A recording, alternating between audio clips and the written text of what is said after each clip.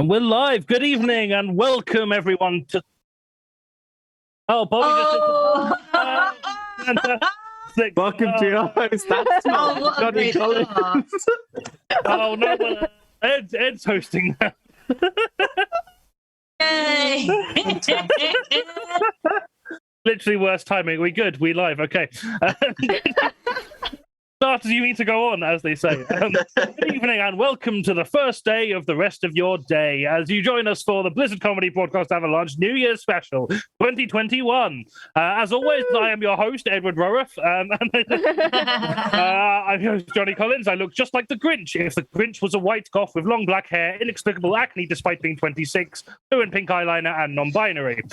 So just like the 2022 version of the Grinch. We're stealing all your culture. Suck it up, libs. 2021 kicks off almost a year ago with the inauguration of President Biden, in which the "you lost, get over it" crowd maturely dealt with the disappointment of losing the election by respecting the democratic will of the people and storming the Capitol building in an attempt to overturn said democratic election results, killing 5 people in the process and ruining the career of the guitarist of Iced Earth. Sometimes there have to be sacrifices in order to achieve the greater good. In February, the UK Supreme Court ruled in a landmark case that Uber drivers are entitled to at least 28 days paid holiday and a national living wage. Uber aimed to get around this by only employing the dead from now on.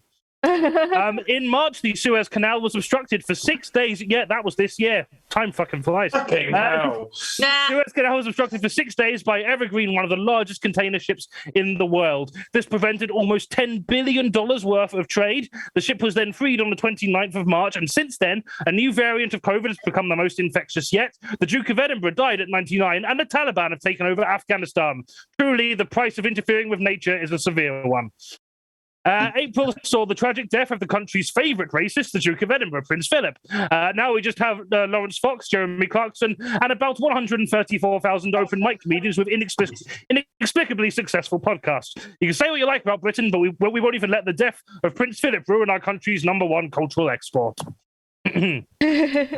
May saw the first Eurovision Song Contest since 2019, in which the UK became the first country since the revised scoring system to earn 0 points from both the jury and televote.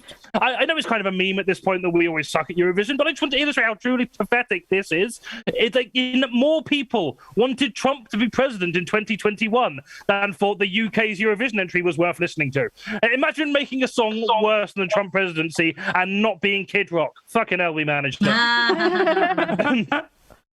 June saw world leaders gathering for the G7 summit, which, among other subjects, involved Boris Johnson pledging to call for a global approach to the COVID pandemic. Didn't realize he meant a globally bad approach to it, but hey, at least one of his promises has come true. July was a hard month for many as the Taliban increased the whole of Afghanistan following the evacuation of British and American forces who spent 2 decades destabilizing the nation for our own personal gains without actually helping any of this systemic problems and threats present to the people. Whilst to this day continuing to be ridiculously slow in our refugee support to survivors, I'm not going to lessen the severity of this ongoing situation by making a joke, other than to take this opportunity to remind you all that George W. Bush and Tony Blair are war criminals and directly responsible for the current crisis. I'm going to put some links in the chat now for some charities you can donate to, if that works, which is not. This is going great. Right, logged in. We had like an hour's prep time. And there we are. Sorted. Yeah, this year's been very hard to write jokes about, so I'm not even going to try to with that. And so, yeah, that's how you can help. The bad news continued into August as UK saw its first mass shooting for over a decade in Plymouth. Police have been unable so far to determine the motivation for the shooting to this day. In other news, the shooter uploaded frequent videos to YouTube, including incel dog whistles, references to black pill ideology and nihilism, and he expressed misogynistic and homophobic views and used Reddit to share hostility and resentment towards his mother and all women. He subscribed to incel-related content, and other clips of his videos contain further references to and uses use and terminology of that community. In one clip, he discussed missing out on a teenage romance and referred to chads, slang for confident sexually active men. He said he had considered using drugs to make up for what missed his teenage experience, and that he's feeling like he's missed a boat and it's never coming back. I cannot, for the life of me, understand why this pure, innocent boy who was probably really good at swimming turned out to be a mass murderer. There's clearly no link between these two things. Fucking hell, this is terrible. In lighter news, in September, we suffered a fuel crisis as a mixture of lack of supplies due to continued lack of HGV drivers due to Brexit, as well as panic buying off the back of that. In some regions, as much as 90% of the petrol stations in certain regions had run completely dry. And on the 2nd of October, it was announced that the army would start delivering fuel to petrol stations. And on Monday, the 4th of October, 300 foreign tanker drivers would be immediately temporarily allowed to work in the UK until the end of March 2022. I'm so glad we left the EU. Imagine how much worse things would have been if Brussels were in charge. They'd probably have regulations in place or something to prevent crisis like this from happening, even in a global pandemic, and not having to resort to redirecting the fucking armed forces to refuel Morrison's car park. Where's your blitz spirit? Delicious incompetent sovereignty. We're near the end of the year, don't worry. Are you okay, Johnny? Yeah, I'm fine. Take a deep breath. Fine. You're in a safe space. You're loved. You have friends here. We're all worried about you. I'm fucking worried about me. I'm only like a cider and a half in. Okay. In October, after blacking out for hours and after many leaks suggesting Facebook was knowingly profiting off misinformation and radicalization and abusing their data protection and ethics, pause for shocked gasps. The company revealed that they would be rebranding as Meta, as in dystopian future, hardly Meta. In November, back to the bad news, 10 concert goers died in a crowd crush at Travis Scott's Astroworld Festival, causing smug metalheads everywhere to say, in a metal concert, we help each other up. That would never happen at a Moonshine Destroyer show. /M/. One time, I went to see a Razor Blade Cholera show, and someone fell over in a mosh pit, and the singer stopped what they were doing and helped them up using nothing but his dick. No one ever gets hurt at the Flintstone ritual pit, missing the point that this was due to gross organizational failure that could not stop the venue from overcrowding and not a mosh pit, and that the reason so few people die in metal shows is because the average age of metal fans is 53 and the maximum audience is about 19 people. And finally, December brought forward a revelation that shocked the country, learning that our government did not actually follow their own lockdown rules last Christmas and held a party that was not COVID compliant. Whilst commoners were arrested left, right and centre for far less egregious rule breaking, and others were unable to visit dying relatives in hospitals and attend funerals. Boris claimed that the party could not have taken place because he was actually busy being haunted by the ghosts of Christmas past, present and future at the time. All in all, 2021 was an absolute bastard of a year, so what better way to send it off than with these bastards? Let's meet the team. Our first team, we have Bobbie Jones and Ella Maxima, who are Maximum Bones. Maximum Bones, Maximum Bones, Maximum Bones. We're also joined by Kirstie Summers and QUENBY Harley, who are Team Curstrap. Woo! Hello. And finally, we are joined by Edward Roworth and Katie Mitchell, who are Team Free. Yeah. Thank you so much for joining, everyone. How are you, let's start with Bobbie. How are you doing this fine evening? I'm all right. Yeah, I feel a bit embarrassed that I just chanted Maximum Bones to complete silence, but that's absolutely fine. I'm doing good. Exactly. Right, for the sake of any visually impaired people who may be tuning in today, do you want to quickly describe your appearance so people can match your face to your voice? Absolutely. So I look like if Adele had never become famous and if Adele had never lost. All right. And Adele. Has my internet broken up, or am I just not funny? Yeah, just after you said if Adele had, and then it broke off. If Adele's internet was shit, that's what I like. Oh, that's completely. I've been looking forward to telling that joke for fucking ages. That's right. That's fine. Fast broadband has to disgrace me. Bastard. That's fine. You can do it again if you want. That's. Pretend you didn't hear that. I look like. I look like if Adele had never become famous and if Adele had never lost weight. That's what I look like. Thank you.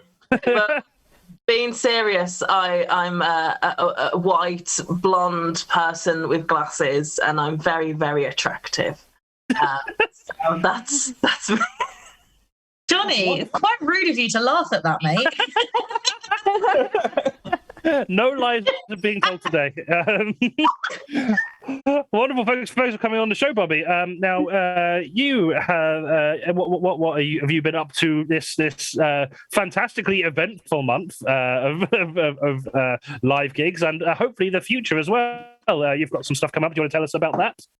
I think Bobbie would love to, except that they are currently experiencing some network issues. Oh no, again. Yeah. Fuck's sake. The internet's ruining Christmas. All right, we'll come back to Bobbie. Ella, how are you doing? I'm doing all right, yeah. Oh, right, description. What if Daniel Radcliffe had let himself go a bit and then got on estrogen? Fucking nailed it. Yeah, I don't know. 30-year-old, long brown hair, currently freezing my nipples off in a room that's close to freezing because the heating's out in my house. Oh no, fucking hell. I was about to ask how that happened, as if you'd know, other than it just being winter and a dickhead. I do know how it happened, but it's just technical jargon. Can I just say I'm really enjoying the KIRSTIE Summers experience. Well, me just like Again now. drinking and like fidgeting. Oh, wonderful. So you've been on a few of these shows this year, so people should be familiar with you by now. I've put your links in the chat. But have you got anything recently released or coming up that you want to share with the lovely audience today? Wait, me? Yeah, you. Did you ask the question again? I'm so sorry. You know that book we agreed to plug for you? Tell us about that one. Right, so I write queer fiction, the one that's currently out. I'm publishing it for free on the internet because I think everything should be free all the time. And it's called Any Which Way, and it's about lesbian witch werewolves. Lesbian witch werewolves, not just lesbian werewolves or lesbian witches, lesbian witch werewolves. Yes, lesbian werewolf witches or lesbian witch werewolves. Any which way is fine. I like it. Links in Twitch chat. The first couple of chapters are up for free. Just keep an eye on it. I'm going to be posting a new chapter every day if I can remember to. Absolutely. Well, thank you very much. Yep, links are in the chat, and you can also find Ella's Patreon and Twitter and Scribble Hub above in the chat as well if you'd like to support her with some money, which we would encourage you to do because money is essential for mending heating problems, unfortunately. Yeah. I was going to say something, and then I didn't. So carry on, please. That's absolutely fine. Bobbie, you look back now. Hello. Hello. I'm back on my phone now. Sorry, my internet's really, really shit. Yeah, that's absolutely fucking internet ruining Christmas. So yeah, you've hopefully got some lovely gigs coming up. Do you want to tell us about them? Yeah. Well, going in chronological order, the next thing is the Hootenanny, which KIRSTIE Summers is organising. Down in good old London town. So, providing I don't get COVID, and providing that the world doesn't end, I'll be there on New Year's Eve. And then I'm doing another gig in London. No, Leeds, sorry. On the 11th of January. They're all L's. They're all L's. I only perform in cities that begin with an L. That's my rule, you see. That's how you get famous now. So I'm doing a lovely boys and friends gig on the 11th of January, Hyde Park Book Club, and then Quantum Leopard in London again on the 29th of January. Absolutely. Oh, lots of fun things coming up. Yeah, hopefully they will be. Hopefully they'll be going ahead. If not, Bobbie will actually be back at Blizzard on the 7th of February if that goes ahead as well. MCing, pretending to be me so hopefully that will go ahead. That's going to be a fun experience. I'll just drink a lot and talk about the news and get sad, and that's my impression of you. That's why we're here. Having been Johnny myself, that is exactly how you do it. That's exactly how you do it. I might dye my hair black. Yeah. I'll do it. Ooh. I like it. I actually need to re-dye my hair. I've got a lot of grey at the front. I don't know if you can see it on the webcam because my internet also isn't great, but I kind of like it. It's the kind of sexy kind of grey. Grey is sexy. I want to reclaim this. Grey is very nice. Yes, it is. Wonderful. So that is Bobbie Jones and Bobbie Jones and Ella BAMBUST. Maximum Bones. I got Maximum Bones stuck in my mouth. Yeah, you have. Yeah, you have. I still want Maximum Bones to be a dog that solves mysteries. You know what, Kirsty? If I manage to break, I think I'm going to say, I'm making you a promise. If I break €1,000 on Patreon in the next year, I'm writing a short story about Maximum Bones, the detective. Yay! Detective. Can we get Katie to illustrate it? Yes. Yes, let's do it. Yeah, I'm down. I'm looking forward to this. So tune in for everyone go back Ella on Patreon, please. I'm going to get back Ella on Patreon. I want to draw a dog. Yeah. I mean, you are always allowed to draw dogs. No, I've legally not been allowed to. Oh, okay. Not since the incident. Not since the Oh, wonderful. Yeah, so do check that out. And then for our New Year special 2022, we'll be able to plug that. Wonderful. So we're also joined by our second team. We've got our favourite, Kirstie Summers. Welcome back. How you doing? I'm good. I got home about 15 minutes before I got in this Zoom call. Fantastic. From spending Christmas Coming with full my circle family. since last week, because you left like 50 minutes after we finished the stream. Yeah, so last week I did the stream, and just as soon as it was done, like immediately packed up my laptop, and then my dad was outside. Yeah. And then I've spent the week at my dad's house, just kind of like watching Judge Judy and hanging out with my brother and sister. Yeah, standard. And now I'm back in time for this. That's all I have done is watch Judge Judy and like the three of us wind up my sister's dog. I'm looking forward to seeing how much of the news of 2021 you've retained. Fucking none of it. Absolutely none of it. You know how like when you're depressed, your memory stops working. Basically, I've suppressed That's why I can't remember anything. News story from 2021 as like a preservation. Yeah, self-preservation. Like if I remembered a single thing that happened this year, I'd cry until I died of dehydration. Those are the only two options. Like how I don't remember high school. Yeah. High school 2021, same thing. Wonderful. So you've got you've hopefully got something coming up in a couple of days that Bobbie alluded to, your New Year Hootenanny. I'll put that in the chat now, actually. We've got a number of the Social Distance Warriors guests coming to the New Cross Inn on New Year. And like I know they have within the last hour released a statement saying there will not be any more restrictions coming in. But part of me feels like it's a personal attack to wind me up a little bit more, make me stress about this show for a few more days and then like pull it on the 30th because hospitals are overwhelmed. But I've got like a bunch of amazing bands who are all very local and who are all being very careful and very safe, who would like to do a New Year show. So we're going ahead with this New Year show. It's pay what you want. So you can come for free if you'd like, or if you want to give us some money, we will give it to the bands because that's the point of taking money off people at a gig.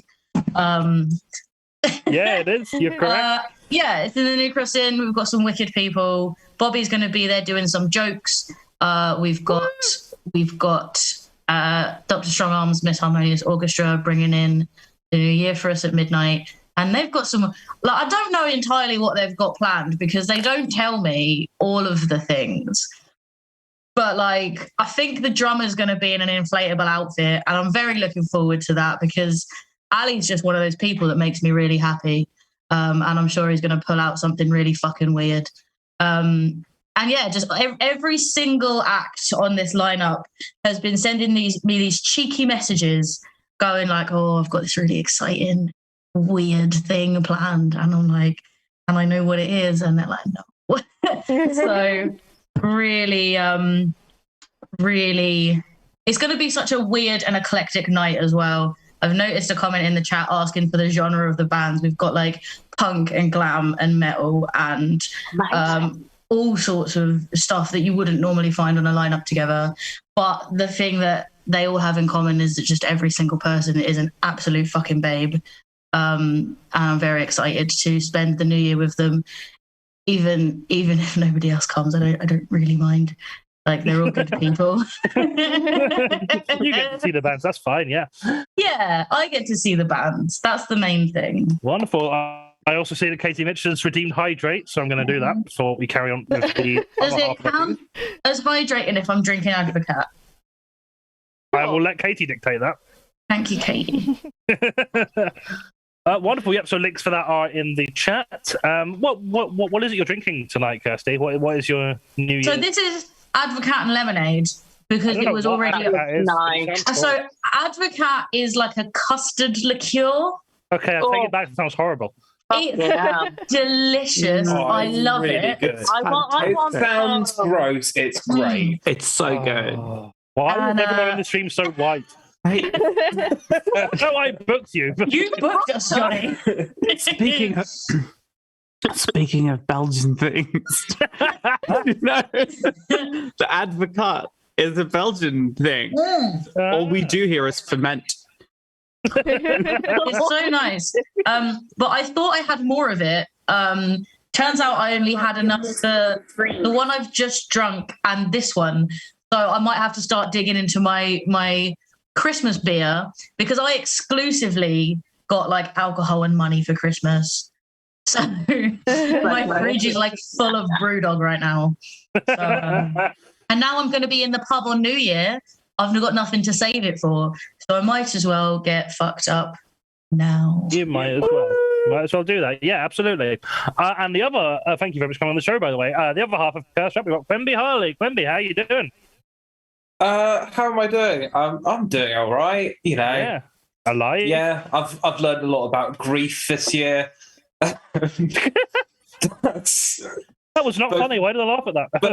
both my job and in my personal life. So that's kind of been one of the things I've done. To describe myself, I'm white, wearing some very dramatic eyeliner.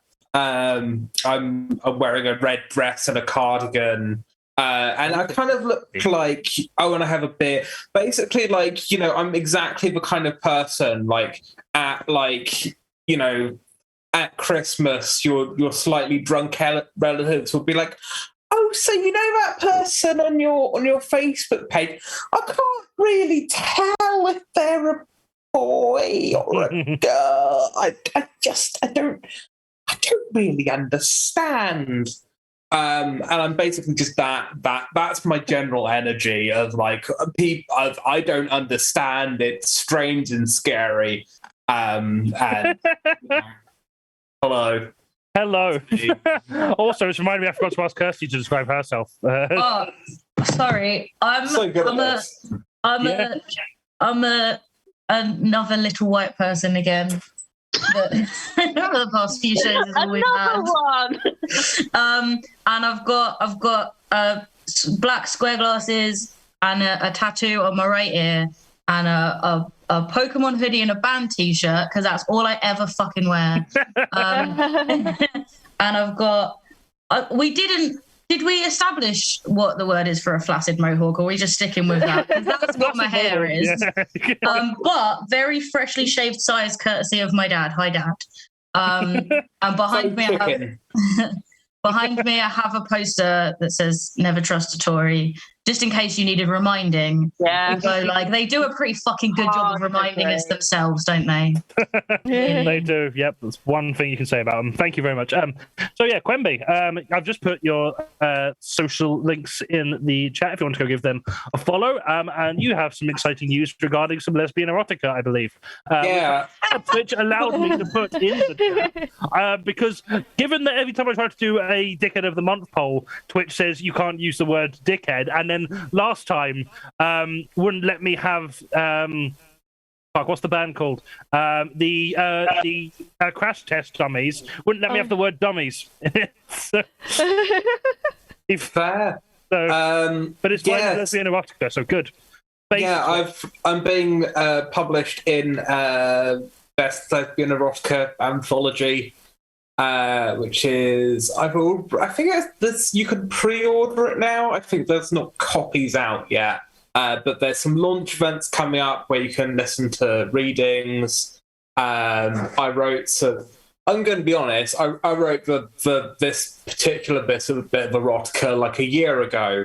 So I don't really remember what it is, but I read it back when I was doing proofread. I was like, "Oh, this is pretty fucking good." Yeah. Why didn't I write this? Oh wait. Oh yeah. I was exactly the sort of thing I'd write. So yeah, it's worth checking out. It's good fun. I was going to be at the New Year's gig, but I've had to pull out. Nothing to do with COVID. I've just kind of had enough of Kirstie. Rude. Well, you're on a team with her for the next 5 hours. I'm gutted not to be going, but I don't want to get ill. Yeah. Reasonable. No, it sucks. I would like to just say we're going to do everything in our power to stop people getting ill at the show. Yeah. Like, I'm not blaming anyone who doesn't want to do it because they have concerns and stuff, but like. We are going to be putting every precaution in place to keep it as safe as possible. I'm still going to come because I need something to fill the void, so I'll be there. Bobbie, if you want to come down anyway, and if the show gets pulled, like me and you will just do New Year at my house. Oh, okay. Yeah. I'm up for that. Fantastic, which may or may not be streaming on Social Distatoria's Twitch. But, oh my god, me and Bobbie will just do drunk streaming. Oh, we'd be so good. We'd be so good. Oh, you can still do your jokes. But like, I'll just be like drunk in my living room playing with like my Pokemon plushies. Yeah, and my various instruments, and you'll be like, "Excuse me, you interrupted my punchline, you silly drunk." Delivering my highly sophisticated humour. Like, excuse me, I was making a joke about fannies. What are you doing, Kirstie? Oh, spoilers for Bobbie's set. Wonderful. Yeah, it's just fannies all over the place. Fannies all over the place. What a great Edinburgh title. Right. Yeah, I was going to say, it's a good title for a set. Yeah. Right, we've been chatting shit for a while. We've still got 2 more people to introduce. I'm going to move on to them. Thank you very much, QUENBY. Last but not least, we've got Team 3. We've got Katie Mitchell and Ed Roworth. Let's start with Ed, given that he only knew he was doing this show like 4 hours ago. Thank you very much for coming on the show last minute, Ed. Can you just describe yourself briefly for the sake of the visually impaired audience? Yeah, I'm Ed. I look like an anatomically correct Picasso. I'm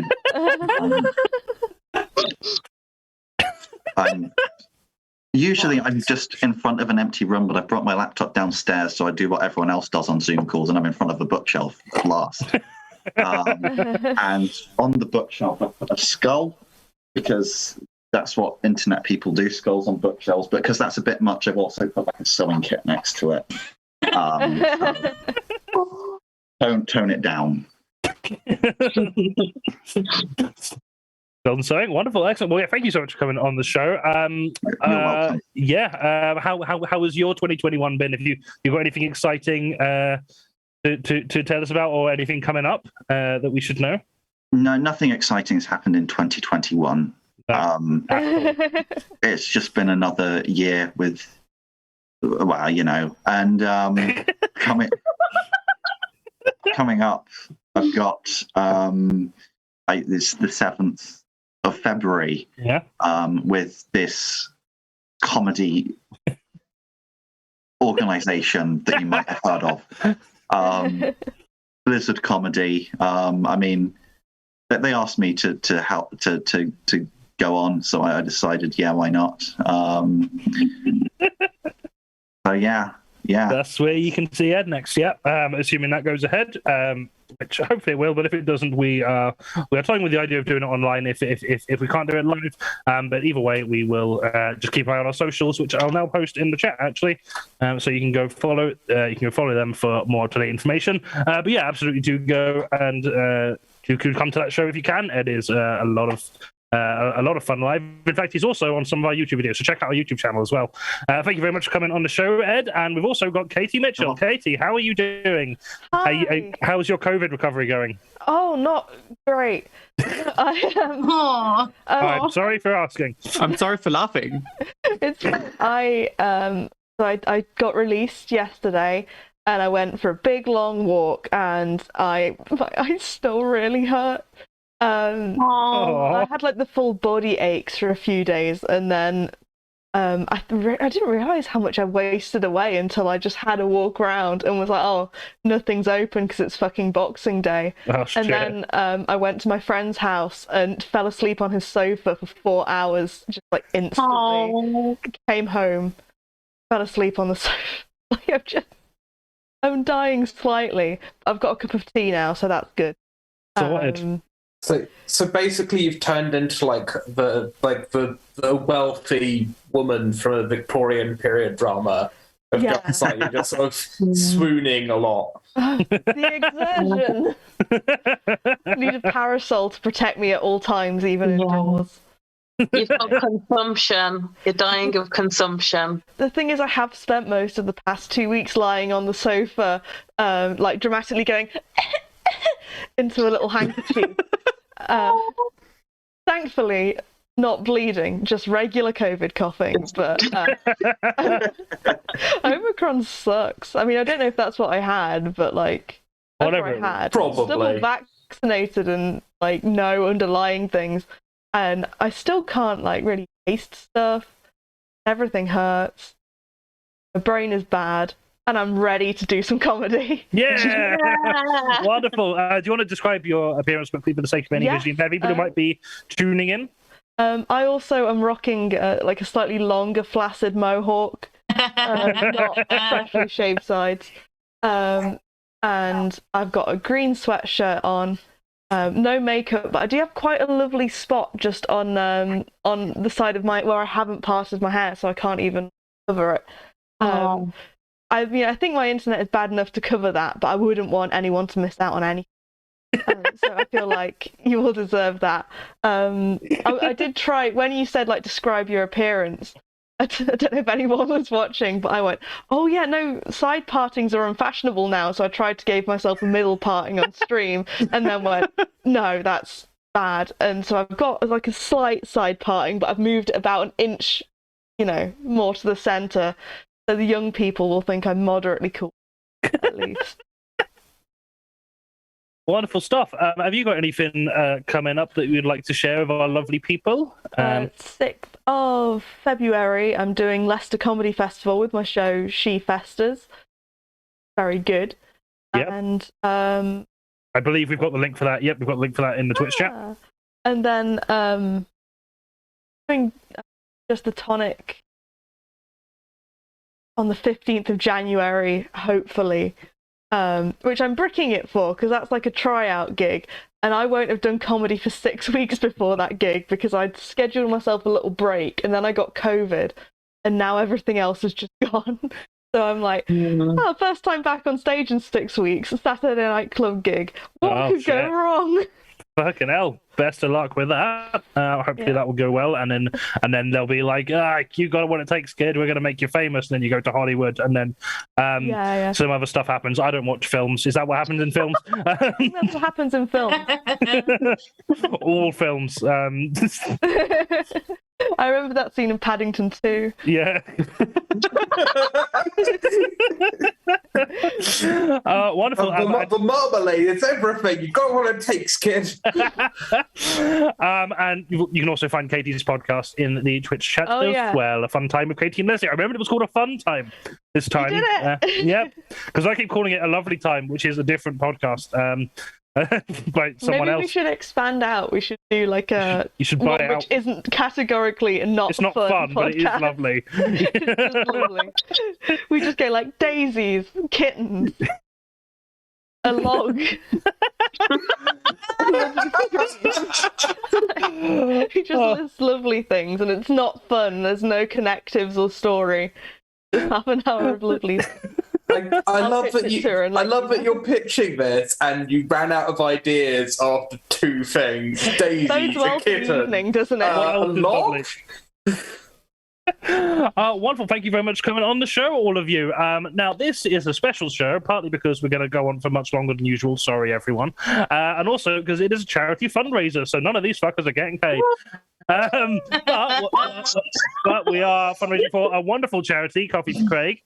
Links are in the Twitch chat now, and they prepared a little bit. Well, they didn't prepare the video for us, but they've given us a video that they showed people to showcase what they do. We're going to play that now before we crack on with the show. So, Sam, can you play the video, please? My name is Hendrix. I sadly lost my brother-in-law Craig, who through mental health challenges found himself homeless and on the streets. Our experience made us realise that more support is needed for individuals facing homelessness. My wife and I, Risha, established Coffee for Craig, a homeless charity. We now provide a safe space for people to meet, have a coffee, a hot meal. We've got medical facilities. We have welfare facilities where guests can wash their clothes, can shower, and much more. Everything needed to support an individual with the harsh realities of living on the streets, and everything most people take for granted. But there is so much more we want to do, which is why we're so grateful to Novus for their support. Rooms have been redecorated, storage constructed, underused areas turned into communal areas, overall improving the service for our guests and improving their well-being. Wonderful, and that is Coffee for Craig. If you'd like to support them, which please do. I forgot what we set our target to, but We set the target to 400. 400. One very kind, generous person gave us a donation of £40 last week. So we're already 10% of the way there. That's fantastic. We came to the target of 400 because at the time we had just over 80 Twitch subscribers. I think we have nearly 90 or more than Followers, 90. not subscribers. Followers, sorry. Yeah. And if every one of our followers gave us If you want to all subscribe, great, do that. We would easily make that £400 target. But someone's already given us 40 quid, which is very kind of them. So we're 10% of the way there. If you have a fiver, if you have a pound, if you have any more, that would all be very grateful. And if you didn't see Johnny's playlist for the best of 2021 music, we've turned their thoughts on that into a zine, and anyone who donates anything, even if it's just like 2p to this fundraiser, will get a copy of that for free. And it's like, it's a 96-page zine. Yeah. Oh my god! Like the Digital zine we copy. charge people Digital for are like copy. 32 pages. Yeah. Goodness. Like, Yeah. I spent all day doing it. Please donate, you so and you much can have for a free doing zine. that, And Kirsty. it's really good. Yeah. I spent about half of this month writing it, so that's why the jokes for this section aren't very good, because I only did them yesterday. Usual. We've had some more donations, by the way. Sorry, Had they some just more came in. I donations. just thought I'd look. We've had 2 more people donate, and we're now up to £100. So we're a quarter of the way there. Brilliant. And That's amazing. I was going to say we've barely even started the show. We've not had any games yet, but we have been going for like an hour. Yeah, we have. Yeah. Also, to clarify, we won't be stopping until we reach the target. So Wait, hold on. the sooner we reach 400, the sooner you can all. Let me sleep. We can all go home. Does that mean if We're one of us already home, donates- Ella. We're already home. Oh Does that mean no. if one of us donates I'm already £300, in it's like bed. a kill switch? Yeah. Just, I will say one thing though. Everyone who has donated so far has donated anonymously, so I have not got your name. So if you want to just drop me or any of the Blizzard social channels a DM saying I donated, I will trust you and send you a copy of the zine. But yeah, if you don't tell me your name, I don't know who to send the zine to. So just let me know if you're any of those 3 anonymous people. Wonderful. Thank you very much, free anonymous people. I hope we'll be finding some more anonymous and non-anonymous people to donate throughout the show. Thank you very much. Right, let's crack on with the show that was meant to start an hour ago. The first round is Fake News Detectives. We'll start our show with our Let's See How Much Attention You Were All Paying to the News This Year. This round involves a set of headlines being given to the teams, some true, some false, and the teams have to correctly identify the false headline. There's going to be 4 rounds of this, 1 for each team and 1 free-for-all. We've never done this as a free-for-all before. I don't know how it's going to work, but I thought it'd be fun to try. So we're going to start off with Maximum Bones. Your 3 headlines are: Man kicks off flight for wearing women's underwear as face masks. 9-foot custom Mega Wii U sells for $9,000. Oh. And Norwegian women's beach handball team fined for not wearing bikini bottoms. Can I just explain that the little I did when you mentioned the Wii U was because I no longer have my Wii U and I miss it. Thank you, Bobby. I just didn't want it to seem like I was being weird. Well, we wouldn't want that, absolutely. Yeah, I'm glad we got that out of the I'm the way. most normal person you'll ever meet.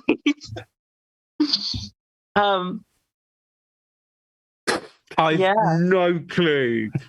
This game is hard enough when it's just the last month. This is going back a whole year. So I want the second one to be true. Just deep in my soul, I want to know that out there is a 9-foot tall Wii U. Quick question on the first headline. Yeah. Was the underwear used that the man was wearing on his face? Well, that's a philosophical question, isn't it? If you wear underwear but not how it's meant to, does that count as used? I don't know. No, but I mean, like, Was you know it how pre-used? you know how people buy underwear that's been worn but not washed? Was he a want to hentai smell. protagonist? Is what For all of these headlines, I do not read the article, so I do not know. Okay. Was it you, Johnny? I am not a man. Okay, fair. I've also not been on a flight for like over a decade, so Yeah, Johnny doesn't believe in flying. I don't. Yeah, Not real. it's not real. What was the third one again?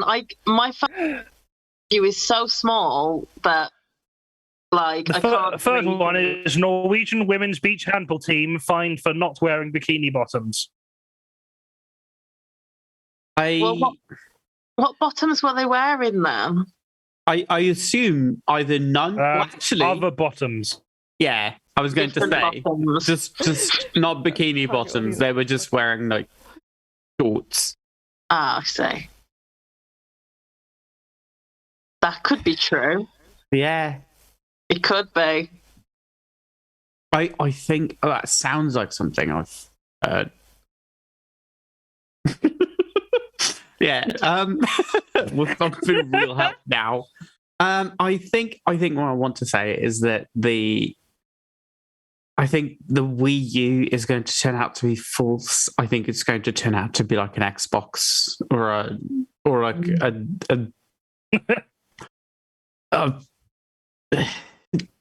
PlayStation. That's the one. I'm headed with it. Potentially. Was there anything special about this Wii U? It was 9-foot, custom, and mega, according to the headline. How can a Wii U be mega? Like, I had a Wii U and I downloaded Breath of the Wild onto it and it took all the day. It took all the space. I had to delete everything. I had to delete Mario Kart, Bayonetta 2, Batman. I had to delete everything. How can a console like that be mega? See, what's most impressive about it is how they got the 8-foot tall discs into it. Exactly. I want to say that the second one's false. I What about you, agree. Bobby? I agree because I don't believe a Wii U can ever be mega. Oh, it's going to turn out to be like it wasn't Norwegian women's beach handball; it was Sweden. It was actually Belgium. No, you are correct. The Wii U was the fake one. So that is 3 points from Maximum Bones. Maximum boning. I have Johnny's Christmas list. I've just got an unstable internet connection notification, so I've no idea how jittery I am right now. I do apologize. It's actually coming through quite clear. Incredibly stable. Oh, that's good. I'm glad I'm coming through stable. I just can't hear anyone else. The connection is stable. Your personality is not. That's all we can ask for. Yep, a man was kicked off a flight for wearing women's underwear as a face mask. Not only is underwear famously ineffective against COVID spreading, but the woman wearing the underwear at the time wasn't happy either. The Norwegian women's police handle team were indeed fined for not wearing bikini bottoms. They were wearing other sportswear, otherwise the fine might have been justifiable. That's what I figured. And no, unfortunately, a 9-foot custom Mega Wii U was not sold for $9,000. I am still trying to get rid of it, so please let me know if you're interested. Wonderful, that's 3 points for Maximum Bones. Next, we've got Curse Trap. Yes. Your 3 headlines are: Bird of the Year nominee disqualified for defecating on judge. Man fined £500 for his noisy pigeons. And German modern pentathlon coach thrown out of Olympics for punching horse. Okay. I wish we got the last one because I knew that one. This is fucking bullshit, Johnny. Yeah. Give us the fucking points, Johnny. Right. I want the one that shat on the judge to be true because that bird is a fucking legend. Like, fuck the policeman. Like, don't compare me to my peers. We will come together and shit on new judges. I love it. I'm here for that energy. That's the energy I want to see in the world. So I'm choosing to believe that one is true. I don't really know how you get fined for, like, how noisy does a kind of pigeon be? Like, oh, pretty noisy. How many noisy? How many pigeons does he have? How many noisy? I had living on my balcony the other year, and like I got fucking sick of them. I tell you that. And sometimes they come in the house because they're confident little cunts as well. But how is he getting fined for his pigeons being noisy? Unless it's like he's fined for his pigeons who happen to be noisy and also started like shitting inside other people's homes. Well, here's the thing: you can get like ASBOs for noise if you like throw loud parties and stuff like that. So probably. Like, I feel like it's not entirely out of the realm of possibility that he has, like, loud pigeons and pedantic neighbours who are like, excuse me. Maybe. I want quiet all of the time. How dare you have a loud pet? Give that pigeon an ad. Yeah, shut your fucking pigeons up. Like, but if you think that one's not true, I could see it not being true as well. Like, I don't know how I feel about kind of see all of them being true or not true. Yeah. German modern pentathlon coach thrown out of Olympics for punching horse. I don't know what you have to do to get thrown out of the Olympics. But punching a horse, apparently. I feel like if it was like an Olympic, if it was like a horse which was like being in a competition. Yeah, like, it was like, potentially medal. Like, if it was just like he was out on a walk and punched a horse, and I'm like, that is not the behaviour we condone from Olympic coaches. I think the implication from the headline is that it was an Olympic horse, not just. I was going to say, I like the idea.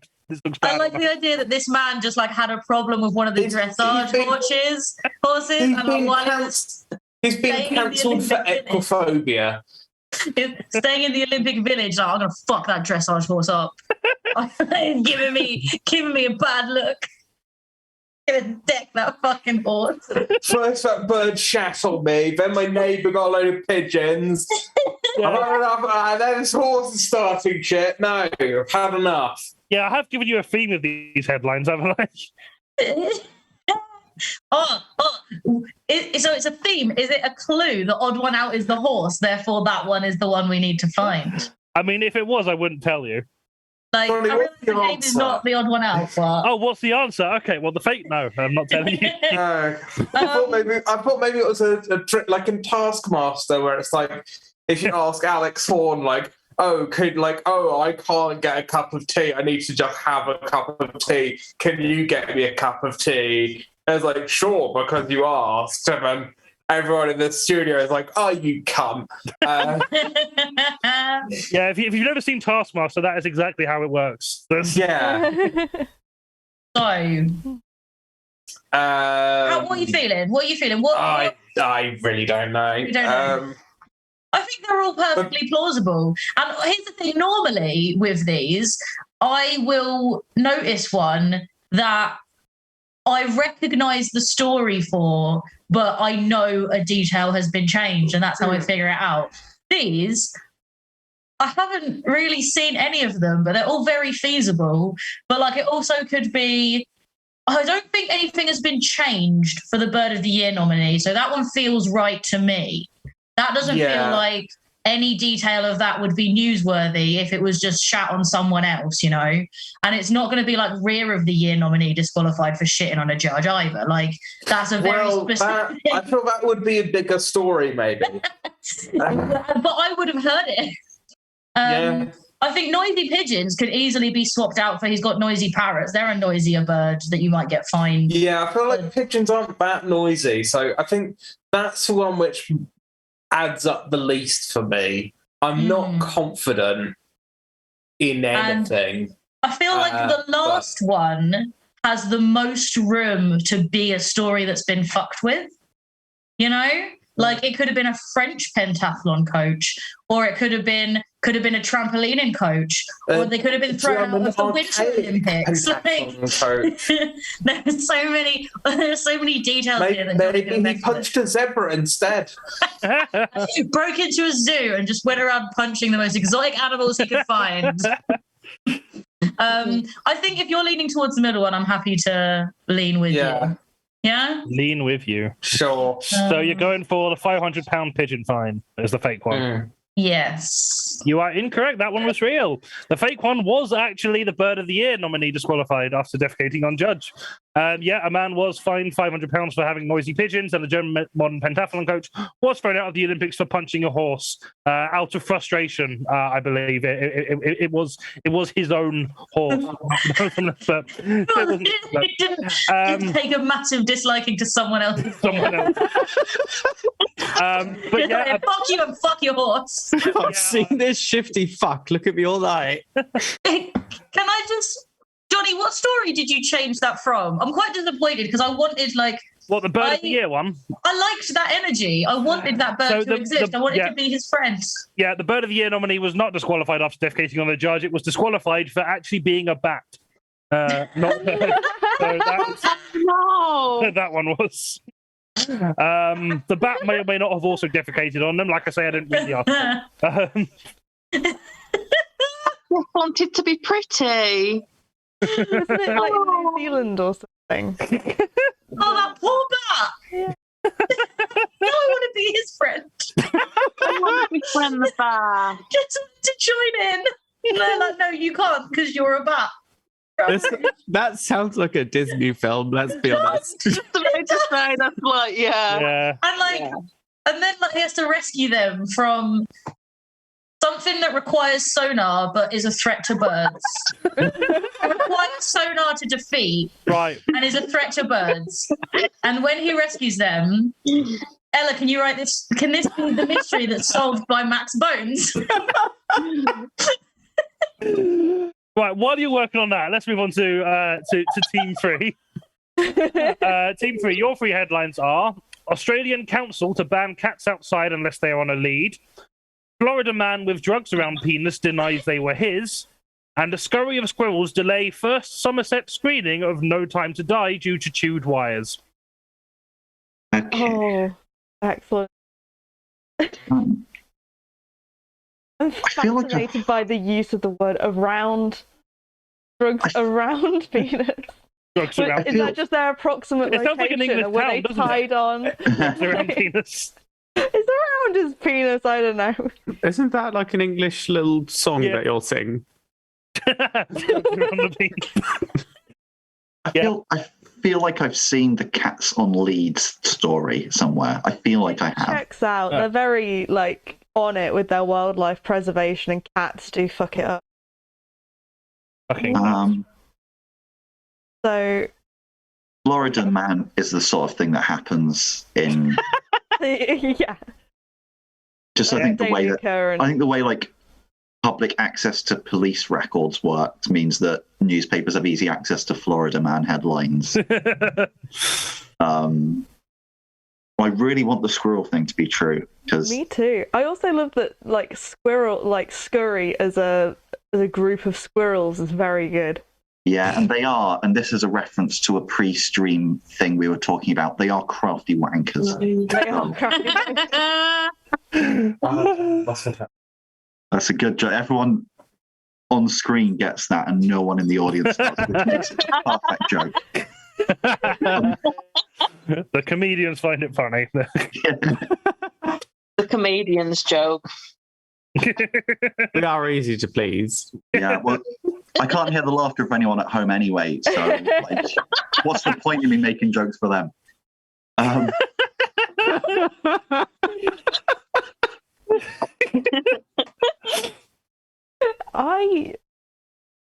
don't think of Somerset as like a squirrel hub in the way I might do the forests of Scotland.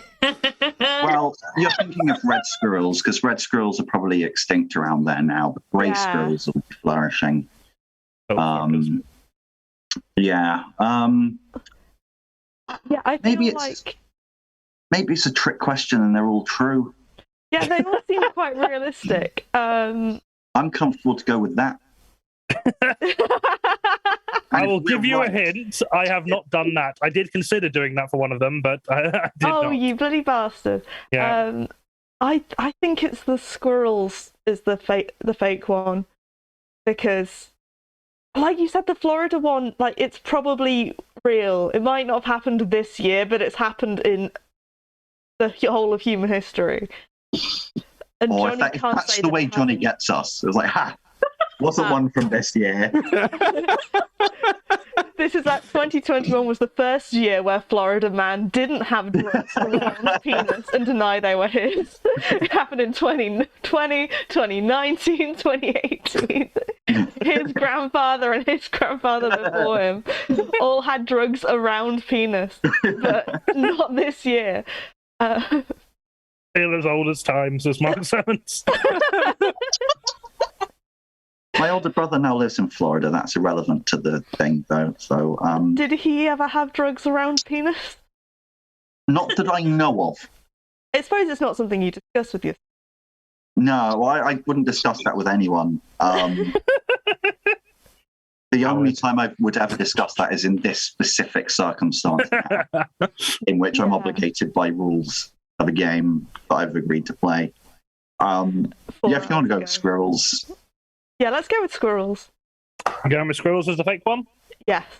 You are correct. That was the fake one. Yeah. We did it! Yep, an Australian council is indeed planning to ban cats outside unless they want to lead. A Florida man has denied the drugs around the penis were his. To be fair, I rarely claim ownership over anything that's found around my penis. And no, the scurry of squirrels had no impact on the Somerset screening of No Time to Die. And I want to let you know, I googled what the collective term for squirrels was, and I was so delighted that it was scurry. But I was writing that great. one. That's so cute. It is great. Very good. And yeah, now that you mention it, it is impossible to write a fake Florida man headline because all of them have happened. So just like a future hack friendly, if there's a Florida man story, it's 99% likely to be. Right, okay, last one is for everyone. So the way we're going to do this is you will discuss it like normal, then each team votes for their own answer. You can all vote for the same one, you can all vote for different ones. It's entirely up to you, it's going to be chaotic. Your final three headlines are: Italy bishop tells children that Santa doesn't exist. Man emerging from 18-month coma asked to be put back on upon discovering Donald Trump as the president. And UK National Park's first baby beaver in 400 years is named Rashford. Aww. Rashford. Are you going to put us into breakout rooms, Johnny? No. So it's actually the first beaver in 399 years.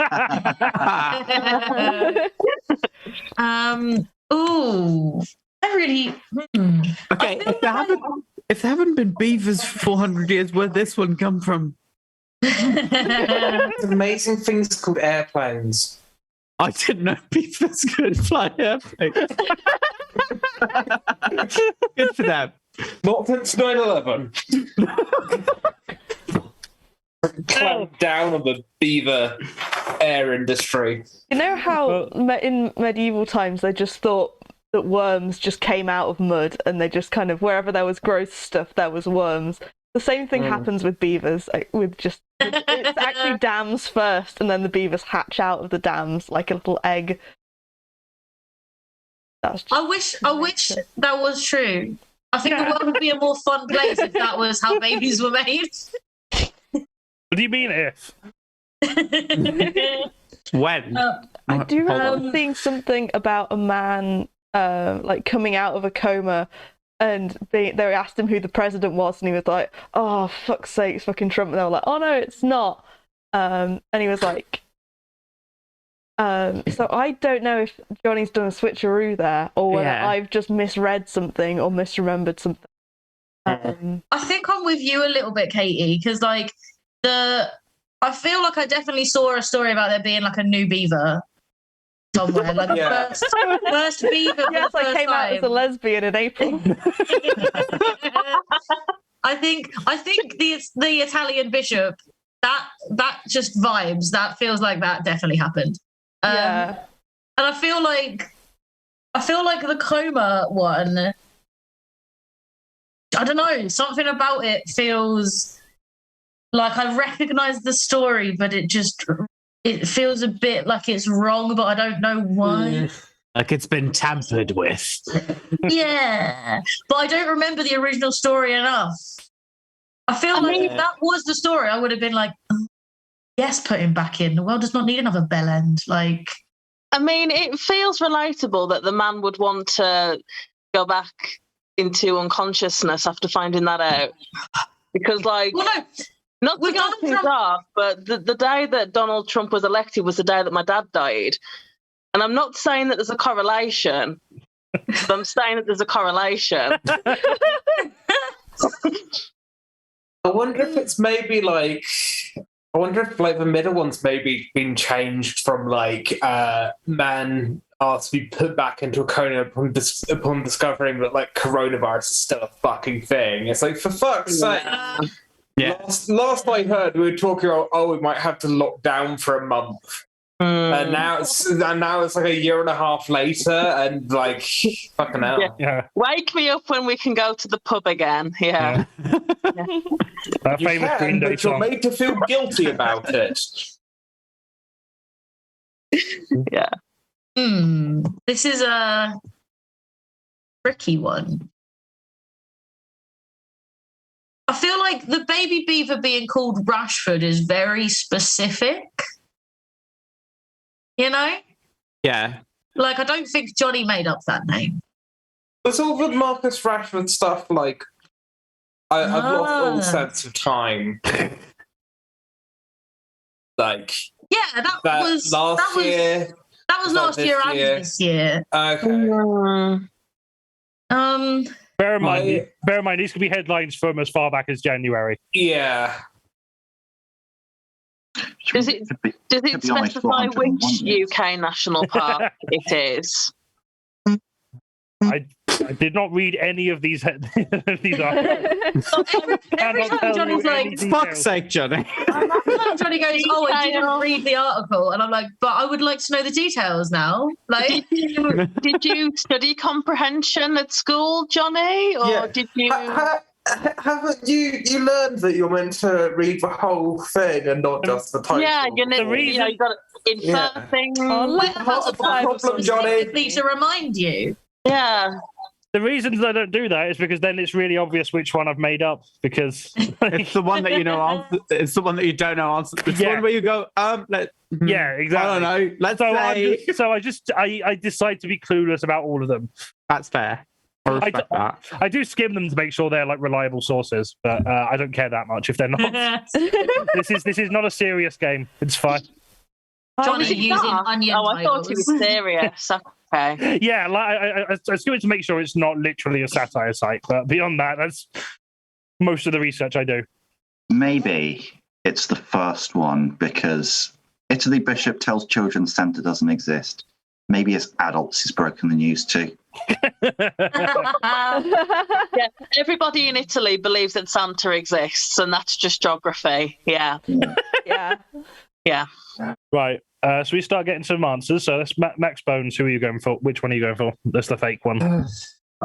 I think. What do you think, Bobby? Because I've got. I think I don't want to. You know.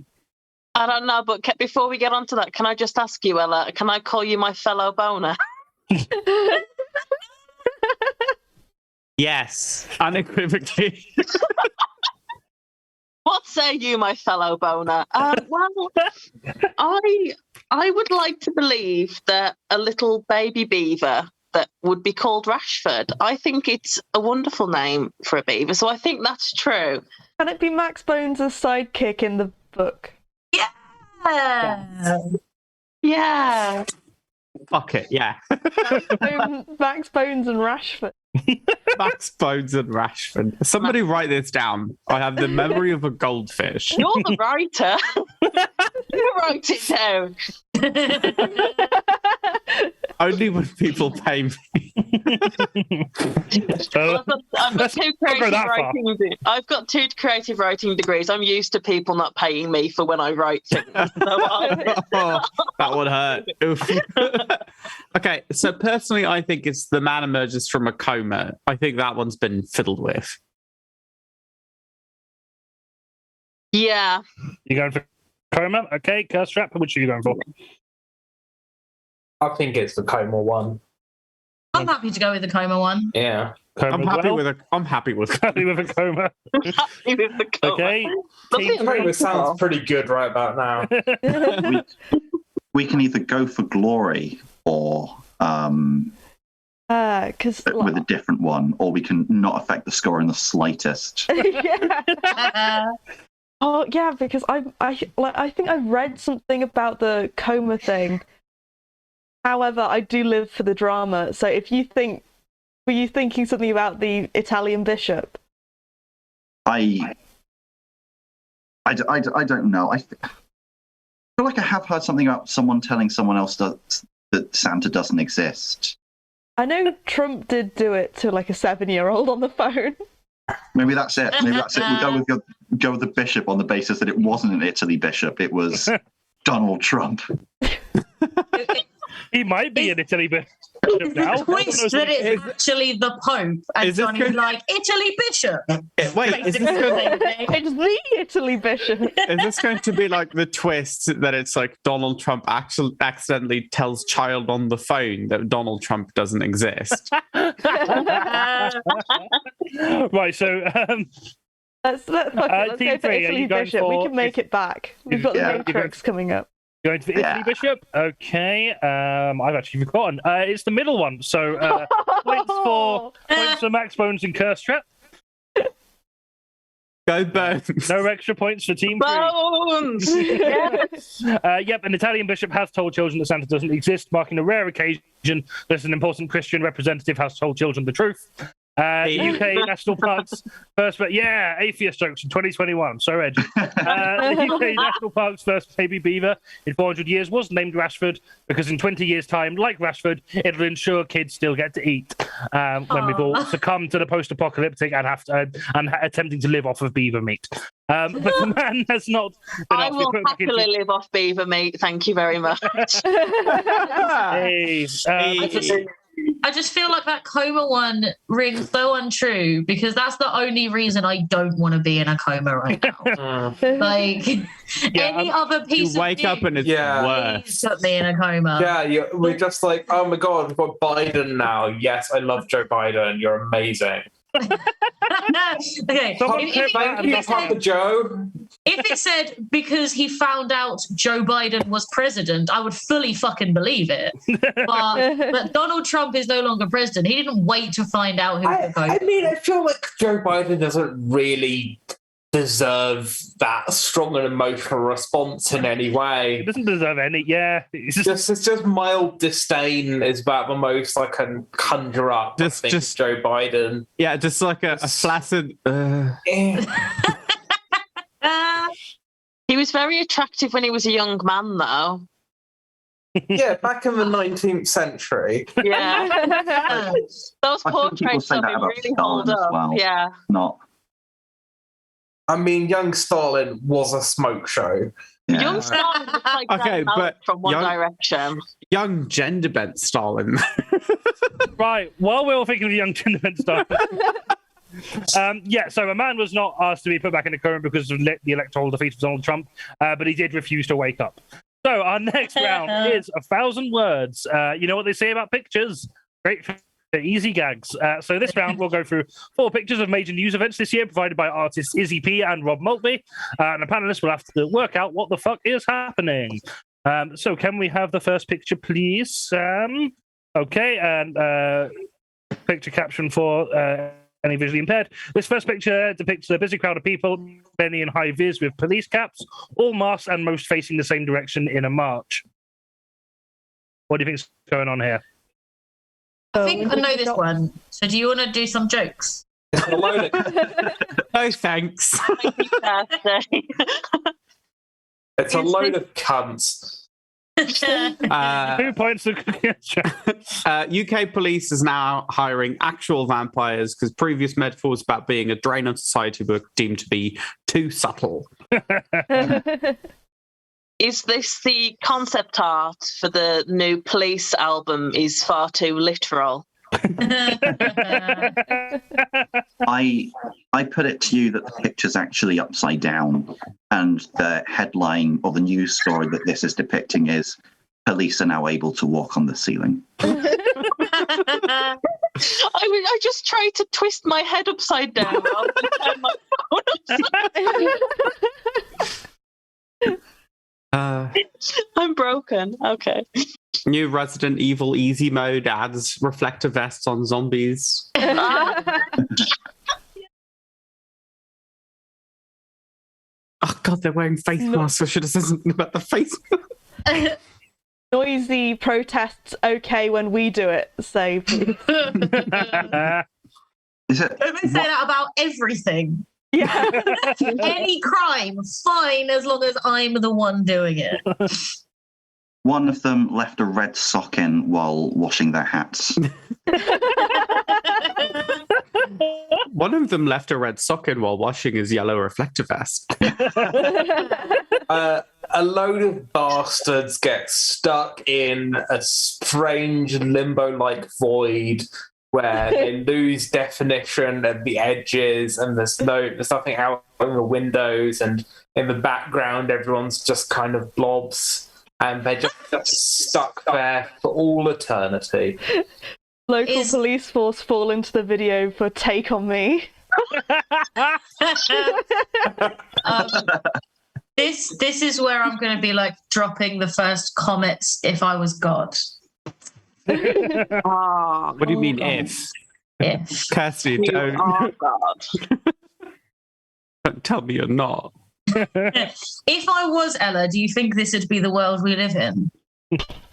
Well, I mean, maybe somebody did something to you. Who hurt you? Cops. Can I do what I think is the answer? Yeah. The real one. So this was the, I think this is the photo from the environmental summit they did. And they had to investigate the police being abusive towards protesters. Is that what it was? Yeah, pretty much. Spot on.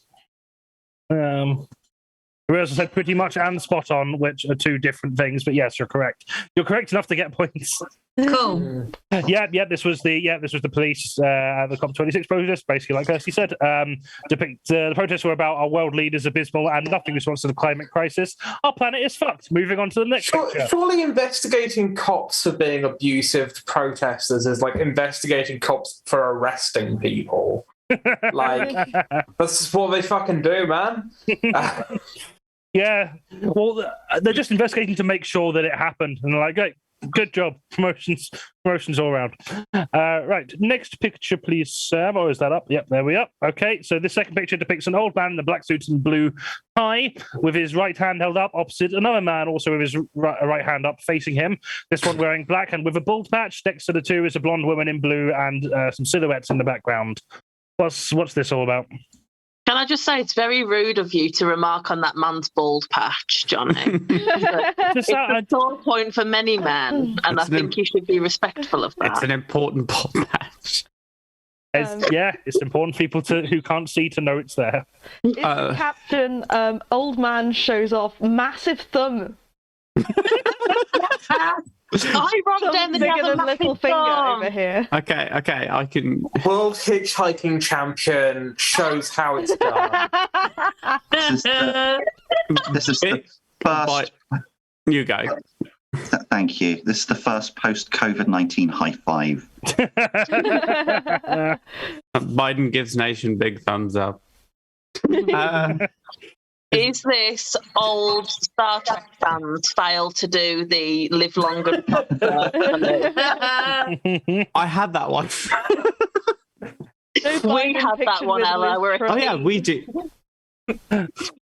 Milk looks on as men show poor fisting technique.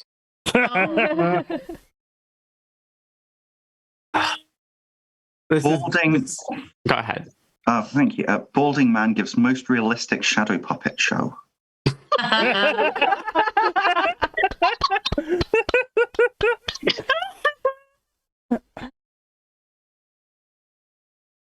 Any more? Or does anyone actually know what's going on here? This is Biden's inauguration in it. Yep, it's Biden's inauguration in it, correct. Yep, you are correct. This is your President Biden earlier on in the year, and the most awkward-looking high five in history. Next up, please, Sam. Next picture. That's the one. So this picture depicts traffic jam of lorries on a major road, hills in the background, and the sign saying "Slow lorries for 1 mile." What's going on? This is a fairly self-explanatory one, but what's going on here? Slow lorries for 1 mile? Yeah. Isn't this when dogging spiked in the UK? That did happen because of this. This is actually a safe for work representation of my 30th birthday plans. So a dogging spike. Is this a hyper-realistic Hot Wheels set? The fans have all glued themselves to the road to see how environmental activists like it. Soul Yellow Lorry feels embarrassed because nobody's taken up this new trend we're trying to start. The new remaster of Grand Theft Auto San Andreas, or whatever the remaster was. Is there a sign just off? Is there a sign just off to the side that says "Slow government for 500 miles"? Is this the funeral procession for a dead lorry driver? I put it to you that this picture's upside down and the news item is actually lorries are able to now drive on the ceiling. To get around the congestion charge.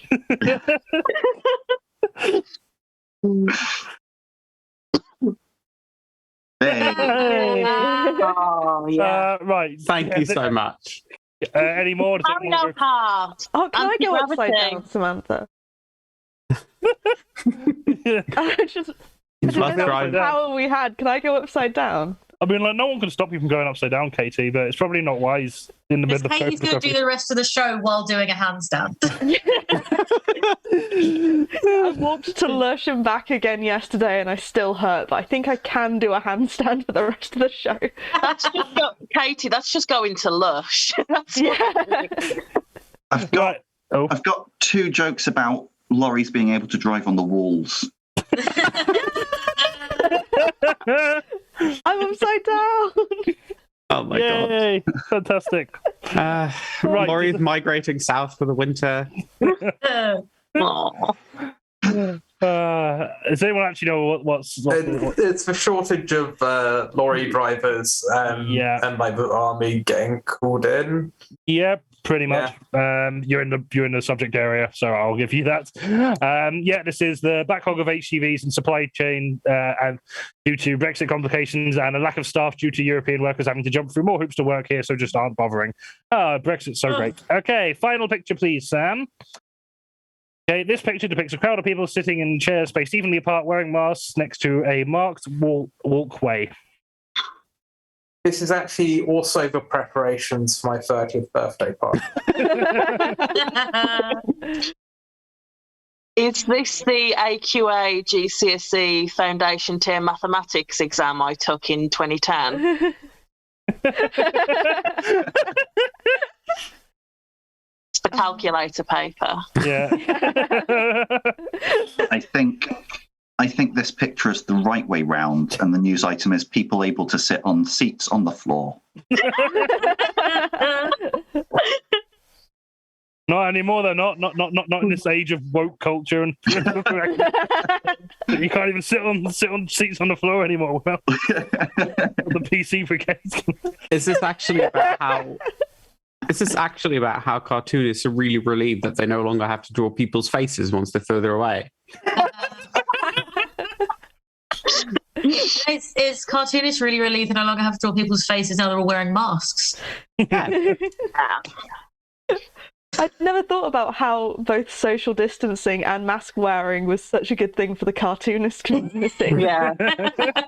It's leading to the great cartoonist revival of 2022. Yeah. Yeah. Like people wearing like gloves and mittens because it's winter. They don't have to draw hands or faces. There's a generation of artists growing up with like no skills to depict the face. Like being a post-mask world with like no one equipped to depict it. Got a generation of autistic people who are not going to know that, you know, their face doesn't do the right thing when people talk to them. Slayer concert, rousing success. Is this a picture from one of the deleted scenes in the Gangnam Style video? COVID era mosh pits make for just the world's saddest photographs. Is it people get all of their boosters and then COVID's gone forever? And I feel it's a few steps behind that one, Katie. Sadly. I'm sorry. Yeah, you keep letting me go. I feel like I should let you go first. It's because you talk first. You go first. Okay. Well, fine. You can go after me. Is it crowd of seated people ask one standing person to stop leaving yellow discs on the floor?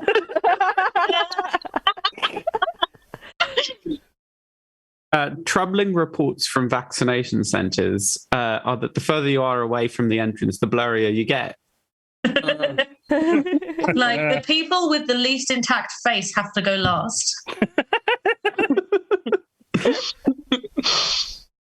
But let's say Izzy worked really hard on this artwork. It looks really good. It's good. It's really good. They've all got unique poses as well. I would have done 3 people and copy and paste. Yeah. There's also like loads of like really detailed. Like you can see not in our Zoom, but on the Twitch stream, you can see the detail in everyone's clothes, like shadows and like fabric folds and stuff. So like it is very good. One in the bottom right's on her phone. Like she's not even paying attention.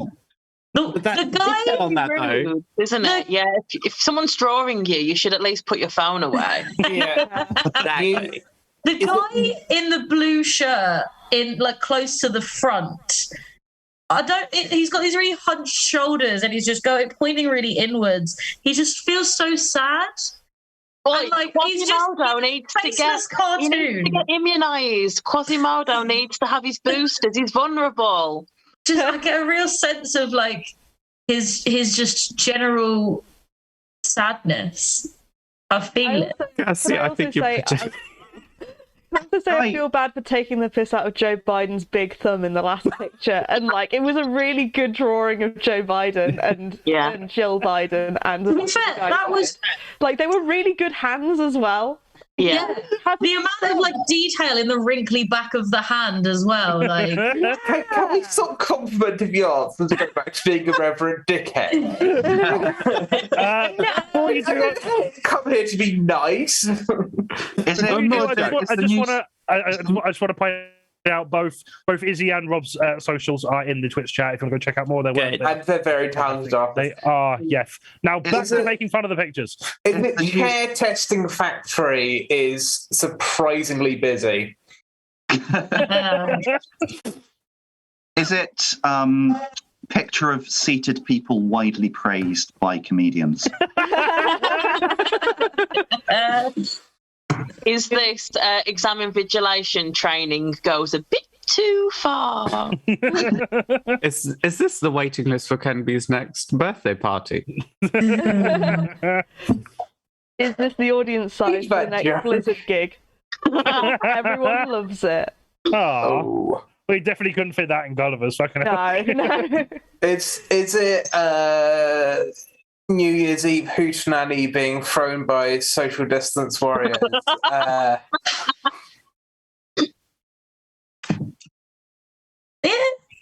Okay. Right. It's something vaccination centre. Yeah. That's something vaccination centre. Vaccinated. Yeah. Baby got backs. Yep. Points to Ella for that. Yep. This is the vaccine rollout. That's it. Yeah, all these people are currently waiting in the 50-minute safety waiting period with medical staff on hand in case any adverse side effects take place.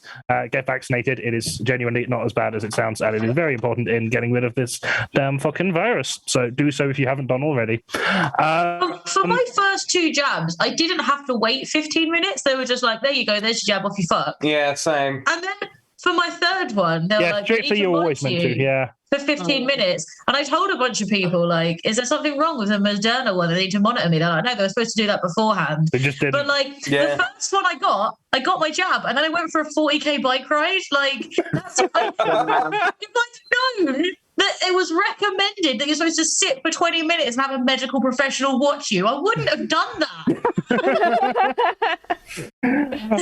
Right, so at the end of that round, we've got 8 points to Max Bones, 8 points to Curse Trap, and 4 points to Team 3, who didn't get any answers right, but were funny. So, so at the end of that round, Max Bones are on 14 points, with Curse Trap behind on 11, and Team 3 on 7 points. Just for being contrarian in that last round. Otherwise, they would have already been one point away from second. I feel bad. I feel like I talked us into that. No, it's fine. We'll get it back. You'll get it back. We got the Matrix coming out. We get it back. Yeah, we got the Matrix coming up. Right. We're going to have a break now before we enter the show's second part. So just a reminder that we are fundraising for a wonderful charity, Coffee for Craig. I'm going to pop the link back in the chat. We are currently on. Did I spell that wrong? I think I did. I put too many E's. Yeah. There's 3 E's. Too many E's. You know what it is? I really need to pee for like the last half an hour. So you really need to pee. There we are. Hey. Yep, exactly. Katie's already run off. Yep, bye. Wonderful charity. You saw in the video supporting homeless people in Manchester, which is important at the best of times, especially during a pandemic, especially in the middle of fucking winter. So if you are enjoying our show, channel that enjoyment through financial incentives to this wonderful charity, or even if you're not, it's a good charity regardless. Just donate to spite us. That will make us really mad. Grr. Yeah. Right. Yeah. Fuck you. Donate to own the lefties. Yeah. Donate to own the lefties. Right. I need to wee. Some of us will still be here chatting shit. Probably. See you in about 10 minutes. Have fun. QUENBY, they're all gone. Who do you like the least? It's me, isn't it? I can still hear you, you bastards. I love Bobbie. Bobbie's my favourite person. You don't love me. If you loved me, you'd give me all of your gold. I've put you on my gigs before. Does that count? I thought they were going to say you'll give me all of your points, but I don't think we actually get that call, to be honest. I mean, I don't think I own any gold. I did try to buy some like gold leaf so I could gild my nipples for a performance thing, but then it never turned up. I was very annoyed by that. Rude. Did you then track it down? Get a refund or something? Yeah, I've been trying to get a refund, but so quite disappointed about that. When I got back to my house today, there was a parcel waiting for me on my doorstep, but like out in the rain in the street, and I don't know how many days it's been there for, and like it was very wet. And I opened it, and like the contents are fine, but like I'm not impressed by the postal delivery quality and that. Like, don't they have delivery offices so you can go and collect it? And this is just like left under a pile of leaves. I'm impressed. I got a package stolen a while back, which was very frustrating. But I do wish I'd been able to see the response to the package when they opened it, because I don't know what they were hoping to steal, but I'm pretty sure like a foot-long ejaculating tentacle dildo was probably not what they were like looking for. So I got a replacement one sent out because it wasn't put in a very safe place. But I did just wonder, like, once I got stopped being so annoyed, like, I wonder what they made of that. Like, did they try and sell it on? Did they? I don't know. I feel like if I was a specialized product. If I was a parcel thief, that is exactly what I would want. Because like you don't know what shit. Probably not a typical parcel thief. Yeah, you don't know what shit people are ordering, okay? Unless you know for a fact they're ordering like jewelry, why just order a package? It's like a lucky dip, right? But for thieves, which sounds dope as hell. Now I put it like that. But like, and if I was going to do the thief lucky dip as a postal office worker, I would want something that has a good story. And I feel like that parcel... A lucky dick. Best story. Like, oh, I got someone's Christmas cards. Oh, I got a book. Oh, I got someone's clothes. Like, that's... I don't care. I don't want that shit. If someone's like, I got... like a giant tentacle dildo, that is a story. With a cum tube. You won parcel thief lucky dip.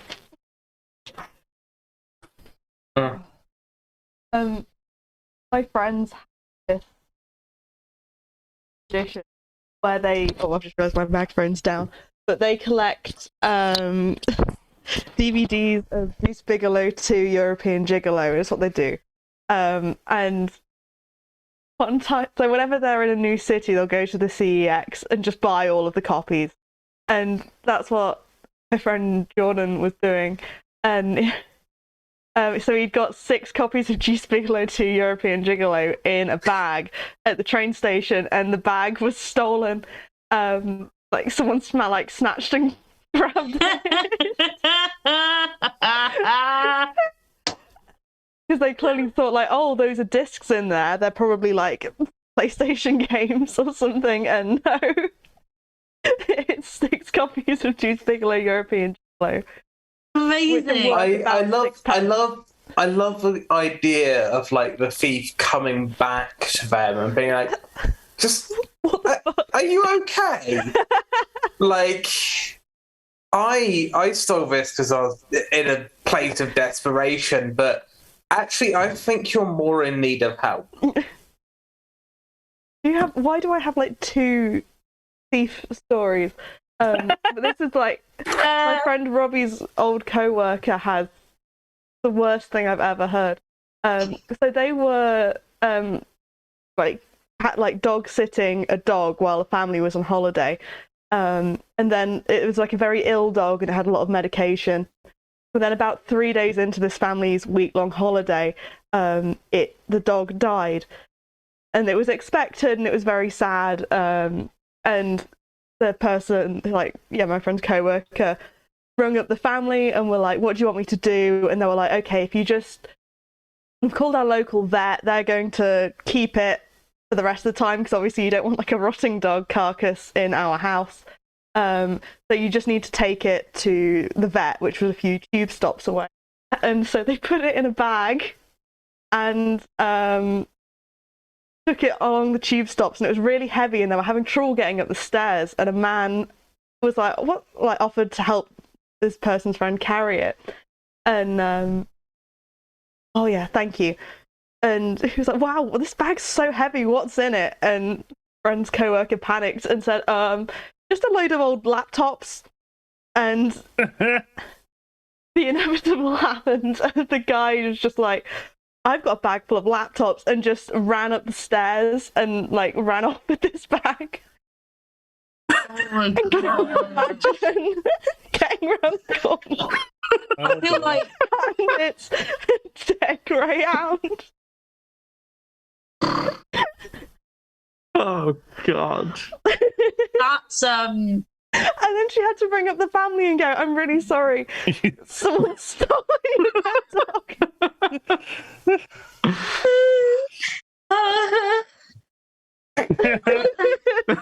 I don't even have anything to say to that. I do love the idea of a thief being like going to their friends later on and being like, you'll never guess what I've just nicked. This I bag's full of a feel load of bad.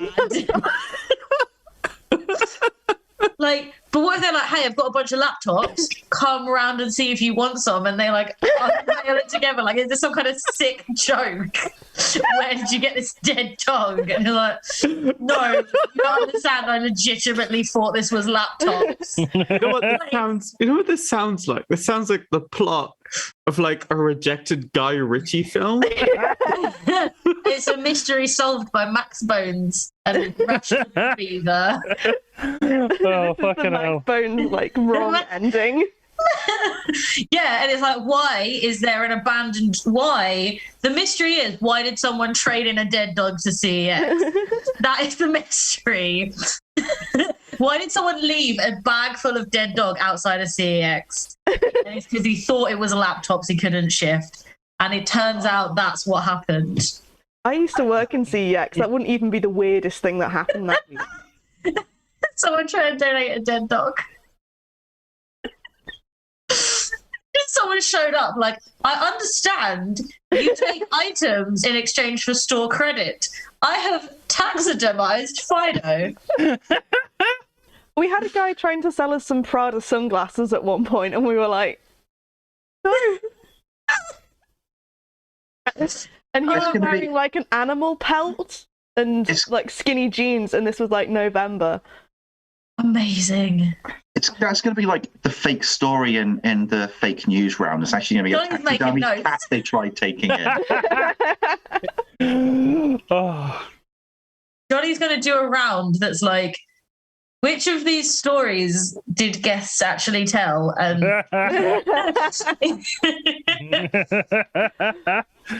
oh, for fuck's sake. Right, let's see what's going on in the chat. It's just a trans mask with bad posture. What was that in reference to? I think that was the man sitting on the shoulder. The sad man at the vaccination center, yeah. Oh, yeah. Yeah, fair. Perhaps it's the most dear, I don't like where this was. Yeah, that was certainly a story. Right, shall we carry on? I'm on my fourth cider now, so. I'm having some bourbon biscuits. Yeah, you are. I'm starting to lose touch with my fingers. I am having. You want to put gloves on? Have you got? I have got gloves, yeah. I am having some Dead Pony Club, courtesy of my nan. Thank you, Nan. She's definitely not watching, but. Yeah. Oh, I've just seen we're now on £155 with 30 on the way. Thanks to Mummy's Moist Milkers, Victoria Bliss, Jonathan Moore, and another anonymous. So thank you very much, all of them. I believe I've had some messages through. I've I've had some messages through from the anonymous donors. I think there's only one unaccounted for. Right. So if you are that one, let me know. I'll send you a zine. Right. Okay, let's get on to the show. So for the next section, I'd like to call these the Culture Wars rounds. Taking a break from the news, we reflect upon society's best and worst, mostly worst, cultural outputs this year. This round is remixes, where we're taking some of the most baffling songs to hit the American charts this year. I've swapped the nouns and the lyrics with other nouns to completely bastardize them, and it's down to our guests to translate. Bonus points, you can name the song and or artists. I am very looking forward to Katie and Ed's knowledge of the Billboard charts over the year. Ooh. I am wearing knockoff merch of Iceland's 2020 Eurovision act, so don't you dare say that I'm not current. Yeah. What an act. I'm wearing a band t-shirt. Unfortunately, Eurovision isn't that big in America. Weirdly, Iron Maiden must have charted, Johnny. Yeah. Can I put my guess in now? Is it Iron Maiden? Wait Go ahead, till you see the lyrics. Kirsty, please. I feel like I'm not going to do much better. I really hope Quenby is better versed in pop culture than me, because I am wearing a band t-shirt of a London-based ska punk band that is my second most listened to artist on Spotify this year and broke up in November. Sorry. Genuinely, the most exposure I have to music and bands is when I've been on Social Distance Warriors. That's about as in touch with like popular music. You all as go I to am. gay clubs. You must not know. I listen. Fun round for I listen everyone. exclusively to EDM from 2006 to 2009. Nothing else. Well, we're looking forward to this. We're like the least. Are we the least cool group of people you've ever had on? Quenby, none of us are interested in mainstream popular culture. We're the coolest people there are. You're probably the people I've had on the show most, so I don't know what that is. Yeah. Right. Okay. So our first song is from Max Bones. Here are your lyrics. So here I go, oh, can't make a willy out of a ho-oh. I'll never find the workings to say I'm sorry. This is the right one, isn't it? Yeah, it is. Good. But I'm scared to be alone. You cut out a piglet of me, and now I bleed internally. Legion here without you. No, no, no, without you. Ooh. And it, I don't know what that word is. Hyacinth for me to think about what liftoff could possibly be like without you. No, no, no, without you. No, no. So you've not got many words to change, so you can probably at least get the point for translation. Okay, is I Willie White? can't read the lyrics. Can somebody put them in the Zoom chat, please? Yep. Is Willie White? Oh, have you done it? Cool. Thank you. Willie is wife. Yep, correct. Okay, then I think it's so. Here I go. Can't make a wife out of a hoe, and never find the words to say I'm sorry, but I'm scared to be alone. You cut out a piece of me, and I would bleed internally. Leaving? Nope. Okay, skip that one. Kind of, but not. It's This the seems same familiar. meaning word, kind of. Yeah.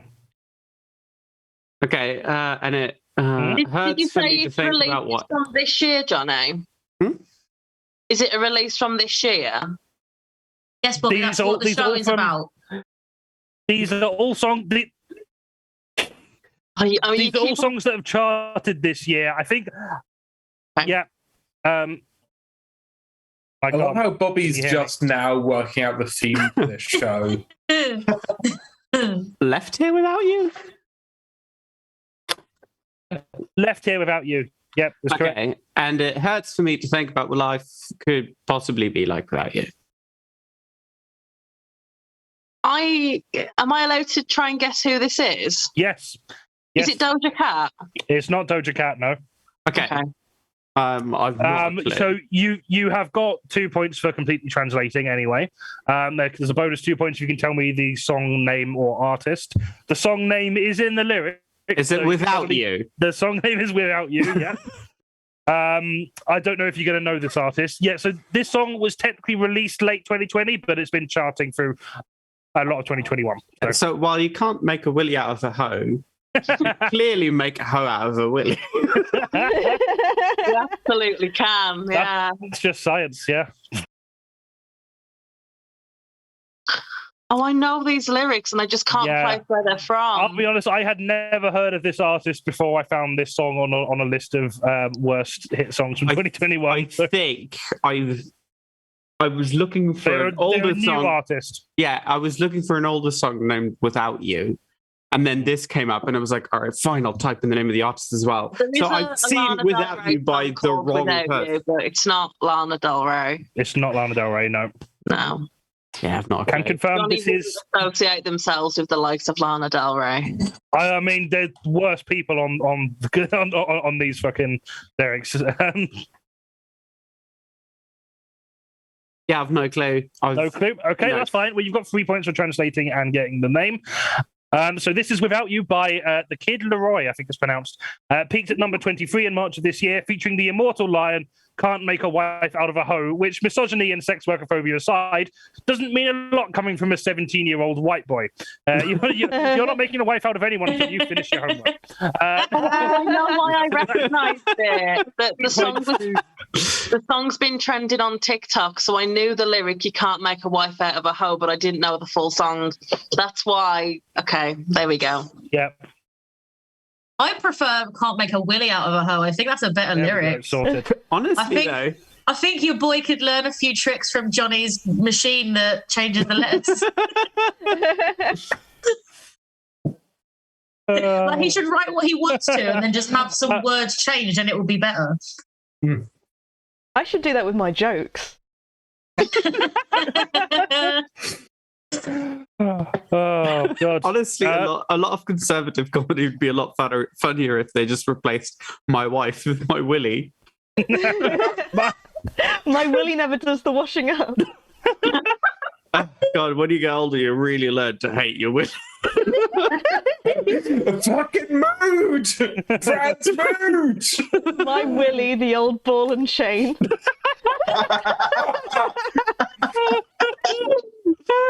Oh, fucking brilliant. Right, Curse Trap, you're up. You have technically more words to translate, although a lot of them are the same word, so it might be an easy one. Staring at your dribble because it's see-through. Yeah, that's just as it is. that you've been through. Yeah, say that you're a letter, Glacier, me too. Glaciers want glaciers, where I from? Wait, whoa, yeah, glaciers want glaciers. Whoa, yeah, glaciers want glaciers, where I'm from, and repeats. Is the artist Greta Thunberg? No, this is someone less cool than Greta Thunberg. Is it staring at your dress because it's see-through? Yep. Staring at your dress because it's see-through, yep. Talking all the shit that you done been through. Yep. This gay song, Danny. Kind of. Yeah. I wouldn't call it a gay song, but it's gay is in the theme. Say that you're a lady? Nope. Is it lesbian? Lesbian, yep. Lesbian girl, me too, and girls want girls. That's it. Yep. I think this song gay, and you're like, no, obviously. Well, no, it's about gay themes, but when you know who the artist is, you'll know it's not actually gay. Lesbians aren't gay. Oh. No, lesbians are gay, but the person singing this song categorically is not a lesbian. Okay. Okay, so you can probably guess the title. Again, it's in the lyrics. Girls? That's a first. Girls want girls? Girls want girls, yep. I don't know. Now, who do you think did this song? Iron Maiden. Is it some grotty little boy? Is it fucking Ed Sheeran? This is an artist who's been around quite a while, like last decade or so at least. Oh. I know this one, and it's going to make you hate yourself. Yeah, I don't know any artists at all. Really. You know this one, so you will know this one, even if you don't know any of their songs. You'll know the name of the artist. Maybe. Right. You want to have a guess?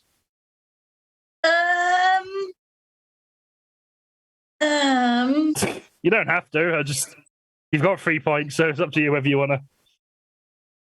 Is it by social distance warriors to New Year's Hootenanny? It is not. I don't think she has booked this person. I feel like I'm probably not going to get it. If it's by categorically not a lesbian, I don't know it. Yeah, but, like, okay.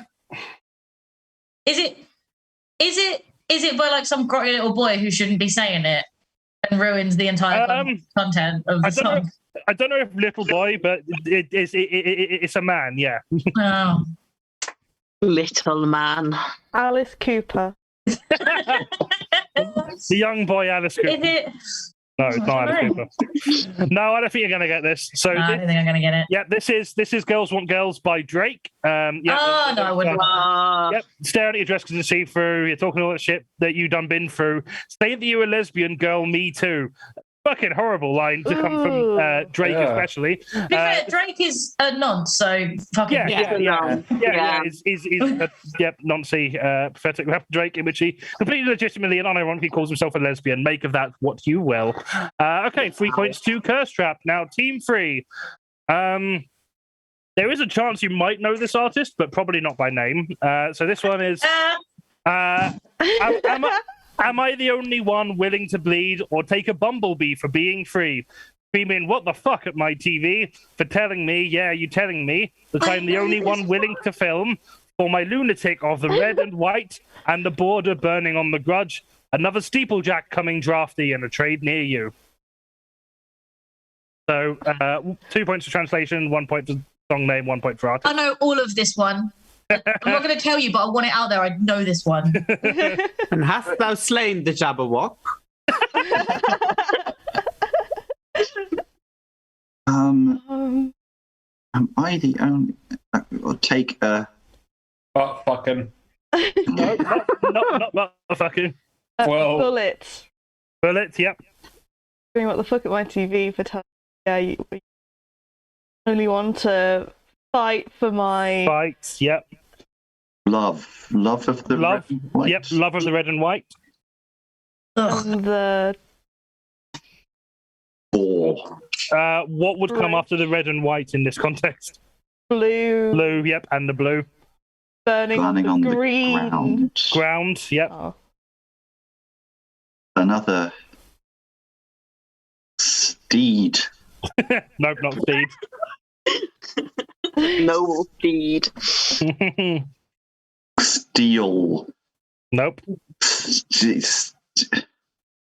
steeple. not Stock steeple. market crash. No, Another this is only one samurai word. coming. Soldier. Nope. ST is Silly right. goose. No. SGT. Stand. Okay, well, what do you think drafty is? Come back to that. Down Down, yes. in a French Not trench, no. Town. Okay. town. What could be coming down in the context of these last couple of years? Society. Good guess, but no. Another You're getting there. Sense of hope. It is star. stampede. Nope. Stingray. Statue. Another Ah. statue coming down in a Town. Is it town? town near you. Near you. Yeah, Okay. There we are. Okay, so that's 2 points for absolutely no help from me. Okay, again, song lyric is in the lyrics. The song title is in the lyrics. That might help. Another statue coming down. Nope. Bullet. Red. Hey, you can't just read out the lyrics until you've said the right word. Am I the only fair, one? Johnny willing implied to- we could. Say again. I said Johnny implied that we could. Having said the lyrics were in it. Yeah. I think that's a free pass to read out the lyrics until we get it right. It is, or at least until I get bored. So, Love of the red, white, and blue. nope.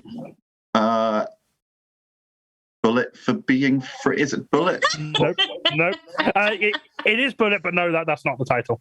Take a bullet. Nope. Bullet for being for- free. Johnny, how long before I can scoop the points? We're already behind Kirsty. Be better than Ed.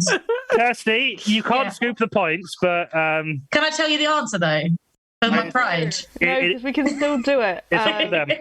Can you? Yeah. Do I get a point for saying the artist isn't Iron Maiden? You are correct. It's not Iron Maiden, but no, you do not get a point.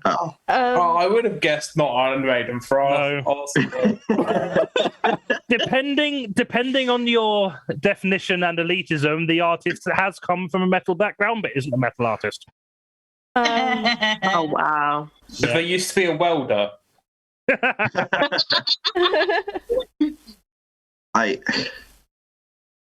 Katie, what we can do is we can write a song with these lyrics. Katie and Ed. The next few days, and then technically, yes, and we're using the original ones as well. Am I the only one willing to take a bumblebee for being free? It's brilliant. Okay, you technically said the title there, so I'm just going to give you the point for that. Am I the only one? Am I the only one willing to believe? Yes. Thank you very much. And it is by the Steeplejack Drafty. Okay, Scissor Sisters. It's by the Scissor Sisters. It's by the Scissor Sisters. It is. You probably won't get the guy's name. You probably won't They get the released it on tape. You probably won't get the guy's name, but if you can name the alternative band they used to be a part of, I may give you a point. Alter Bridge. Disturbed. Not Alter Bridge, not Disturbed. I'll give you one more guess. Blur. Oh. Not Blur. You're not even on their team. Can I have a guess? Gorillas. Not Gorillas. Is it Damon Albarn? It's not Damon Albarn. Damon Albarn has not become a QAnon dickhead. Is it 2D? No. Okay, I don't think you're going to get this. Is it Social Distance Warriors? No, it's not. Murdoch. Right. I'm just going to give... Oh, what? Can I say it, please? Because I know it. If you know who it is, yeah, go on. It's Aaron Lewis from Stained. It is Aaron Lewis from Stained. He's gone fully Fox News. He has, and it's sad. There's a whole verse in this song about what a disappointment his kids are for like not hating the gays. I know, I mean, it's such the worst fucking song. Yeah. And like Stained was like so scream at your mum and dad for not getting you and not respecting your individuality. And now he's like, oh, my fucking kids want to express their individuality. Yeah, it's pretty much. It's been one of those. It's been one of those years. I used to listen to Iced Earth. And, oh no. Yeah. So this is Am I the Only One? The ex-Stained lead vocalist in his latest attempt to fulfill his country singer dreams, making possibly the least subtle and most pathetic Gen X right-wing anthem I've ever heard, featuring lamentation about the world changing, woke culture, and Confederate statues coming down, despite being from Vermont, not even a Confederate area. What the fuck are you on about? Almost the worst song of the year if it weren't for this next one, which didn't actually chart, but still managed to go viral enough that I couldn't not include it for all the wrong reasons. So this next one is for everyone. Again, it's going to be chaotic. I don't know how I'm going to score this. So fuck it. Let's just see how it goes. Your final lyrics are: I'm a moonshine sipper, straight slipping in the daughter-in-law. Far from heartless, I'm more like the sharpest topper in the shepherdess, that's a hard word. No, I've never been the smartest, but make no mnemonic. I hod the fucking hardest. Dialectic without a cedar. You heard me scripture it, and 20 yodels later, blackhead, I still fucking mean it. Fucker, you ain't never met a motherfucker like this. Knee my assignation, and then you can suck a dick sideways. My weave or the hindrance, listen up. Ain't nub changed here. I still don't give a fuck, so what the fuck's up?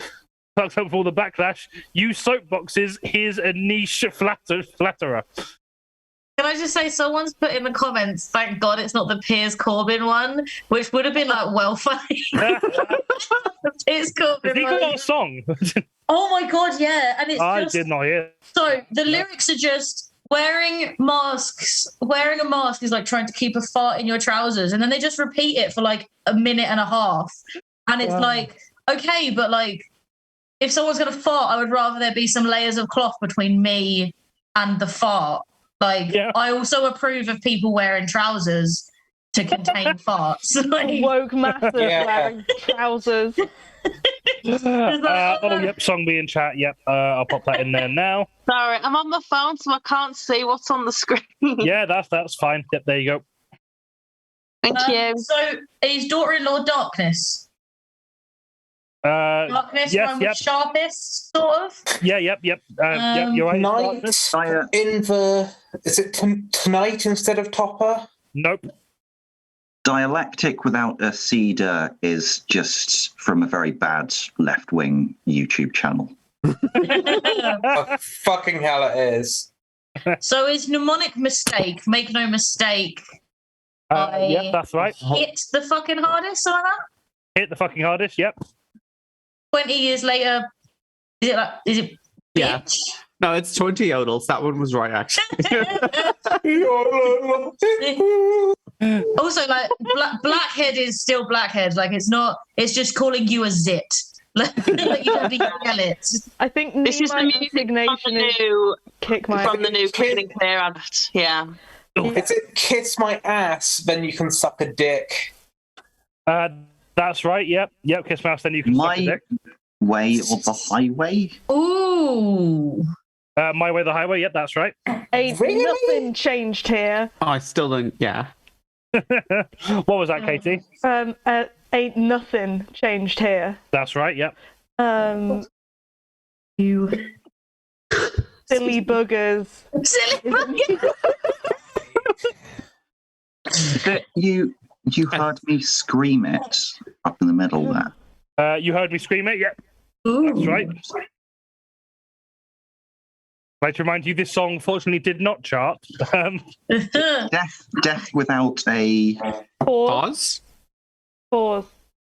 Without a cause is right. Without a cause, yeah. Yeah. It's without a cause. It's not death. dying. Daylight. Driving. I mean, what's that well-known saying? Something without a cause that begins Rebel. with D. Rebel. Yeah, but something that begins with D. Rebel.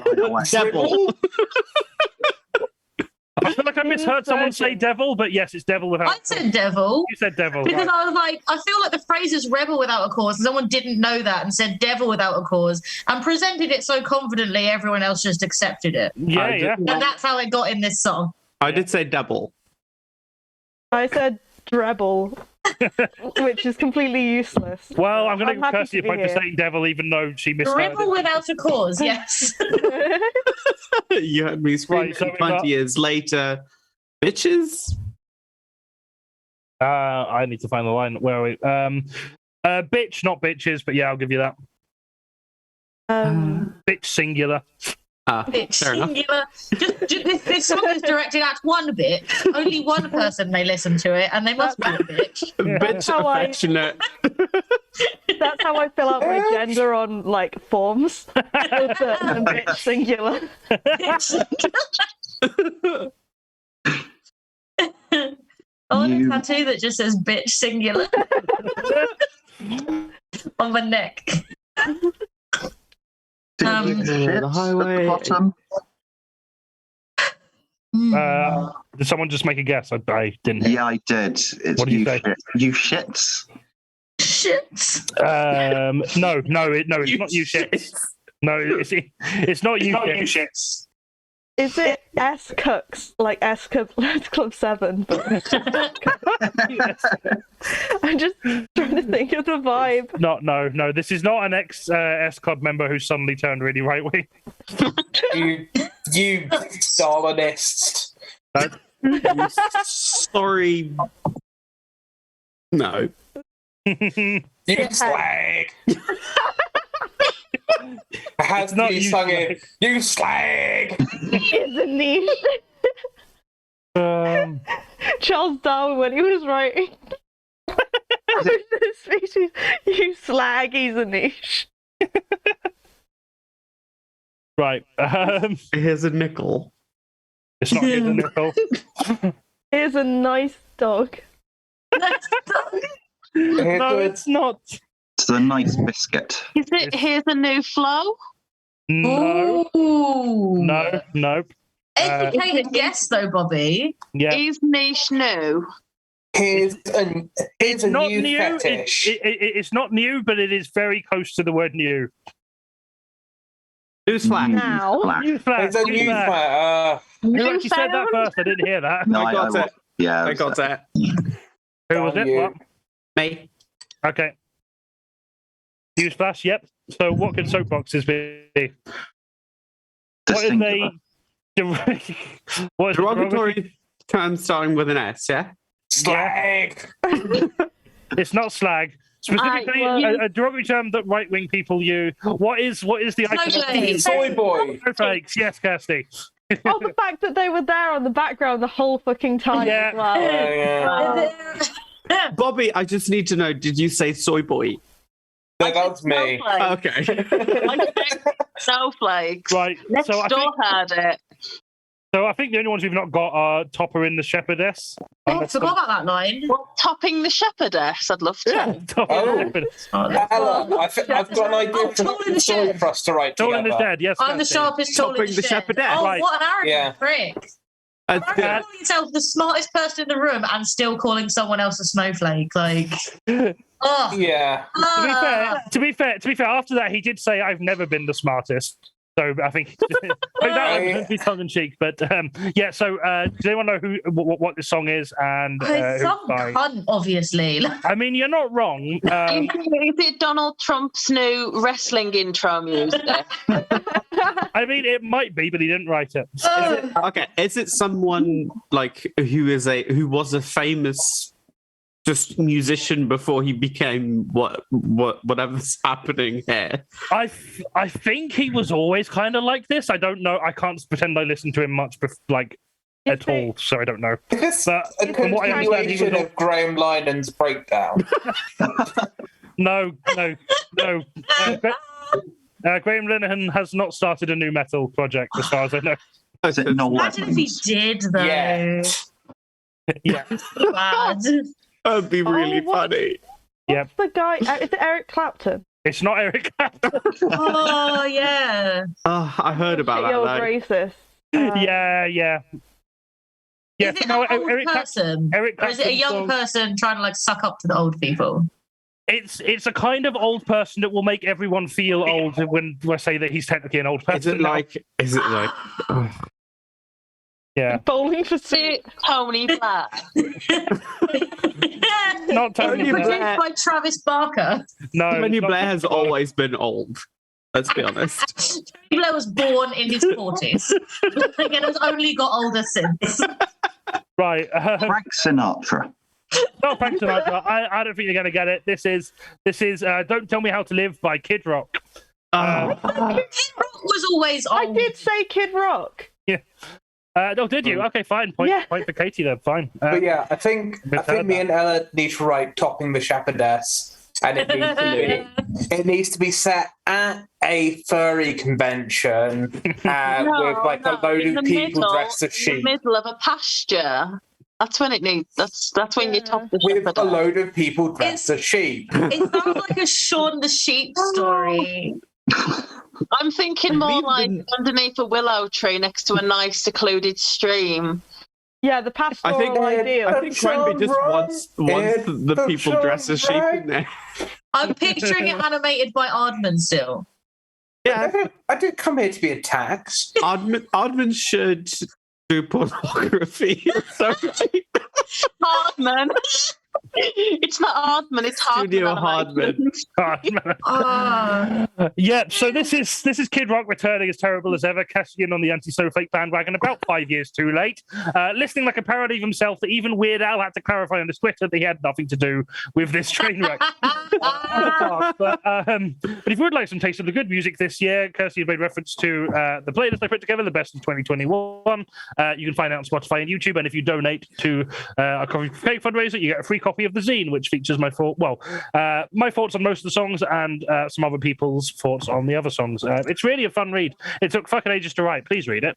I genuinely thought it was going to take me a lot longer to lay out as well, but I actually just powered through it in a day because I thought I was like, when I got to my dad's house on Monday night, he spent all of Tuesday at work, so I just did the zine and watched Judge Judy. It was quite nice. Fantastic.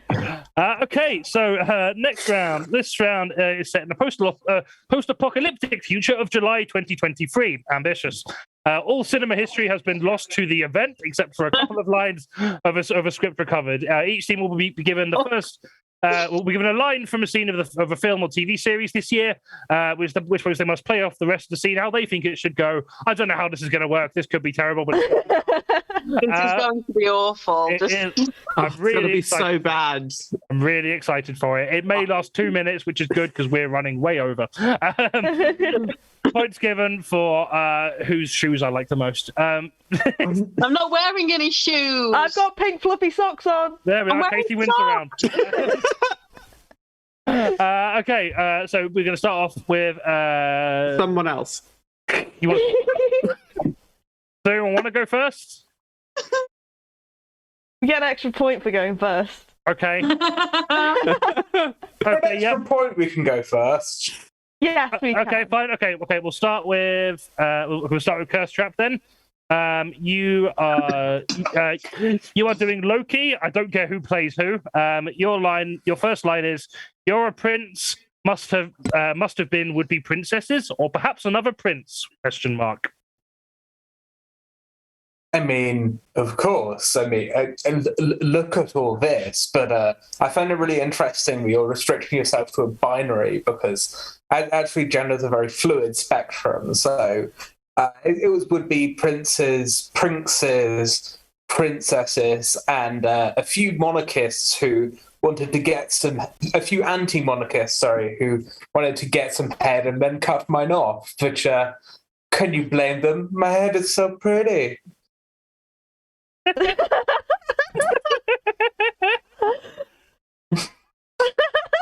Oh my. Oh, such a talented tongue. Would you like to be a prince, princess, or other?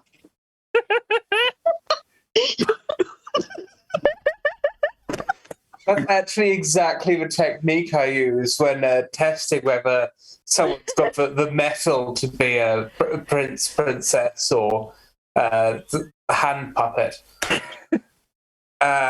This is honestly better than at least 50% of the MCU. So.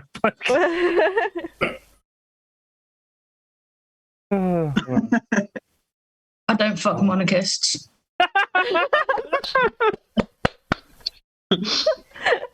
You can end that there if you want. That was a good one. Shout out to my nan for giving me apple pies today. I'm wondering, is it Mr. Kipling? I know a Mr. Kipling when I see one. I know. Okay, I'm going to give you 2 points for that, plus a bonus point for going first. Let's have Team 3 next. You are doing the Matrix Resurrections. Your line is, "No, Lieutenant, your men are already dead." No, Lieutenant, your men are already dead.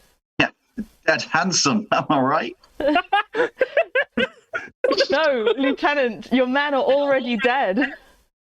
Yeah, dead. Yeah, no, they're good. They're good. They're good. That's right, your men are fans of the seminal 1970s punk band Dead.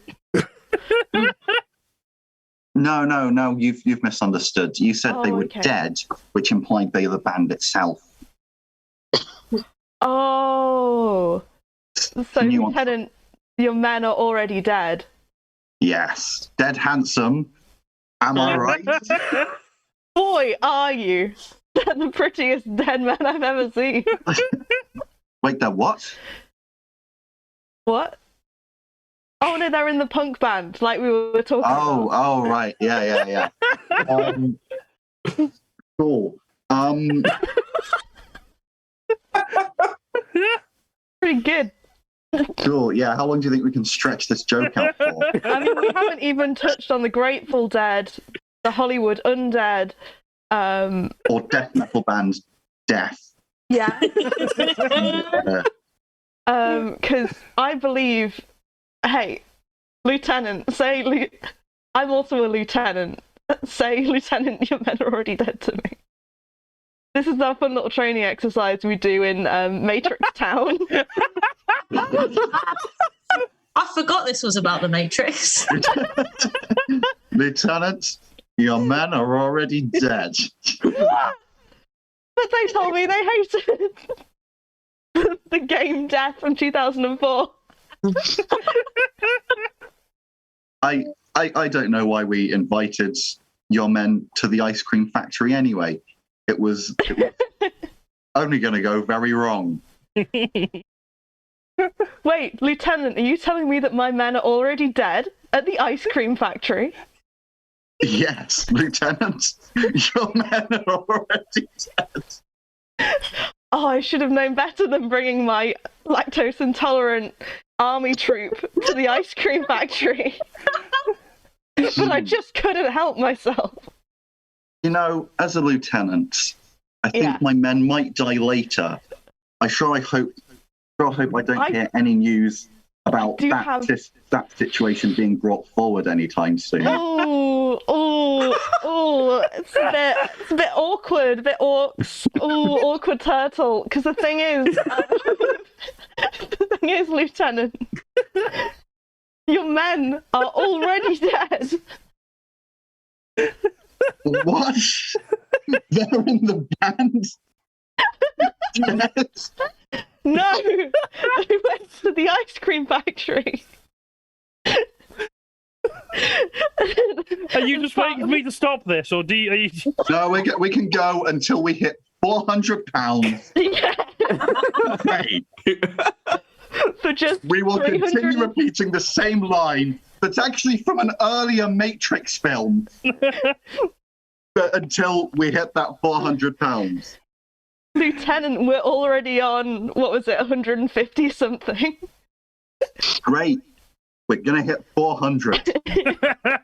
Hey, if every one of our soldiers who is already dead donated £5 each, then we would easily reach our target.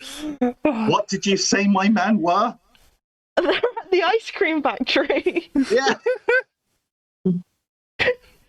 No, Lieutenant, I'm so sorry to tell you, but your men are already dead. Okay, how else can we play the line? I'm gonna stop you there because coward. Because I've already given you max points for that round. I'm gonna give you 7 points for that just because inexplicably I found that funnier than I think anyone should find anything ever. Wonderful. Okay, so. Finally, Max Bones O'Clock. This is from Venom Let There Be Carnage. Your line is, "They can't take you from me. You're my one bright light." Venom Carnage, more like Venom Carnal Desire. Am I right, Venom? Exactly, Eddie. I want to be back inside you. That can be arranged. Can you? Right, I'm Eddie. Can you? I'm just reminding you who I am. You spend all your time inside me. I'm just going to remind you that I'm Eddie. We need to have a talk about boundaries, right? Because I've been seeing that girl. I've been seeing that girl recently, the really pretty one that we both like, and you just kind of pop up out of nowhere when I'm trying to send her dick pics, and it's getting in the way. You like it when I get in the way. The way I see it, we can do whatever we want. I know, but the thing is, this girl doesn't know about you yet, and I'm not ashamed of you. Well, the thing is, I just passed off the big sort of scaly dark penis as one of my sex toys. She doesn't actually know that you're an alien parasite living within me. I'm kind of waiting until the third date. So do you think you could... You're getting another date after that one? Well, yeah. I mean, yeah. We're currently on the way to the date with the girl. She's running a bit late. I don't know why. Eddie, you said we were getting ice cream. Well, yeah, we're going to get ice cream with her. I should have probably mentioned that. How come you listen to everything else that I've said, but you don't know? I didn't ever listen when you speak. Well, you should, because I'm very interesting and very attractive. And Eddie, have you looked in the mirror recently? Lie to me. I shaved before we left for this date, Venom. And we look very nice. You're very attractive. You know what? Let's turn Your the shirt table. is on backwards. No, you've just rotated it around. No, it's on the right way. I think you should just let me have a chance at happiness, and I'll let you have a turn with our hands, and you can look at some dating apps and try and find some alien algae to hump over.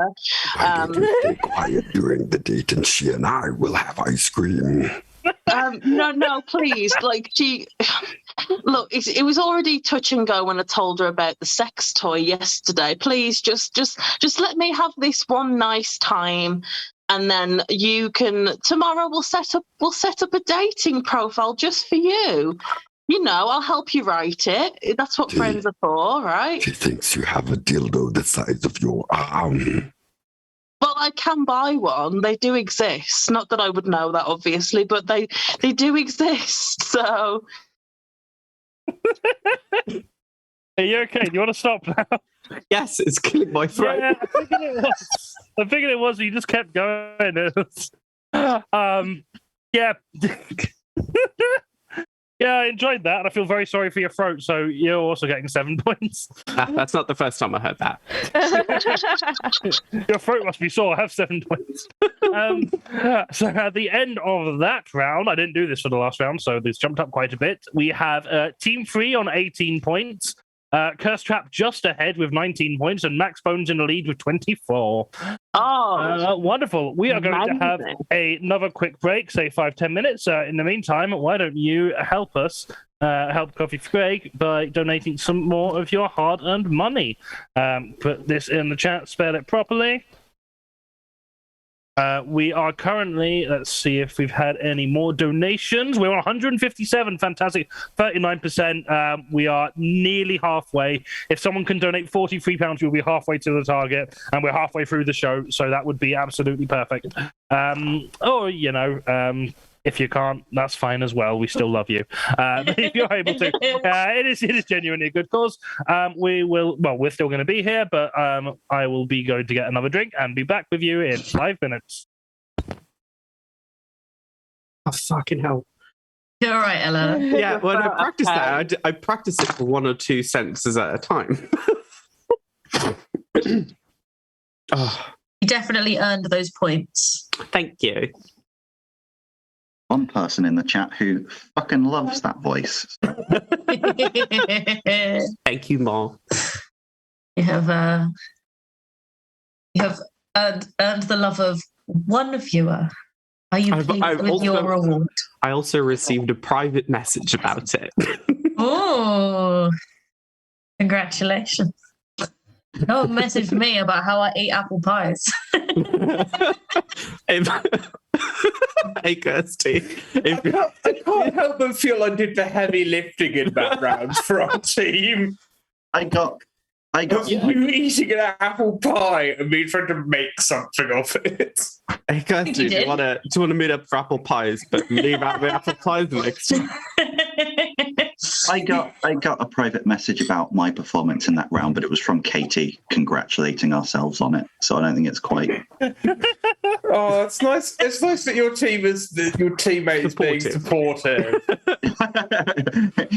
It's okay, Ed. We've done it now. We received one message. It was from Johnny. It just said, "Please stop."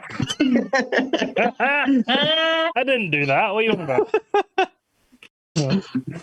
Really enjoy that. I fucking love this Venom voice. Absolutely. I'm annoyed at how hydrate. The two lieutenants were. Daffy's telling us to hydrate. But you may have found a new revenue stream. Yeah, the two lieutenants. Yeah, that was great. I didn't expect it to be funny. It was one of those where it just kept going, and you were like, "All right, now it's not funny anymore." How are they still going? Yeah, that is generally what Ed is good at. That is the art of comedy. Yeah. Actually, have something not funny for long enough that it just becomes hysterical. Yeah, what is it? Comedy is tragedy plus time. I just put in a lot of time. There's also a degree of if we don't laugh, he's not going to let us leave. If we don't laugh, it'll just be sad. It's a degree of he really needs this, and I don't want to feel responsible for whatever is going on. The pity laugh, it got me to where I am today. Being asked a last-minute fill-in for the sentence trailed off.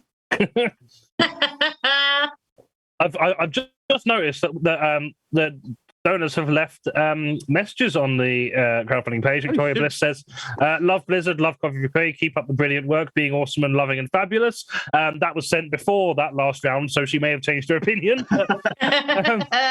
Mummy's Moist Milkers, love you peeps. Thank you, Mummy's Moist Milkers. And Dylan, Mark Sampson's an uninspired 80s music reference, not my real name. Oh, well, thank you. Well, hello, Dylan. Thank you for joining the stream. Glad you're enjoying. We are funny. Thank you very much. Again, I think that one actually came in after that round, so thank you very much. Thank you for your pity.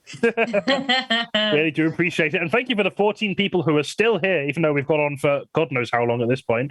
Must be getting on for 3 hours. 3 hours, 31 minutes, and 15 seconds. Fantastic! Oh Jesus! Okay, it's going to be a fun run to the end. No, Ella, that's how long we've been in the Zoom. The show is 2.5 hours. No, that's what I said. 2 hours, 31 minutes. Oh, if we said 3 hours. Yeah, I thought you said 3 hours. I said 2. My bad. Sorry. Yeah, that's fine. Wonderful. Yeah, our regular shows would have been finished long ago by now. So yeah, thanks for sticking around. I'll probably go for a wee before the next couple of rounds. So back in a sec, and then we can continue. My roommates have made a large fire outside, and I'm inside cold. I want to go play with the fire. Right. I fucking love fire, but I live in a flat, and my fiance is very scared I'm going to burn the flat down. I've never done. When I first did the interview to come live here, I accidentally gave the people who sublet the feeling that I was going to set fire to the building, because I did one joke about how I've only set fire to one set of curtains in my life. Like, I'll be a good tenant, and then somehow my brain for the rest of the tour could only come up with setting fire to things jokes. To the point where, after 3 of them, they were genuinely looking worried at me, like, "Are you going to be a pyromaniac? Are we worried about this?" In my experience, making the same joke again and again and again.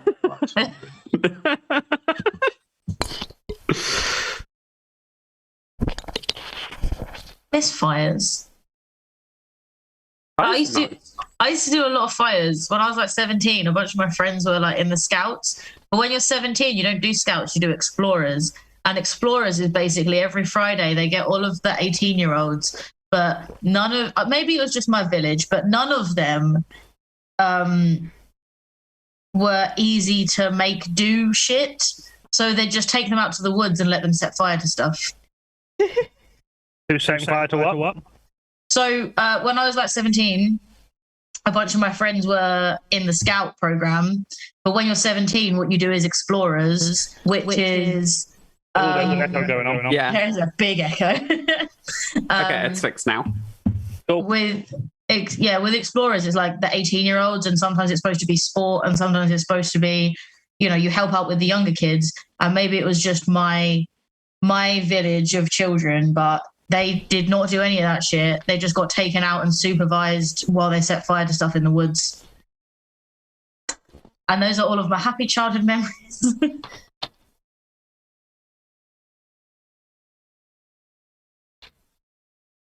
My makeup is smudging. Just thought you'd all like to know that. Thank you. You're very welcome. Not smudging, it's blending. It is.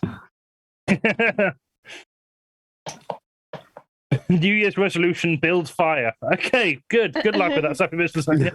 Make fire. The Great Fire of London. Make fire, invent wheel. The Great Fire of London finished the Great Plague. So we set fire to London. Set fire to the plague. House of Two Lieutenants. Oh yeah, that bit's definitely getting clipped, even just for my own amusement. I don't care if no one else wants it. That was something else. Yeah, that was a lot of fun. Despite how messy today's been, this is still more smooth than our last year's New Year's stream went. So, I mean, I was on your last year's New Year's stream, and that's true. It's not saying a huge amount, but it's true. I don't think you were on the last one. Are you thinking of the Social Distance Warriors news? I was on the Social Distance Warriors where you had a major fallout and then left the stream halfway through. Oh right, yeah. I can stand by it, mate. I mean, no, I'm not disagreeing with that.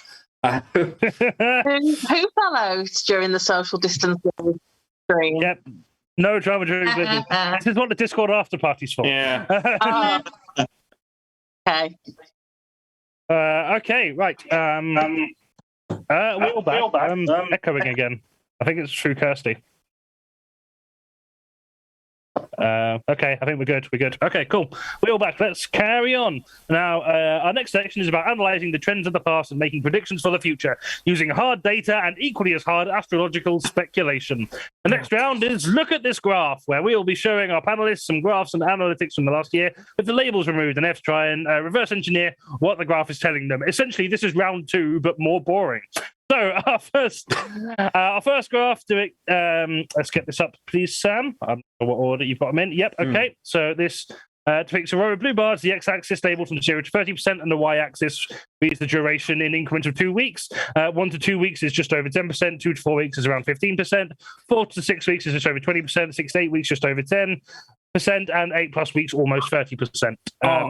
What do you think this is about? Is this the average duration of lesbian sex?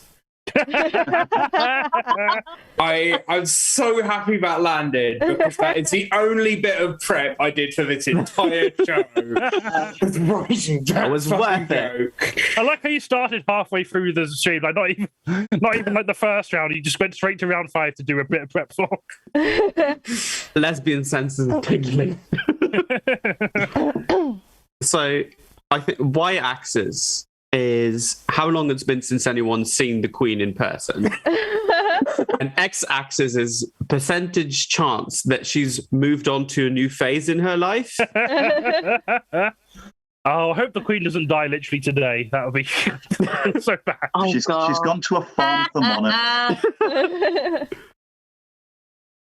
Is this how long on average does it take me to reach orgasm in the presence of a sexual partner?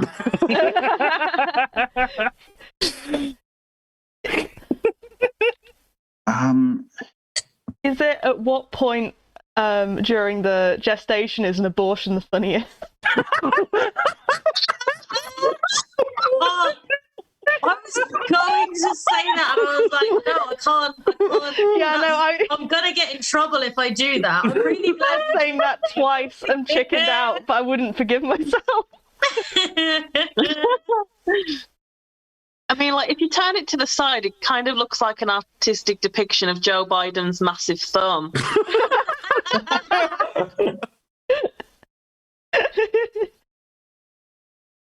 I think Lib Dems would say that 1 to 2 weeks can't win here.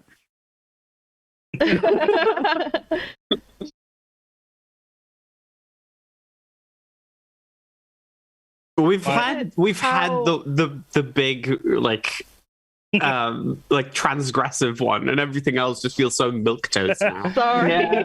I'm not an edgy comedian. I'm as shocked as everyone else. Edgy Katie Mitchell. Right, does anyone got any ideas of what this actually might mean? Is it how vaccine wear off after a bit and need more? I love how you phrase that. It's not right, but I'm tempted to give you a point anyway, just for trying. How vaccine wear off. How Is vaccine it- wear off. Correct. We asked people to give a period of time in weeks. They respond. It is not.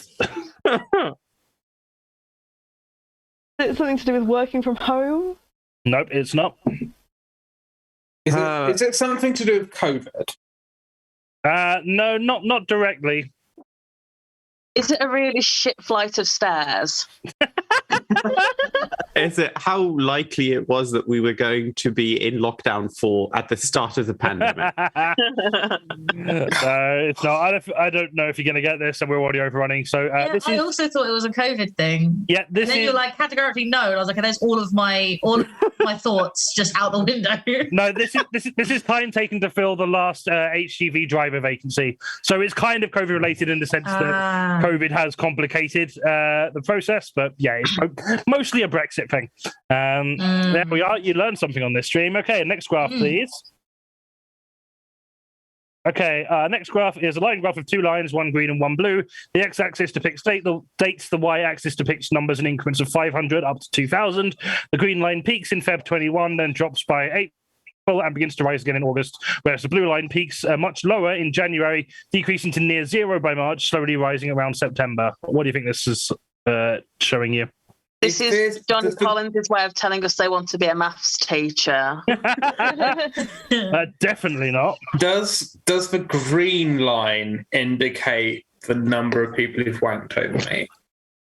Are you saying like in February 2021 you're like super hot? I was very popular. And then it's picking up a bit now, but March, you're like, I need to be less thirsty on Twitter. There's too much attention. Yeah, and when I say coming over me, I'm not talking about my birthday plans. That was in March. Yeah, March 17th. If anyone wants to get is it? Give me is the dark blue line the amount of people who've actually reached their New Year's resolution, and the green line, I can hear, and the green line is the amount of people who've lied about it. Is the green line how much I expected I was going to have a birthday party, and the blue line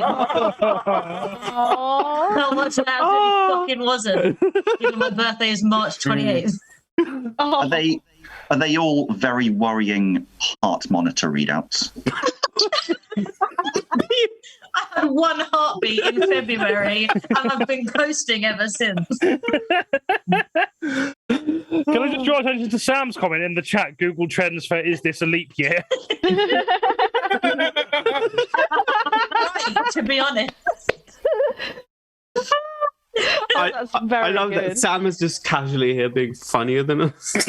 Yeah, Sam always does. Sam always does. Every episode, she'll just make one joke that's funnier than anything else anyone says. Yeah. Right, go on. I had a big falling out with some friends in February this year. So is it how long did Bobby spend crying in February compared to the rest of the year? Oh. I got a new job in March. So is it how much? Is it what I thought? How much I thought it would be good having a job? But it's the dark blue line. I don't get what it is. Ask better. Some boring ass news story. Is it okay? Serious guess. Is it like daily COVID rates, hospitalizations, and deaths? You're in the right area. I might need a bit more about what it is, but vaccinations. But vaccinations is So there's two lines. So on one vaccinations and one infections. They're both infections. Is it vaccinated and unvaccinated infections? Yes, that's correct. There you are. That is. I haven't decided how many points I'm giving out for these. You can have 2. I think I deserve a bonus point for my excellent lesbian sex. You should encourage people to try it this You can't give just one of the lesbians in here good at lesbian sex and not. Yeah, I was going to say You I haven't deserve even points tried for my them good yet. lesbian sex. I demand the opportunity to prove myself. You do get bonus points for jokes and or lesbian sex at the end of the round, don't worry. What if you're having lesbian sex while joking? Like for the last 8 weeks. There's a reason you for can't the entire prep period of this show, I've actually been having sex. I really hope the next time That's nice to you, Quenby. That's nice to you. I hope the next time Quenby's having sex, they're like, okay, but do I get brownie points for my jokes?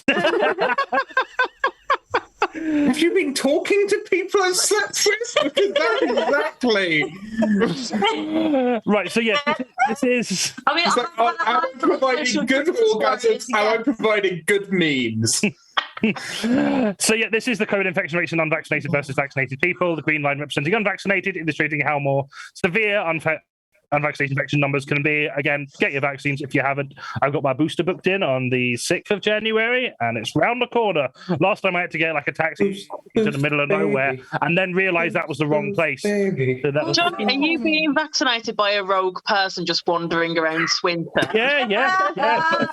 That's not the vaccine. That's it's like one of those air rifles. Yeah. They found him on Grindr. They're like, oh yeah, I can't wait to fill you up. I'll pump you full. Okay, next graph, please, Sam. Okay, this one is a color chart depicting a world map with each continent highlighted in different colors. Yep, it is the right one. Good. They are labeled. Every time I read one out, I'm like, am I describing the wrong one? No, I got it right. They are labeled as follows: North America, 28 million; South America, 24 million; Europe, 38 million; Africa, 32 million; Asia, 160 million; and Oceania, 1 million. What's this about? It shows how many people reported the relevant color as their favorite. So only 160 million people in Asia said that shade of green is their favorite color, which, considering, you've got China and India and half of Russia, I think, or all of Russia in there, I think, that's pretty poor. Like, not many people like green. But it's still a higher percentage than any other colour, so yeah. Lots of colours. I was going to say, based on the colour choices, and they've done a rainbow flag, this is the amount of people in each continent that are gay. It's not, but I like your way of thinking. Is it? I feel like the numbers are off. The numbers are way off. But if I was going to make a map of how many people are gay, this is how I would do it. Yeah, I agree. But that's not what it is. It is something much less cool than that. Is it how many people in each? How many people are not gay? No. Is it how many people in each given continent can give a shit whether or not Antarctica is included on a map? I like the idea of that just being like a little number 1 at the bottom. Actually, do we get a point for giving the map projection? Because that is a classic Mercator. No. Is it? Maybe. Is it how many people have wanked over pictures of me on the internet? I was wondering when you were going to say that again, not going to lie. I need to do more outreach in Oceania, really. Yeah, I was about to say. You can do better, Quenby. I've just seen Katie's redeemed hydrate as well, so I'm doing that. Is this what a game of Risk would look like if I was playing as the blue team? I'm in front of a bookshop. I can use a prop for it. Hang on. Oh, go on, Katie. I was just going to say, is this the breakdown of Blizzard's viewership? I wish. That's why we made the map that colour. Yeah, look, fucking Australia, get your shit together. So this is the book Around the World in 80 Days by Jules Verne. Is this a graph showing a map of the world in question? It is a map of the world. But that's not the focus point of the graph. But you're not technically wrong. Is it? COVID infections? It's not. No, this is not COVID related. Okay. Is it how many vaccines have been received? It's not COVID related.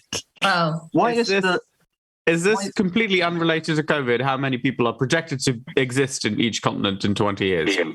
No, it is not. No, because there's more than 1 million people in the whole of Oceania. There won't be in 20 Not in years. 20 years. Why is the label for Asia so scared of Europe? Because it knows what Europe's done. I mean, Anyone else looking at the word million and it doesn't make sense anymore?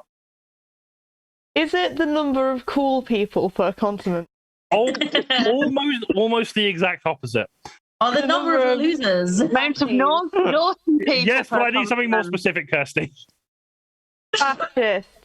It's not fascist. The Well, other people Tory think being- Boris Johnson is good. No, Is it the amount of people who are incarcerated in each continent? nope. Okay. Now, some of them are cool. Yeah. They have Is it, like dope tattoos on their face. is it the amount of politicians in each continent? It's not really anything to do with politics either. Cops. Nope. Ooh. is it something we're not going to guess? Quite possibly. I'll give you a couple more. We're depending on guesses. Let's hope not. We know it's uncool people. Yeah.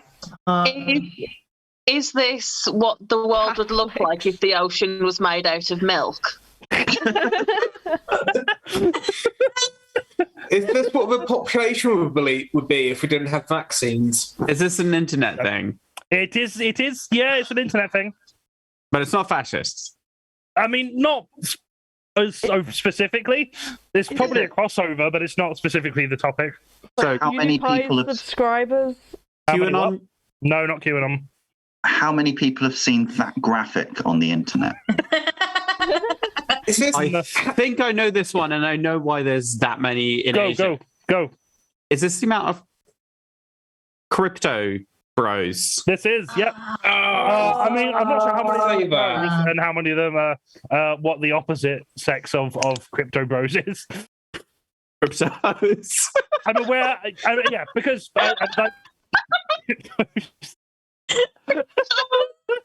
and there is no non-binary version of that because crypto is all binary. Yeah, this is the estimated number of crypto users worldwide, over 300 million in total. So our next Fuck yeah, go Oceania though. Yeah, Like, yeah. Just are they like executed? Maybe they've just got really bad internet there. Also, like, nobody fucking lives there. Yeah, it's mostly like kangaroos and emus. Yeah, who Yeah, famously and fly to the don't have Concord. Bitcoin. Why don't know percentages on this is a bad chart? I don't like it. Yeah, we need Yeah. percentages. Oh, I agree. It's a bad chart. Also, like, the colours were a total red herring. We thought it was Yeah. gay, and we thought it Yeah, had to do with I who wish liked it was different 'cause they were colours. I'm gonna Yeah. I'm gonna be honest. That's part of the point of the game. I mean, Don't get me started on the map projection. Right. Can we Next subtract one. points from Johnny? Sure. I have none, so I can be negative. That's fine. Our next bar chart is divided by all Britons, then Conservative and Labour voters, gender and age groups. Each bar is divided into blue, light red, red, and dark red segments with numbers on the side. All Britons reads blue 35, light red 18, red 9, dark red 38. Conservative voters, blue 37, light red 16, red 9, dark red 39. This is going to be very boring when I read this out. I This is a apologize. long thing you set yourself yeah. up for, This Johnny. is yeah. Should yeah. we like go get a snack while you? I'm gonna go Yeah, to the yeah. bathroom. I'm gonna go to the bathroom. Labour voters reach blue 44, light red 21, red 8, dark red 28. Men, blue 39, light red 18, red 9, dark red 34. Most of my prep was typing this out. And then I realised I could have just read off the graph I got, but I didn't. Women, blue 31, light red 17, red 9, dark red 42. Then 18 to 24-year-olds, blue 45, light red 15, red 17, and dark red 23. 25 to 49-year-olds, blue 40, light red 13, red 7, dark red 37. 50 to 64-year-olds, blue 31, light red 18, red 9, dark red 42. And 65-plus-year-olds, blue 26, light red 20, red 9, and dark red 45. Now, if anyone's left, what the fuck's going on there? I do enjoy that Ella did actually fuck off. I think Johnny's actually a robot and they've glitched. Yeah. The worst part was and you're my just reading internet. out your own error code. The worst part was my internet cut out, and I didn't actually read that, and so now I've got to ask Johnny to read it out for me again. Is it? I'm gonna copy and paste it. Is it percentages who like for respective colours? When asked to choose between a selection of 4 colours, 37% of Conservative voters picked the first one and so on. Is this just a really wank bisexual flag? Oh, God. That's the percentage of people who think it should be flipped that way. Do we get a point for knowing that that's blatantly YouGov data? No. No, you fucking nerd. You are correct. It is YouGov data, but you don't get a point for it. Oh. Apparently, we have an audience member who was in this poll. Ah. Well, don't spoil the answer. Is it Eurovision voting intention compared to I'm trying to think which news story best suits this colour scheme, but that's definitely not a clue. I don't know why I'm trying so hard. That's the news story. She's fingering. The percentage who have wanked over photos of me, the percentage who might, the percentage who probably won't, and the percentage who say they definitely won't. What will? Is it a breakdown of the lieutenant's men who are dead?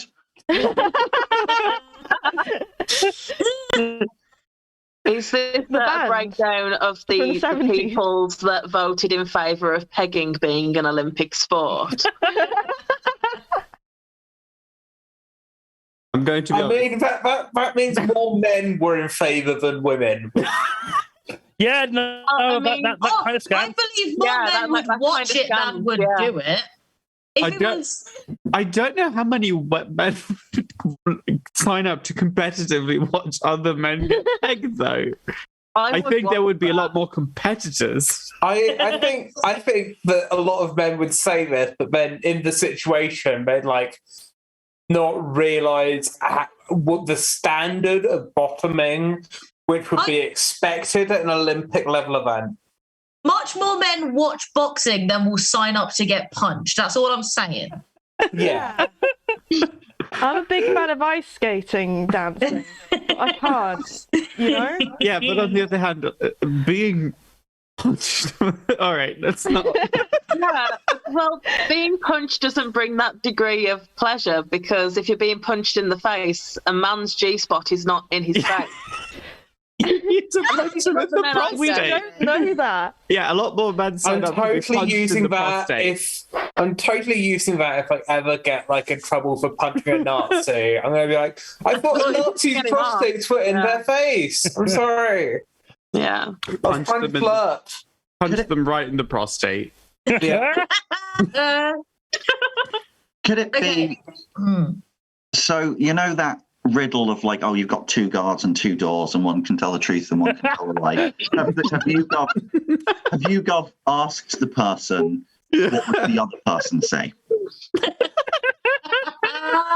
Did you get that from Labyrinth, Ed? I think no. It's just a thing around. Is it just in the general? Okay. Well, yeah. Yeah, it's in the general riddle sphere. Is it the percentage? Some classic. It's been a long time since David Bowie did not invent that riddle. Is it the amount of people who think David Bowie invented that riddle? And at least one of those colours is the amount of people who are too distracted by his penis in those tight trousers he's got a massive to remember what riddle you're talking about. That was a bulge, yeah. Oh, yeah. My dad said he was going to watch this. Right, does anyone... anyone got any idea what this actually is? It is a very Blizzard-appropriate theme. How many of them are gay? It's no. I realised you were going to go for that as soon as I put that glue, but nope. How many people have laughed at the jokes? Yes, you Gob have told our audience. We're kind of a big deal. Is it support for universal basic income? It's not that, no. Is it It is the something amount of far less gays? meaningful. What? Is it something to do with gay people? It's nothing to do with gay people. Well, not explicitly. What's throwing me, honestly, is often if something's Labour more than Tory and younger more than older, it tends to be women more than men, but it's men more than women, which is really... Yeah, it's interesting. Isn't it? It's taken a really analytical approach to this question, but we're like, are they gay? Is it the percentage you have a daddy kink? No, it is. It is not. It is not. Is it fetish a related. percentage you have a mummy kink? It is not fetish related. Is it people that would be put out if there were an actual blizzard?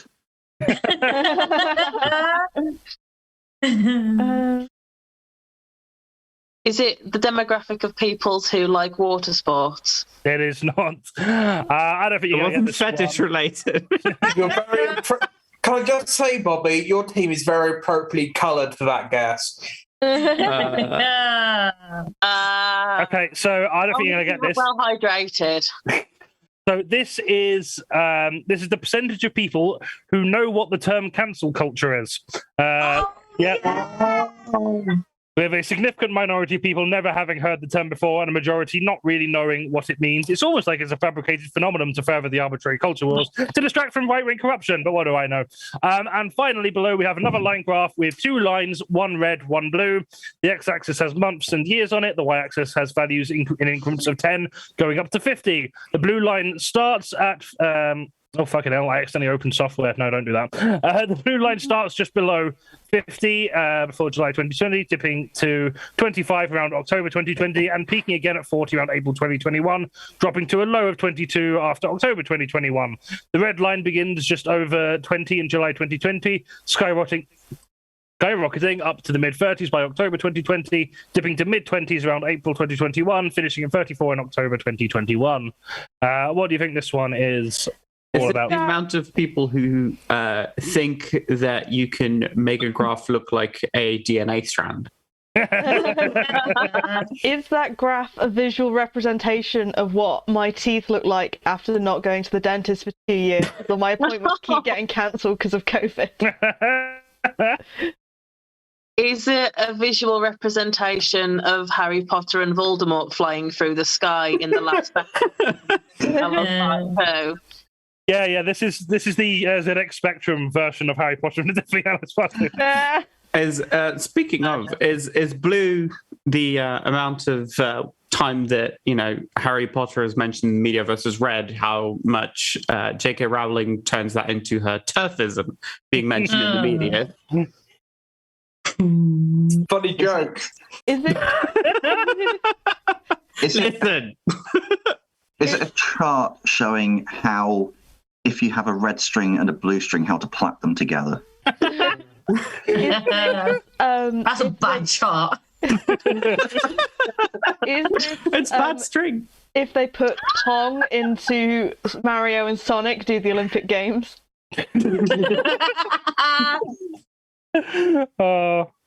I haven't got anything funny to say, just a bit of colour theory, that if you were to combine the lines, it would form one purple line. You are correct, yeah. I know my colours. Is it just labelled red versus blue? Is it a time series showing 2 series of comparable data? No. Is this somebody's Call of Duty kill-death ratio? Is this the 5-mark question that was included in my AQA exam that I took in 2010, pictured earlier? It's this like Labour and Conservative approval rates. Pretty much, I'll give you that. It's specifically Boris Johnson and Keir Starmer approval rates, but close enough. I'll give you the points for that. How'd Starmer make it up to 40? How did How did 34% of people like Starmer? Well, it's more. How does this much of any people like either of them? I was going to say it's more 34% of people approve of Starmer over Boris Johnson, which is still fucking low, really. Okay. This is YouGov poll on I'm the public opinion. begrudgingly in that category. I still think they're both kind of shit. Yeah. Generously. Yeah, so this is a YouGov poll again on the public opinion of whether Keir Starmer or Boris Johnson would make the best Prime Minister. While Boris Johnson has had higher peaks, his approval ratings are declining sharply, and Keir Starmer showing how middle of the road he is by only just overtaking him twice. Boris' are still higher than Starmer's average for the most part, and Starmer's peaks only reach Boris's low average numbers. What a great lead we've got. Starmer feels like if you asked him, would you like a cup of tea or coffee, he would need to refer to a focus group before answering. I was out with my dad yesterday and we were sitting in a pub and he started talking about politics, and on the opposite side of the room there was an older couple who were sitting there, each with their pint but ignoring each other while they read separate books at the same table. And this 50-year-old man put down his book to join in with my dad's talk about politics to tell us that he thought Boris Johnson was a cunt. And I went from being why have you gone out to ignore your partner to this is goals. Love you both. Maybe his partner really liked Boris Johnson. Or that's the bit. No, here's the thing. Now that I've decided I'm on their side, I really like the idea of being I am going out with this person and I am so secure in my relationship that I'm going to ignore them in front of everyone. Oh, yes. Oh, brilliant. Okay. With other people. I like reading a book while someone else is reading a book in the same room. It's a comfortable quiet. Yeah, it's like a kind of unspoken intimacy and quiet. I've never had it, but I imagine it's very nice. Bobbie, when you come down for New Year, you can sit next to me on the sofa and we'll each read a book. It'd be very amazing. Nice. Yeah, do that. I brought books to clubs. I recommend it. Bobbie, if you want to get a coffee sometime, I'll pretend I don't see you, and we can. if that's what you want to do. And I feel like it's a very bold move to put that on your dating profile, looking for someone to read a book next to. Yeah, I'm looking for somebody to take photos of me unawares, looking whimsical, reading a book. The last time I went on to a nightclub, I got bored and started doing my Duolingo in a corner. When I was at uni, my housemates used to take me out to clubs, and I wasn't into the same music as them, so I would not have liked any of the clubs they took me to anyway. And in the one that was on our uni campus, there were a bunch of sofas, and every single fucking time they would have to drag me home because I'd just gone for a nap on one of the sofas. I love how Johnny's just accepted that they had zero control over what we do. You're not sat back being I'm just going to let you tire yourselves out. I want run around in the corner screaming. Johnny, if you start acting like a maths teacher, we're going to start treating you like one. I was once right in the middle of a dance floor. When's the replacement teacher coming? Because they're a very good teacher. What are you saying, I used to have a teacher that used to give us biscuits after story time. I was year one. Well, yeah. And she was a supply teacher who would bring in a packet of biscuits specially for us. And one time she came in and she finished the story and then she was right, who's ready? Who's ready for a biscuit? And everyone was like, yeah, me. And then a different teacher come in, started chatting to her. And then she turned around and was like, why are your hands up? And we were betrayed. We wanted our biscuit. Okay, right. Ed, were you going to say something? It's moved on now. It's fine. Cool. Don't bring a dead joke too far. It's not a good idea. Okay, so at the end of that round, Team 3 are on 20 points. KIRSTIE is still second with 23 points, and Max Bones are in the lead with 28. Our next round is Fortune Tellers. This round we'll be looking at all of your horoscopes. Horoscopes? Horoscopes. Horoscopes. sound like you're going to tell my fortune, but I get some ice cream with it. Do, yeah. Horoscopes. Is I like making me it want better to the other way. re-cancel Belgium. Yeah, sounds better. Johnny, we're not letting you live this one down. That's Sorry. fine. That's fine. Look at all your horoscopes for 2022. Points given for correctly guessing whose horoscope is whose. So we've just so you can get to know everyone. Bobbie is a Leo, Ella is a Gemini, Kirsty and Ed are Aries, Quenby is Pisces, Katie is a Taurus, and Tom, who's not here, is an Aquarius prick. But I don't know. I don't know. Was I talking about Tom or Aquarius? You never know. I am also Did a an Leo. Aquarius recently dump you, Johnny? Not that I know of. Maybe, I don't know. Was it Tom? Yes, Tom has recently done me. Anyway, onwards. So I'm gonna read you out some of your horoscopes, and you have to guess which one the horoscope applies to. Those words. I'm gonna read fortunes without telling you who it's about, and you have to work out whether it's about you or someone else. So your first horoscope is: you have a chance to grow professionally this year. Not me. Okay, so no one. All right, I'll take it. I'll have it. I reckon it could be Ella. Ella's motivated and dedicated, and All right, well, let's not exaggerate. Geminis. You can't always trust these Geminis. I don't know. We're two-faced, but both of my faces are talking to agents. I'm very much considering a life of crime in the new year, so definitely not me. Yeah. I mean, Crime is a job. Last time I had a chat with Kirsty, it literally just became a discussion of whether we could do money laundering ethically. Okay, who's it hurt? Apart from the capitalists. No, money laundering, I think, is ethically... Thank you. I think you can ethically defend it in Minecraft. I think it's potentially ethically neutral. Like a lot of the people money laundering serves. If you do the money laundering and then spend it on Amazon shares, it's evil. If you do the money laundering and then give it to the vulnerable. Johnny's given up and is on their phone. Point is, if anyone can get me into money laundering, drop me a text. Modern day Robin Hood. And likewise, if anyone wants to get into Bitcoin or apes. If we're just doing financial crime. Real though, everyone should get a lifetime ISA. The government If somebody could get 25%. It's good shit.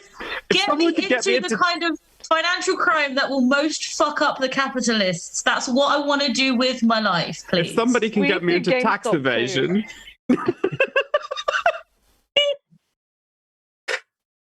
Right, Max Bones. What was the question? Max Bones, who do you think has a chance to grow professionally this year? Leo, Gemini, Aries, Pisces, or Taurus? Didn't Ed get a new job recently?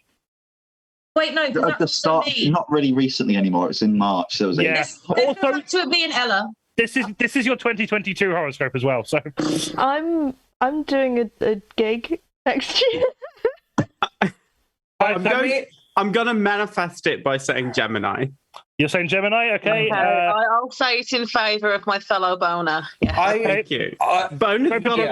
Trap. Who are you going for? Quenby, would you like to make a call? I think maybe I'll get into who's going to have a positive career move. I think that the logical thing is to look at who's doing worst, which gut instinct, I'm saying Ella. So can't go that far down from here. I fully thought after my speech about crime you were going to say me. What have I done to you? So you'll go for Gemini. You just look like you really need this. I need you. I hate that you're right. So you're going for Gemini, Team 3. Who are you going for? Who has a chance to grow professionally this year? So once again, we can go for glory because both have gone for the same so far. You go for Taurus? Taurus. It went so well last time. You are all wrong. It's actually Leo. It's actually me and Bobbie have chances to grow professionally this year. That's isn't it? Johnny and Bobbie go to town, and that's the way that we're planning. The chorus line, yeah. So I really hope it's with your Blizzard work and not your actual day jobs, because that doesn't affect me at all. okay, next one. I'm going to skip through some of these because we're way over time. Next one. Okay, the written word is your thing, and you can proclaim yourself the monarch of all social media. QUENBY. Ella? No. I've already done mine, and if it's not me, then it's extra sad. So I'm going to put the full on QUENBY. Last job is words. If it's not Ella, this is a cruel trick. QUENBY just got a story in a book. It's QUENBY. Yeah, it's QUENBY. Yeah. I know, but QUENBY's a Pisces, and Pisces don't have hands to write; they have fins to swim, and that's science. That's an excuse for not doing your homework, if nothing is. I'd love it if that was how star signs work. Like, Aries, Yeah. you make jumpers out of your hair. Yeah, I'm a Leo. I'm a Jordan, lion. man. Have you seen my hair? Thank you. Hello. You're a Leo. In 2022, you're going to gore a gazelle. I am. Metaphorically. My father is yeah. going to be thrown into a gorge. My father's already been thrown into a gorge. Okay, well now, Bobbie, you need to get up your uncle's bum because it was him. I am estranged from all of my uncles, so that would make a lot of sense. Report them actually. all to the But police. none It of was them one of sound them. like Jeremy Irons. They all sound like men from Birmingham. So you know. Right, Max Bones. Who is going to be the monarch of social media? What's it going to be, Bobbie? I think it's going to be the Aries. The Aries. Kirsty and Ed. Okay. Kirstrap. Who is going to be the monarch of? I'm tempted to go with whatever Ella's star sign is on the same basis. You really need this. Gemini. Okay, sure. Team 3. What's yours, Ed? I'm Aries. Aries. You want to do that? Yeah, let's go for it. Go for it. Love the conviction. Okay, this was Not a very Aries thing to say. It's astrology. What conviction am I meant to have? This was actually Gemini, so Kirstrap get a point for that. Thank you. Yay! I'll let them have the point if I can get the literary. you get to pay Everyone for monarch of all on social media. Patreon right now, please. We all want to read about the adventures of Max Bones and to make this And astrology come Rashford the true. Beaver. And Rashford the Beaver. Was it Rathford? Rashford. Rashford. And what was it? Topping the shepherd. Topping the shepherd. Yes. Yeah, that's Bones. Hold on, let me take some notes. By Aardman Studios. Okay, next one. 2022 will bring you all the opportunity you need to win. Win in all capitals. Oh, it's not me. It's Bobbie. Bobbie's winning this game so far, isn't it? No, because Leo's already been, hasn't We've it? already had Leo. There- I know, being a Leo, there may be more than one automatically for about each. me, but There this may be game more is than not one for each, so about me. just because one's already come up doesn't mean it won't come up again. Okay, that's Johnny all right. confirming it is Leo. Damn it. Max Bones. Who? Aquarius. Aquarius. You think it's Tom? Tom B. No. Okay. Yep. Sure. Fine. Kirstrap. Who do you think it's about? I would like it to be all of us. I'd like all of us to win. Yeah, but we don't all have the. We don't all have the. We're all different star signs, We can't Kirsty. all win. What if there was a star sign that was just your year's gonna suck so bad? Oh my god. I'm gonna be like, Last fucking night, work. for a shit month, I'm like, thank you. I'll prepare myself. I'll get some comfort food in. That's what I need. QUENBY, who do you think's most likely to win 2022 out of the people on this panel? I mean, you don't get to be on this show if your life's going great.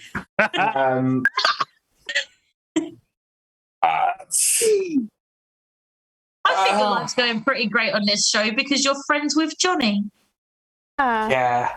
That's my guarantee. Sure. Can I have some points? No, but thank you.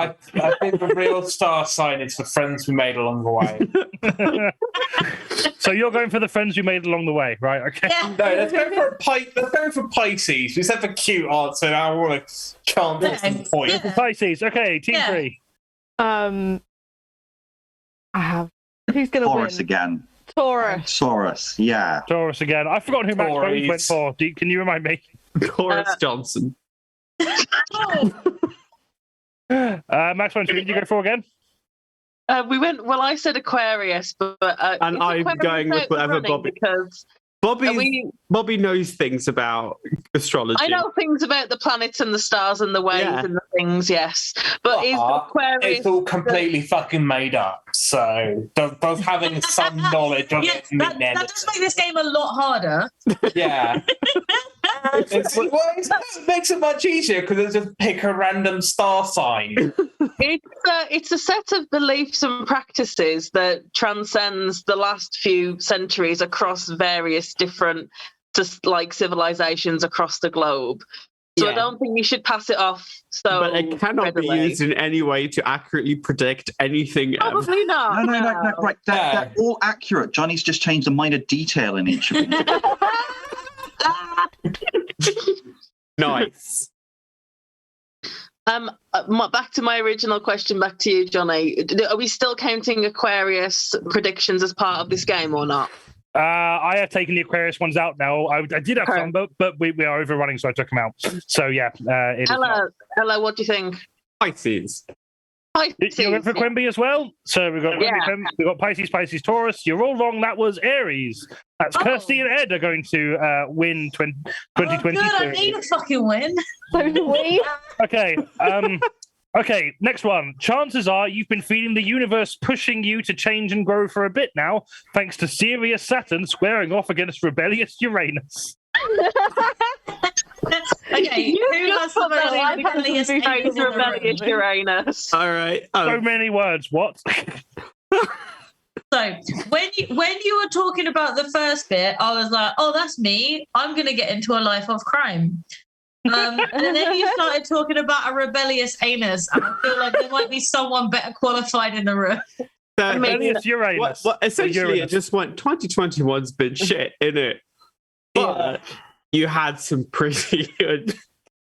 So it can't be the trans people because we've already had that moment of transition. No, I started my transition during lockdown. Well, not started, but around the start of lockdown. Yeah, but I mean, this is a prediction for next year. So, well, I thought it said 2021 has been pushing you down. Yeah, and now it's going to get better, isn't it? Yeah. Getting better for trans people? That doesn't sound realistic. That doesn't sound right now. No. But rebellious Uranus does sound. Rebellious Uranus. Okay, just hands up who's got the most rebellious anus, then we're done. Mine is quite compliant. Yeah, who's got irritable bowel syndrome? I mean, that's just running our family, or it runs in our family. It runs in your genes. Right, Max Bones. Runs down my genes. Max Bones, who are you going for? I don't know. We can keep saying Pisces until something comes up. Yeah, I imagine that fish don't have very accommodating backsides because that's where their fins are for them to swim. So I'm going to say a Pisces. The fish shit. Okay, you're going for Pisces. They absolutely do. Yeah, let's go for Pisces. They're rebellious. Does it just float through the ocean? This is literally just an insight. You just got shit falling on you all the time. This is literally just an insight into what it's like having ADHD. But all we've done, we've illustrated it for the last 3 hours. Oh, God. Let's say Pisces, because I just want this all to end. Okay, you're also going for Pisces. Team 3. We've already had Aries, haven't we? Yeah. They may appear more than once. Yeah, fuck it. Taurus. Me. Taurus, you're correct. This is Taurus. Yeah. What was the Team original thing other than having a rebellious anus? Chances are you've been feeling the universe pushing you to change and grow for a bit now, thanks to Sirius Saturn squaring off against rebellious Uranus. Was the whole thing. I have been feeling a push to change. Right. Okay. Specifically my loose flabby anus.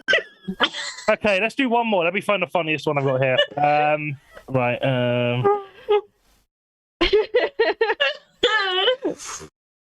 I'm not doing this one until at least next year. Okay. This one might be one that's easier for you.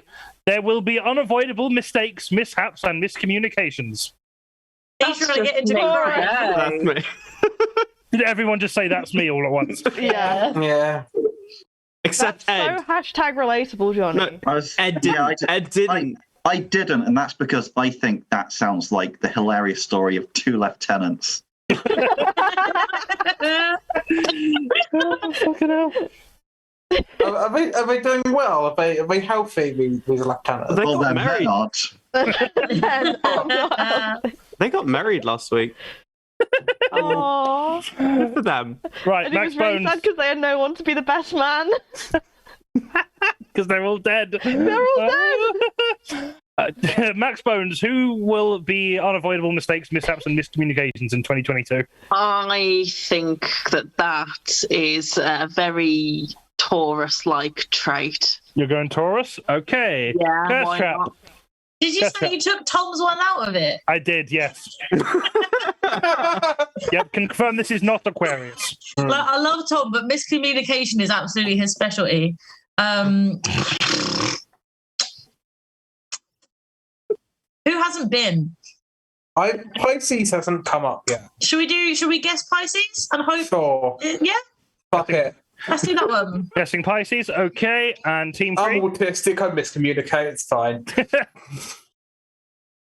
Team 3, unavoidable mistakes, mishaps, and miscommunications. Oh,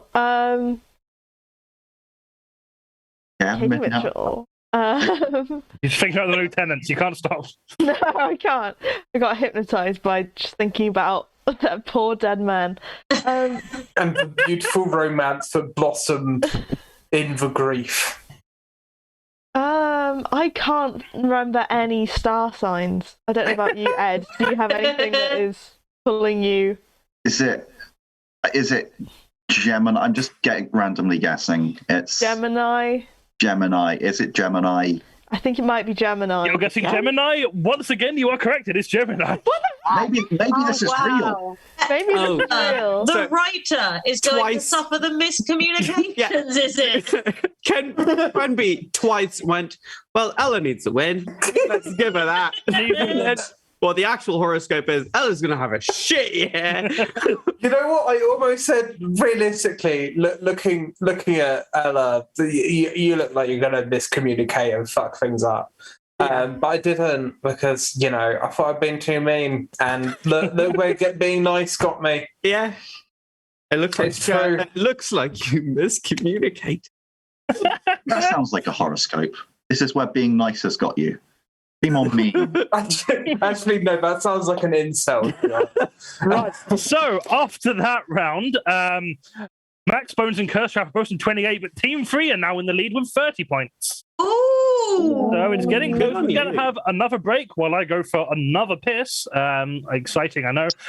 So reminder to donate to Coffee for Craig if you have not already, because they are great. And tell your friends.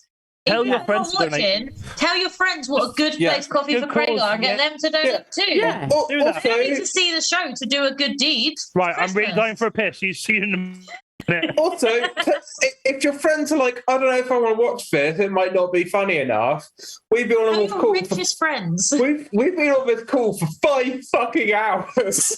So This is an the enduring longer it goes on, the greater the chance you get to see one of us have a full-on breakdown on camera. So tell all your friends not to miss that. Oh, it's going to be me, isn't it? I'm going to go for a slash.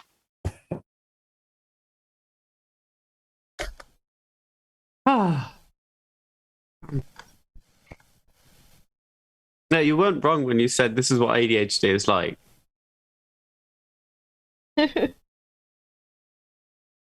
Yes.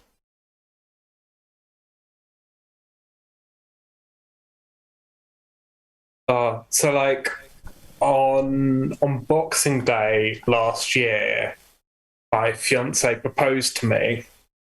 But I'd ended up on an ADHD tangent and kept on trying to like work out why nipples get hard when it's cold. She was just like being like, "Oh, I really value our time together. I love you so much." I was like, "Well, why do nipples get hard when it's cold? Like, what is the evolutionary advantage to this?" It's like, "QUENBY, I've really enjoyed every day I've spent with you." It's like, is it like to stop? Is it to like cut down blood circulation so you minimize heat loss? I just got stuck in a tangent, and she just had at one point she's like, "I'm trying to propose to you," before I stopped wondering about nipples. Oh.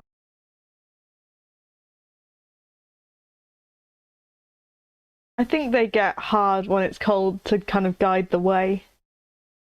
Yeah, like a little signposts being like, so if someone's like, I'm lost and it's cold, I was like, "Oh, you need to go that way." Yeah.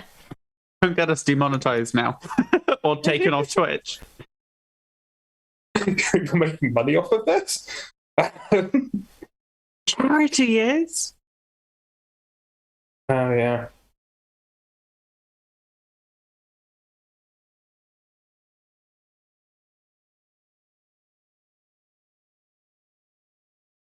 What's up, gang? What I miss? Nipples. Nipples? Fuck! Nipples and me getting engaged. Oh, congratulations. I thought you were already engaged.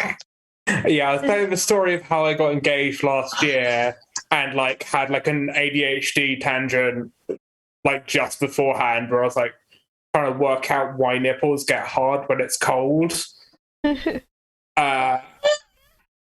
reasonable. I mean, I'm glad you think that. My fiance did not think I was being particularly reasonable. I feel like sensitive skin puckers in the cold, right? Yeah.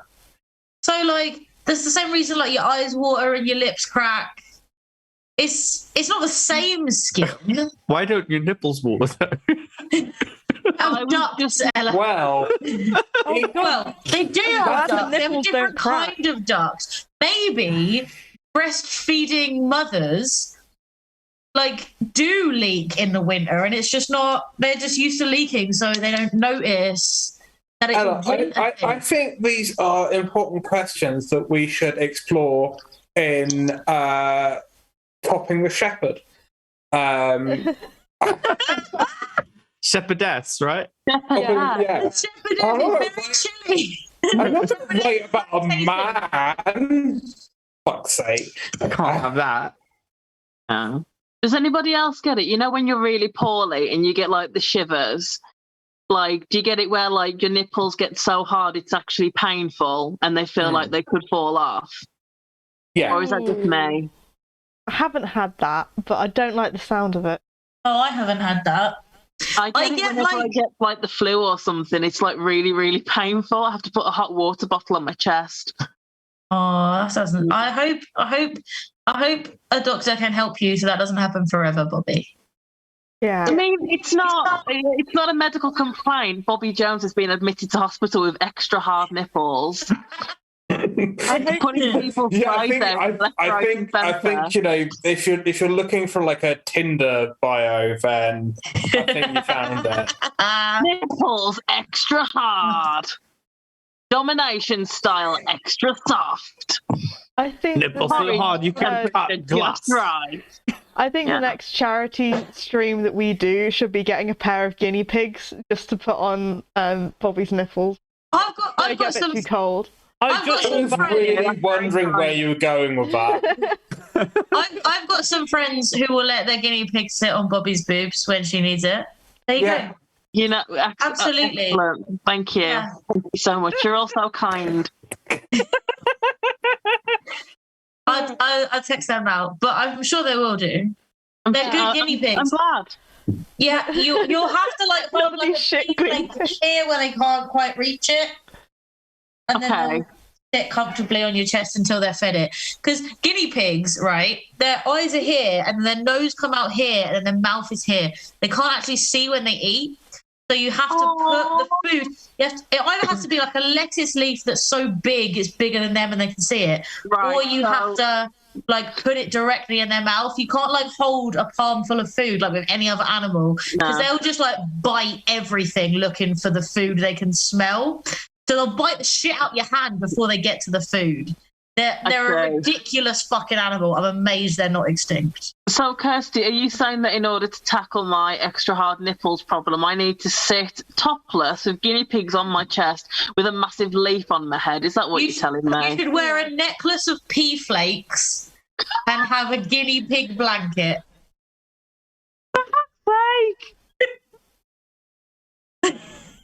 Ridiculous. Instead of like a pearl necklace, it's a pea flake. Peas as in like peas, the vegetable, obviously. Yeah.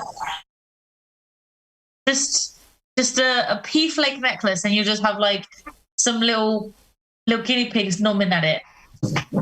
Sounds nice. It does, doesn't it? I reckon it would be very like warm and comfortable. Yeah, I'd feel like one with nature. My dad has texted me good night, so I assume he's not watching anymore. Oh, but also valid. I've been told to get the fuck out of the bedroom so my fiance can go to sleep. So I am now just randomly in the middle of my parents' house. So yeah, buckle up, fuckers. I can hear my neighbour taking out the bins, and I've not been home in a week. And the first thing he's heard me say is talking about pea flakes and nipples. Not just any nipples, my nipples. They are obviously the best nipples. They actually are. Thank you very much. They do everything I tell them to. Take out the bins. Do they write your notes for you? That's what you want in your nipples. Obedience. When I'm writing. Oh no, Bobbie glitched out. No. Oh, Bobbie, come back. I really wanted to hear what they were saying about their nipples. And it's such a flattering image too. Oh, it always is. It's always when you're like doing a speaking face where you're halfway through a word and you're like, there she is. Hey, Wait, Bobbie. Hi. Oh, is QUENBY gone as well? Does my internet keep on going quite badly? It just did it then for the first time, I think. That's heartbreaking. I can't remember when I... Yeah. Oh no. My top off and just on the desk. Thanks for that, Sam. I was just going to say, yep, I had a troll in the comments, but they're gone now. Did we have some naughty comments? Yeah, had some naughty comments, but they have been banned. Was it something about nipples? It was nothing about nipples. Okay. Nothing about nipples. They weren't talking shit on your nipples. Don't worry, Bobby. They didn't go too far. That would just break the Blizzard code of conduct. Oh, I looked on their... I can't see the comments, but I can see their thing. And apparently they're a semi-pro Fortnite player, and they've got 16 followers. That's really funny. Really on putting semi. the semi in. I mean, I'm a semi-professional comedian. I get paid like a few £100 every once in a while. I would love to know what's in it for a Fortnite player with 16 followers. Yeah, that's where we're going wrong. Oh, we know who we're raiding when the stream finishes. Oh, wonderful. Right, are we all back? Yeah. As a mod, I can see the things that they said, and none of them make any fucking sense. I fully do not understand. It's an attempt in the chat. I want to see. An attempt at homophobia was made. Let's just keep it at that. Yeah, I got. Hi, Dad. My dad's texted me saying to wave, even though he's already texted me goodnight. Hi, Dad. Kirstie's dad. Yeah. That wasn't Kirstie's like, I can't watch. Kirstie's dad's like, I can't watch the stream. For some reason, I was banned. Anyway. Anyway, I've got a game of Fortnite to play for my 16 followers. Fortnite player. Oh, wonderful. Right, let's crack on. Okay, our next round is 3-minute fringe. It is showtime. We have an all-star cast of 2021 performing a quick stand-up show for you here. Some of them seasoned performers, other public figures who just want to set the record straight, others completely fictional. So please, we are going to start with Sir David Attenborough. So please give a warm round of applause, even though we can't hear it, to the wonderful Sir David Attenborough. Everyone's clapping silently. Oh, Ella, sorry. There we are. We got it. We got it. Yep. There you are. Take it away. So 2021 was a year of ups and downs. At the start of the year, the Natural Science Academy of York discovered a new type of semi-intelligent fungus, completely unique to the Greater British Isles. Sadly, it was later discovered to be running the country. However, we must continue to be vigilant in the name of our planet and all living things on it, especially in times like this. After a major pandemic, things are starting back up again, and then closing back down again, and then starting back up again, and then closing back down again. And the pandemic, of course, needs its own mention.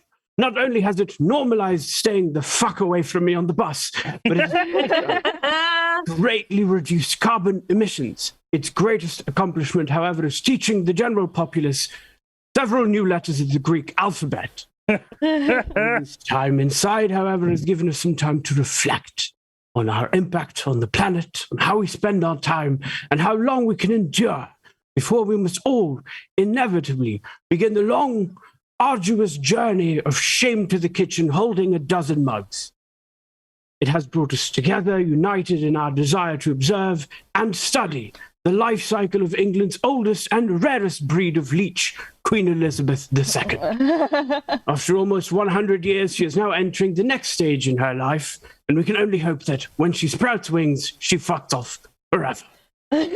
However, it's also divided us into people who have respect for the sanctity of human life, and indeed the sanctity of all life, and those people who cannot be bothered to put the mask over. It doesn't take that much. But many such divisions have been made, and it is important all come together in harmony to address the real issues plaguing the planet, like the rising ocean levels, the privatization of electronic motors, and Tories. Animals, too, have been affected by these changes in our behaviors. Dogs have been delighted, my cat has not. The recent rise in NFTs has, of course, sparked a lot of debate, but I personally think it is brave and progressive of modern Silicon Valley Imagineers who have, at long last, created an aspect of geek culture that no woman wants to interact with.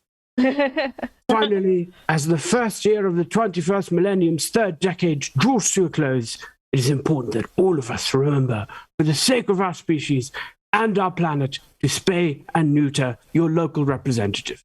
Thank you. Wonderful. Thank you very much, Sir David Attenborough. Hope you're not actually dead and this wasn't very tasteless. Oh,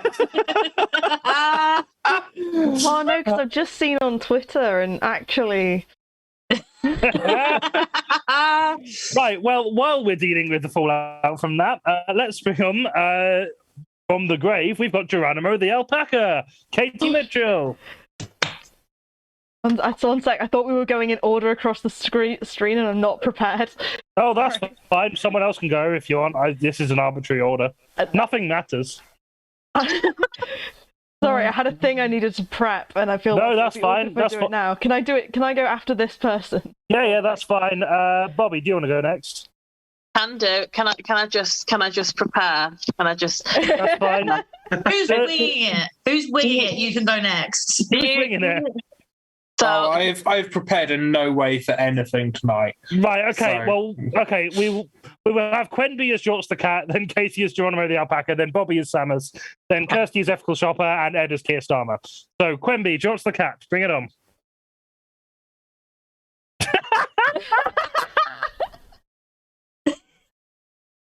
Meow.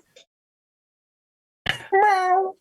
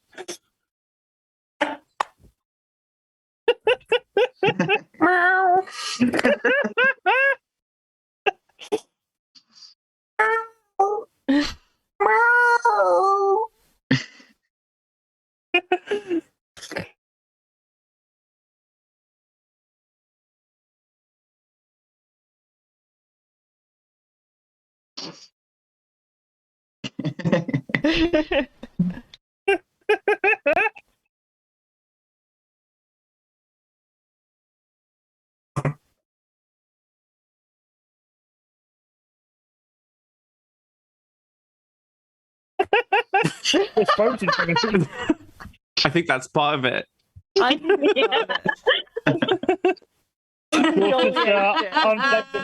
Outer, yeah. Yeah,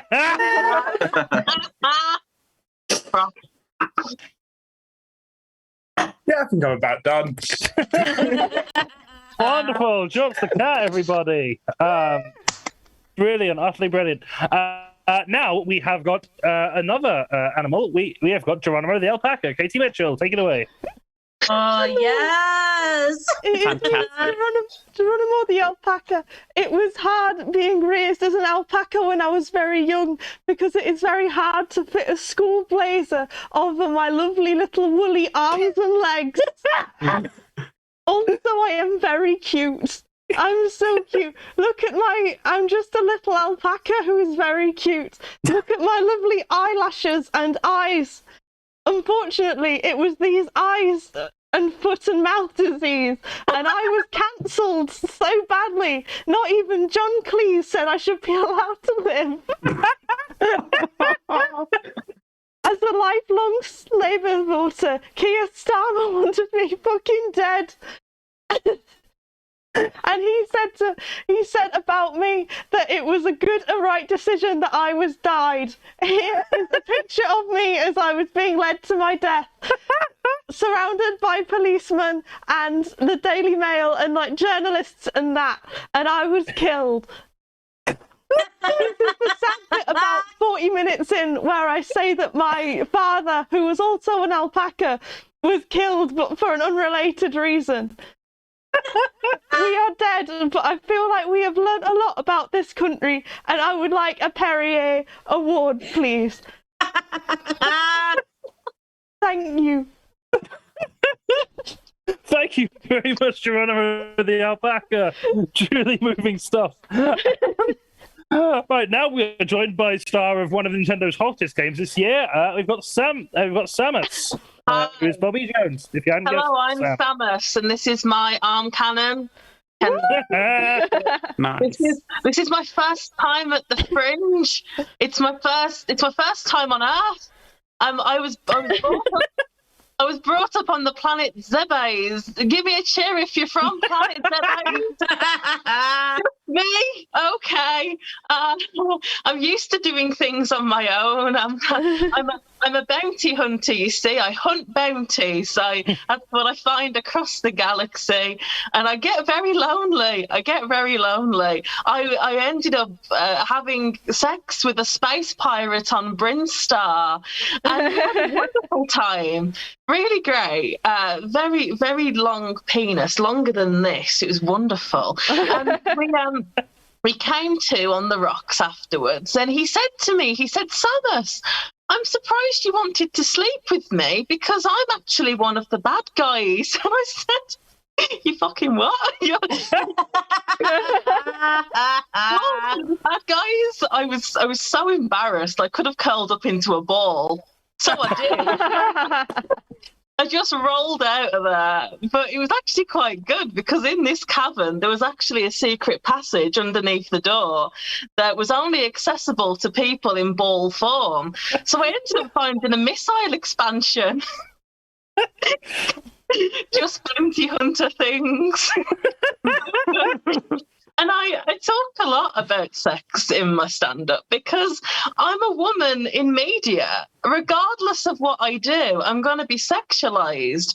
So I might as well just sexualize myself. You know, in the olden days of Metroid, I used to have more armor on, really. And I quite liked it that way because a lot of people thought that I was a man, you know, which I quite liked. But I had a very awkward phone call from Mr. Nintendo one day, and Mr. Nintendo was like, Samus, the gameplay is banging, the puzzle solving is wonderful, it's all great.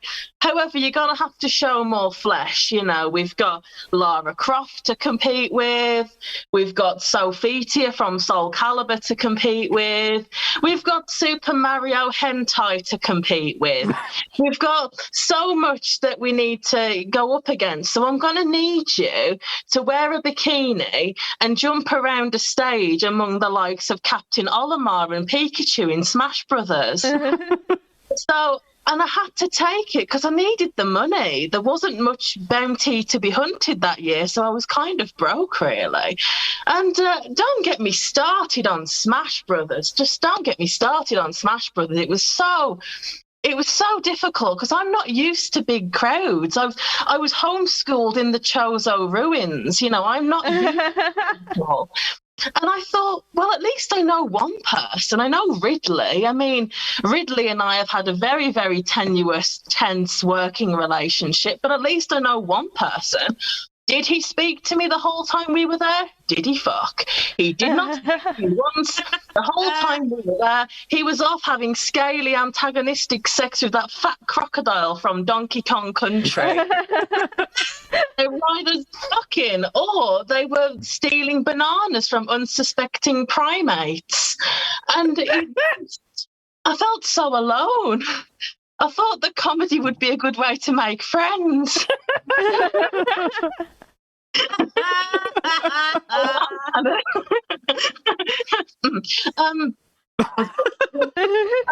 I'm not used to being on Earth.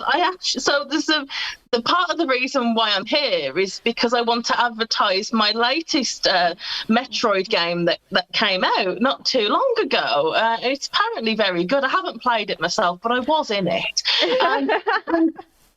And anyway, so when I got the script through for the latest game, it was full of spelling mistakes. And I got really excited because the opening page actually said Nintendo presents Metroid Bread. And I thought that this would be the latest installment whereby I live in Paris and I have a bakery and patisserie and I just live as a normal human girl. But I was wrong, and Mr. Nintendo rang me up and said, no, Samus, it's Metroid Dread.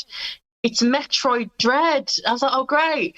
Over 30 years of bounty hunting in space on my own. Just what I need.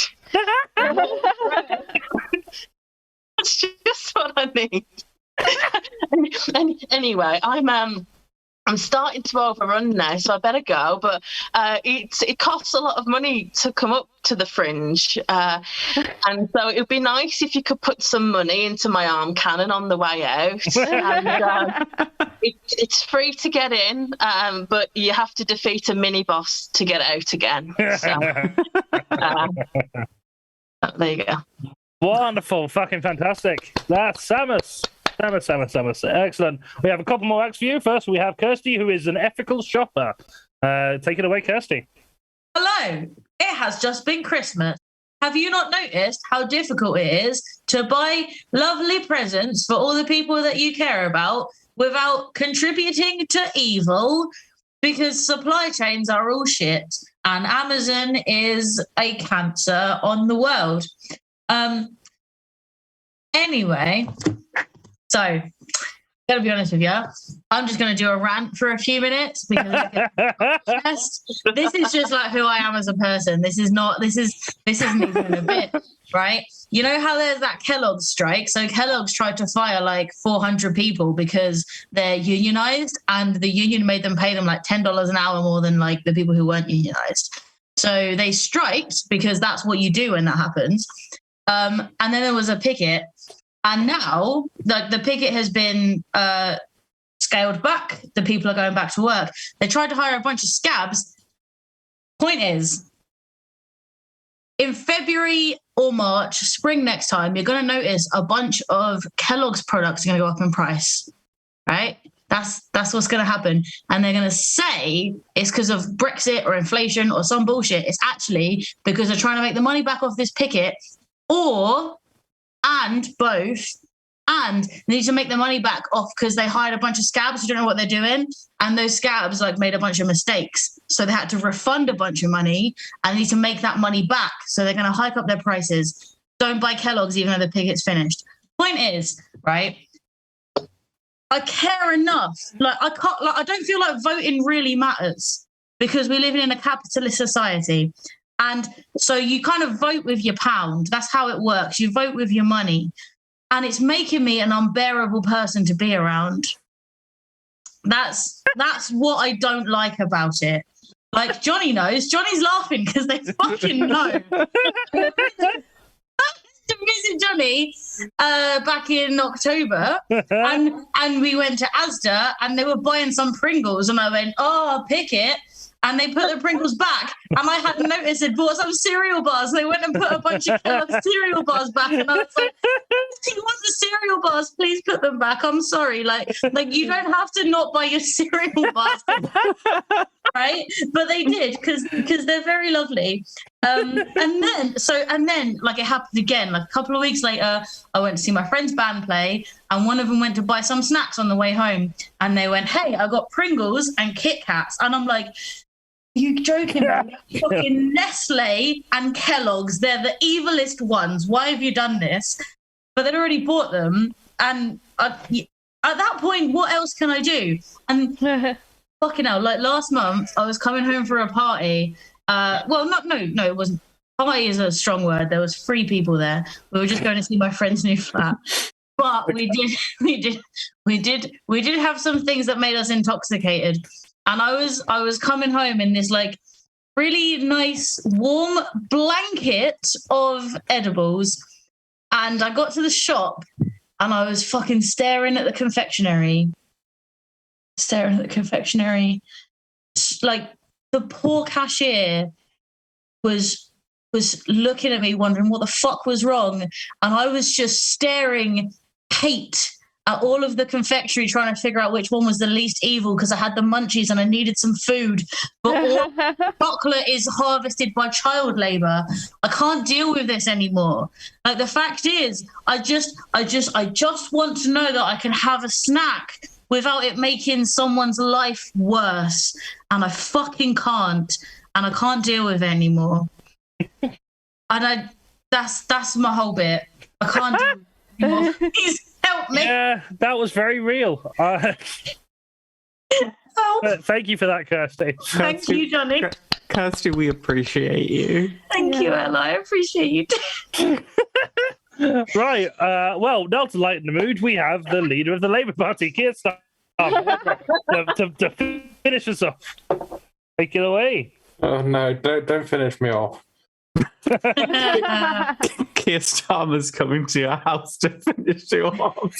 That just doesn't sound enjoyable. I mean, firstly, thank you, Kirsty, the ethical shopper. It's exactly that sort of principled positions and principled people we don't want anywhere near. Thank you for the open spot. David, did you run these jokes past the focus group? So, yes, I was last minute addition. That's fine. I had 10 jokes written down that secured me the spot, but now I've got the spot. I think I might just abandon those ones. Sorry.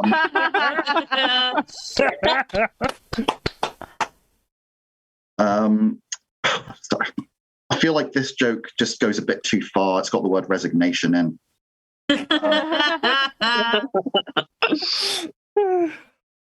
know I've not really said that much yet, but I could go on for 2 hours. That's a conference speech joke there. And I'd like to finish up with a poem.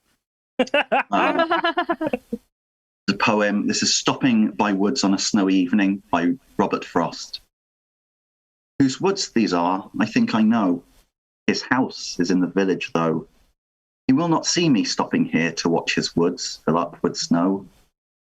My horse must think it queer to stop without a farmhouse near between the woods and frozen lake the darkest evening of the year. He gives his harness bells a shake to ask if there is some mistake. The only other sound's the sweep of easy wind and downy flake. But woods are lovely, dark and deep. I have promises to keep. What? Promises to what?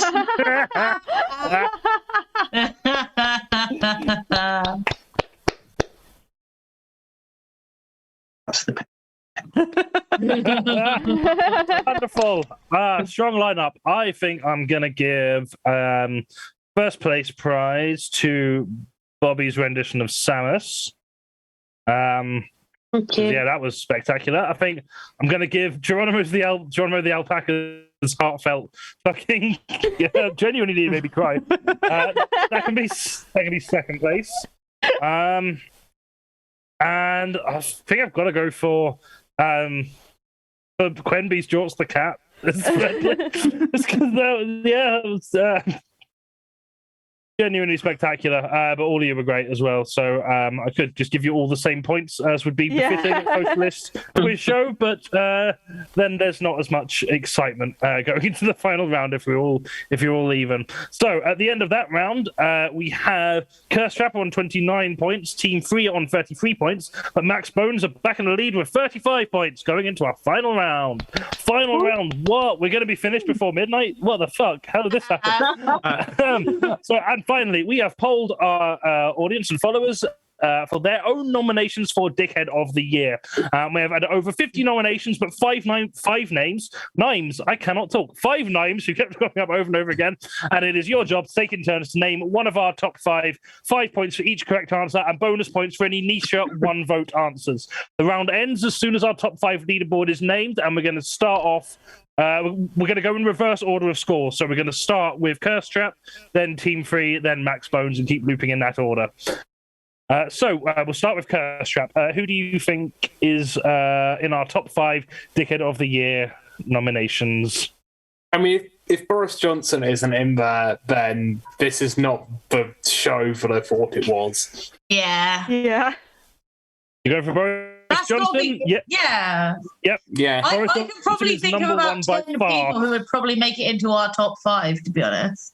Yeah, knowing our audience. You are correct. Boris Johnson is number 1, and it wasn't even close. Boris Johnson. Yeah. So you've got the easy one. Okay, Team 3. Similar. Oh, what were you going to say? I was going to say, is it heartbreakingly going to be the leader of the party of which I am a member? I mean, we all love Caroline Lucas, so you remember of. I didn't even know who's the leader of the Lib Dems. Is it a lady? No, it's Ed Davis. Oh, okay. Also, Caroline Lucas isn't currently leader of the Greens. But yeah, she stepped down, didn't she? She stepped down a long time ago, but they've had a couple of different leaders since then. Yeah, didn't they have? They had a guy. Anyway, who you? They had a guy. About are you Keir Starmer? Not you. I mean, you were, but like, I do feel like Keir Starmer will have been nominated. Could you imagine? I was going to go for Priti Patel.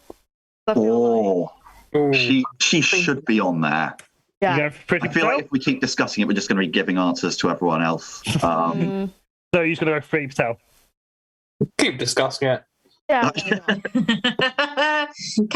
on. Go for like 4 or 5 or 6 or 7 more until you decide which one you want. Okay, Priti Patel, you are correct, is number 5. Only 3 votes, so you can see the massive jump between number 1. I thought Priti Patel would get more. Yeah, I'm quite surprised as well, but no. I would have thought the 5th lowest one would get more, to be honest. Yep. She only just made the top 5. So yep, that's 5 points for you, Max Bones. I'm thinking Amazon Man. Amazon Man. I was. You don't get the points if you don't know his name. And also, considering the timing in which the Blizzard Dickhead of the Year came out and J.K. Rowling's most recent tweet. That's also true. Yeah. But yeah, so what do we think? J.K. or Jefferson Bezos? I'd like to go with J.K. if that's. Yeah, let's go with J.K. J.K. is on there. Yep, that's 5. More What's than you? 50%. Yep, J.K. Rowling. Yep. Second place was 7 votes. That's how big the jump was. Right, okay. We get this round is going to be over very quickly if you keep getting correct answers. Just a reminder, Last two with were our for like audience, 20 Johnny. minutes trying to get the last one.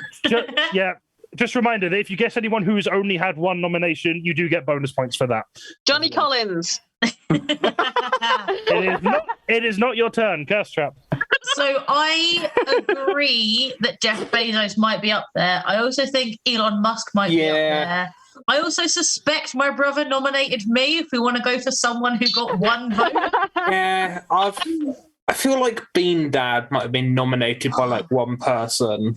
Okay, but because the survey went out like 2 weeks ago, does anyone Nobody would have give a shit remembered. about Yeah. Bean Dad? Yeah. Like, we all remember Bean Dad. Do we care enough about him to be like, nah? I thought that was last year, to be honest. I don't It was remember Bean Dad before. January, so like it feels like last year. Yeah. It feels like 6 years. Yeah. So I did. I remembered that Bean Dad was this year.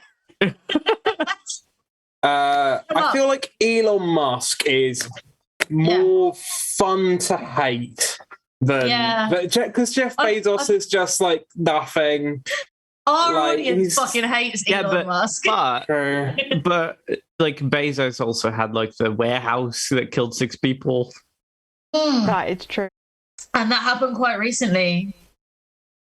That is a pretty dickhead But move. also, Elon Musk, he's a dickhead, isn't he? He take offense to just being a dick on Twitter.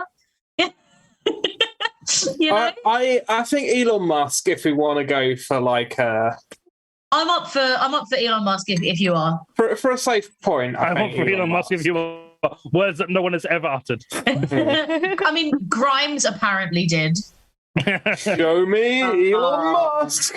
Elon Musk is on there. Yep, that's another 5 points. Elon Musk is number 4. What should be Yeah, because I was going to say, like, it probably is Jeff Bezos. I reckon so. Unless you go for a bonus point. Yeah, I could go for a 1-pointer. Who do you think one member of the Blizzard comedy audience hates? Oh, like I don't know if Priti Patel only got 3, then I feel like KIRSTIE could have got 1. I feel like someone could have said Johnny Collins as a joke for 1. Maybe honestly. You know what? I think enough people have said Johnny Collins that they might be 3rd. Enough people were like, I'll put Johnny in as a joke. Being like, oh, I'm so original and witty. Yeah. Do you remember when everyone was playing Quiplash in like the early lockdowns? And I had a few of those where I was like, oh, I've got a really good answer, and it was exactly the same as someone else's, and there's no feeling of like. I'm less original than I thought. Yeah. Yeah. Just like, oh, I thought I was really clever. Anyway, I'm about to do the same thing. This is the point of the game, though. You're fine, Kate. Yeah. Should we go for the safe thing that it's probably Jeff Bezos, or should we try and littler? I think we're in the middle, so. If you're in the middle, then everybody gets 10 points and we get 5. So if you get the final one now, that's I will tactically.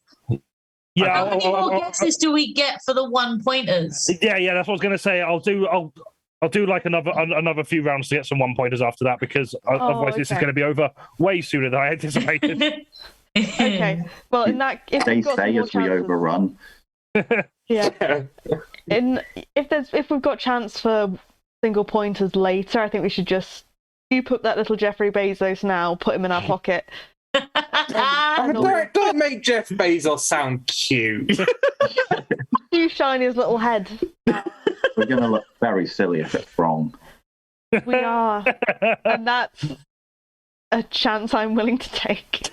You go for Jeff Bezos? Let's go for let's go Jeffrey Bees. Jeffrey Bees is indeed. There we go. The third one. Yep. 3, 4, 5, 7, and 18 for both of us, and it really was not a contest. This I don't remember who was on it last year, but it was. Last year it was Graham Linehan, and we all forgot because we were all naming Tory politicians. Yeah. Okay. Yep. So we'll do a few more rounds to get some 1-pointers. So Max Bones, Who do you think might have been nominated once? We could toss in Keir Starmer for a cheeky 1 point. I'm pretty sure somebody did. Might be 2 people did, though. Oh, that's true. Do we get any if there's 2 people? No, you only get points if one person is nominated. Them. That's a good point, then. Well, I voted Johnny Collins once, but the other people... are a popular figure. Do we want to? Well, I mean, we've got to then, Bobbie, in honor of your one vote. In honor of my... and we have to hope that nobody else... Nobody else thought they were as funny as Bobbie I reckon Jones. somebody probably has, to be fair. I don't know. Who are you going for? Me or Keir Starmer?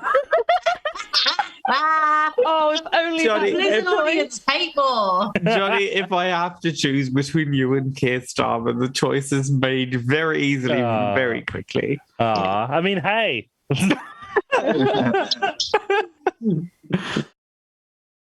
I don't know. Ella, can you decide for me? No. You're higher up than I am. Oh, shit. That's my phone. What? Yeah, not anymore, I'm not. Right. Sorry. Go on. I've got a very, very... Flip a coin. Flip a coin, heads or tails. Don't tell me what to do with my currency. What? Give your currency to Coffee for Craig. Link in the Twitch chat. Why did we put 2 bisexuals? Let's go with Keir. Let's go with Keir Starmer. Keir Starmer. Okay, let me have a look. But I think Keir Starmer, 1 nomination. Yep, I'm surprised as you are. So it's a bonus point to you there. Okay, curse trap. Okay. See, now it gets tricky, right? Yeah. All right. I predicted it taking longer for the top 5 to get across. So I'm not gonna lie. All right. I feel like my brother probably did put me, and he wasn't just trolling me. I feel like it's a safe bet to say me. I got 1 point. Imagine if you got 2, though. Yeah. Imagine if someone else was like, "Yeah, I'll vote in your poll, but fuck you." Like, unless my sister also did, in which case, like, fuck her because she didn't tell me.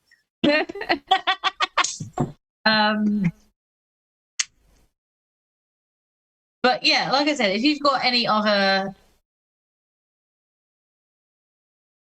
I feel like there are some more people who definitely deserve to be up there. I feel like someone's going to vote Rishi, you know?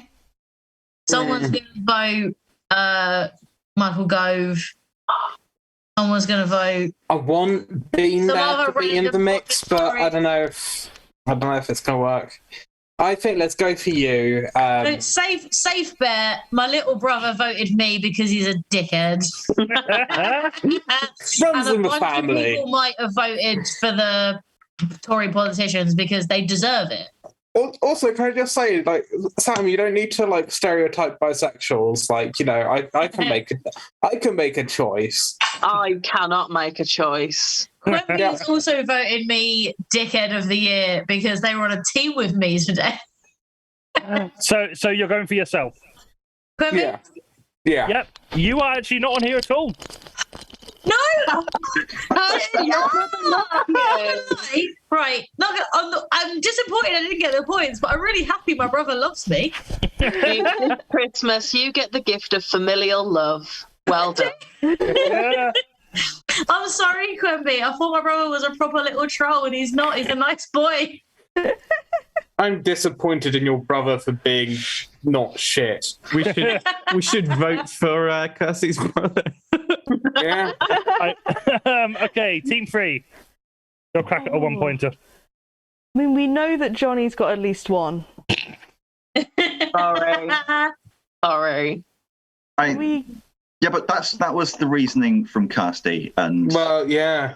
I think we can. But that would mean Bobbie lying. If the That would be an question is excellent Bobbie full of shit, then yeah, Yes, like well, it's, I am. But yeah. not where my hatred of Johnny is concerned. That is constant and true.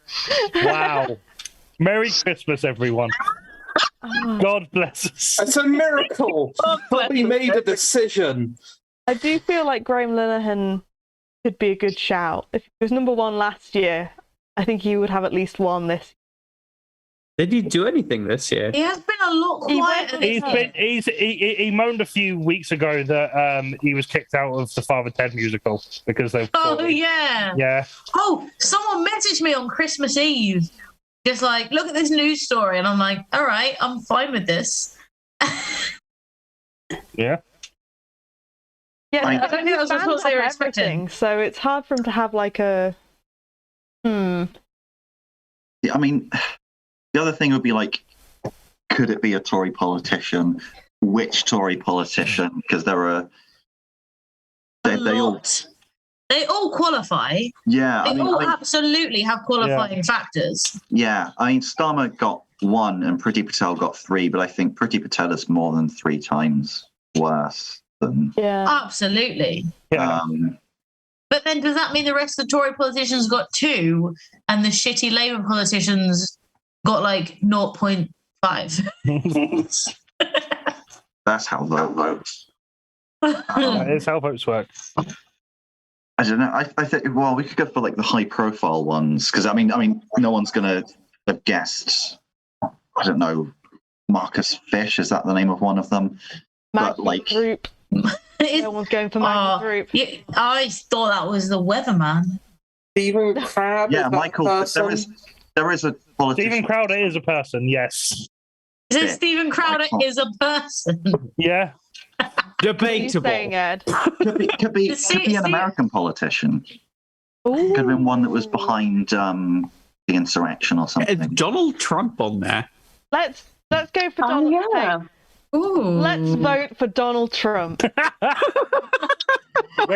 You're going for Donald Trump? Yes, I, Katie Mitchell, want to vote for Donald Trump. Can we clip that? Please. Somebody clip Vote that. from Katie Mitchell. To go with Ed's love of King Leopold. Hi, we love King Leopold and Donald Trump. We are Team 3. So don't just QAnon too. So before I tell you if you're right or not, this just reminded me. I was watching YouTube earlier and I got an advert for an interview with Candace Owens and Donald Trump, and it was literally called "Uncancelable." And I'm like, you were ousted out of the White House from an election. What? How much more cancelled can you get? Yeah. What are you talking about? Maybe is King Leopold on the list? It's not too much of a clue to tell you that King Leopold is not on this list. Well, Johnny, come on. Don't give us these clues. You say he's worse than Boris Johnson. But Donald Trump has 2 votes, so you get no votes for that. Maybe it'll be quiet. We should have gone for Johnny Collins. He's less popular. All right, it's up. Wait, are we up yet? Again? It is. Yeah, it's your turn. Yeah. Hey, Bobby, do we want Right, Ella. What think you of Matt Hancock? I have no opinion on Matt Hancock. I nothing him. Well, that scandal was earlier on in the year, but I feel like the hypocrisy runs so deep that at least one Blizzard audience member would name him as one of the Dickheads of the Year. True, but we can also still try to cash in on that Johnny Collins. That Johnny Collins coin we all invested in. I think this is Bobby planting seeds and waiting for other people to. I'm not a gardener. I don't plant seeds. Johnny, Bobby, was this a cheeky little lie that you were trying to bait other people with? No, it was the God's honest truth. Then we've got to go with Johnny and just hope that everybody else was a good person. Johnny Collins is the answer to 1 point vote. Johnny Collins. Yes, it is. Yeah. One vote. And thank you to the rest of the audience. That was, Bobby. Yep, that's 1 point.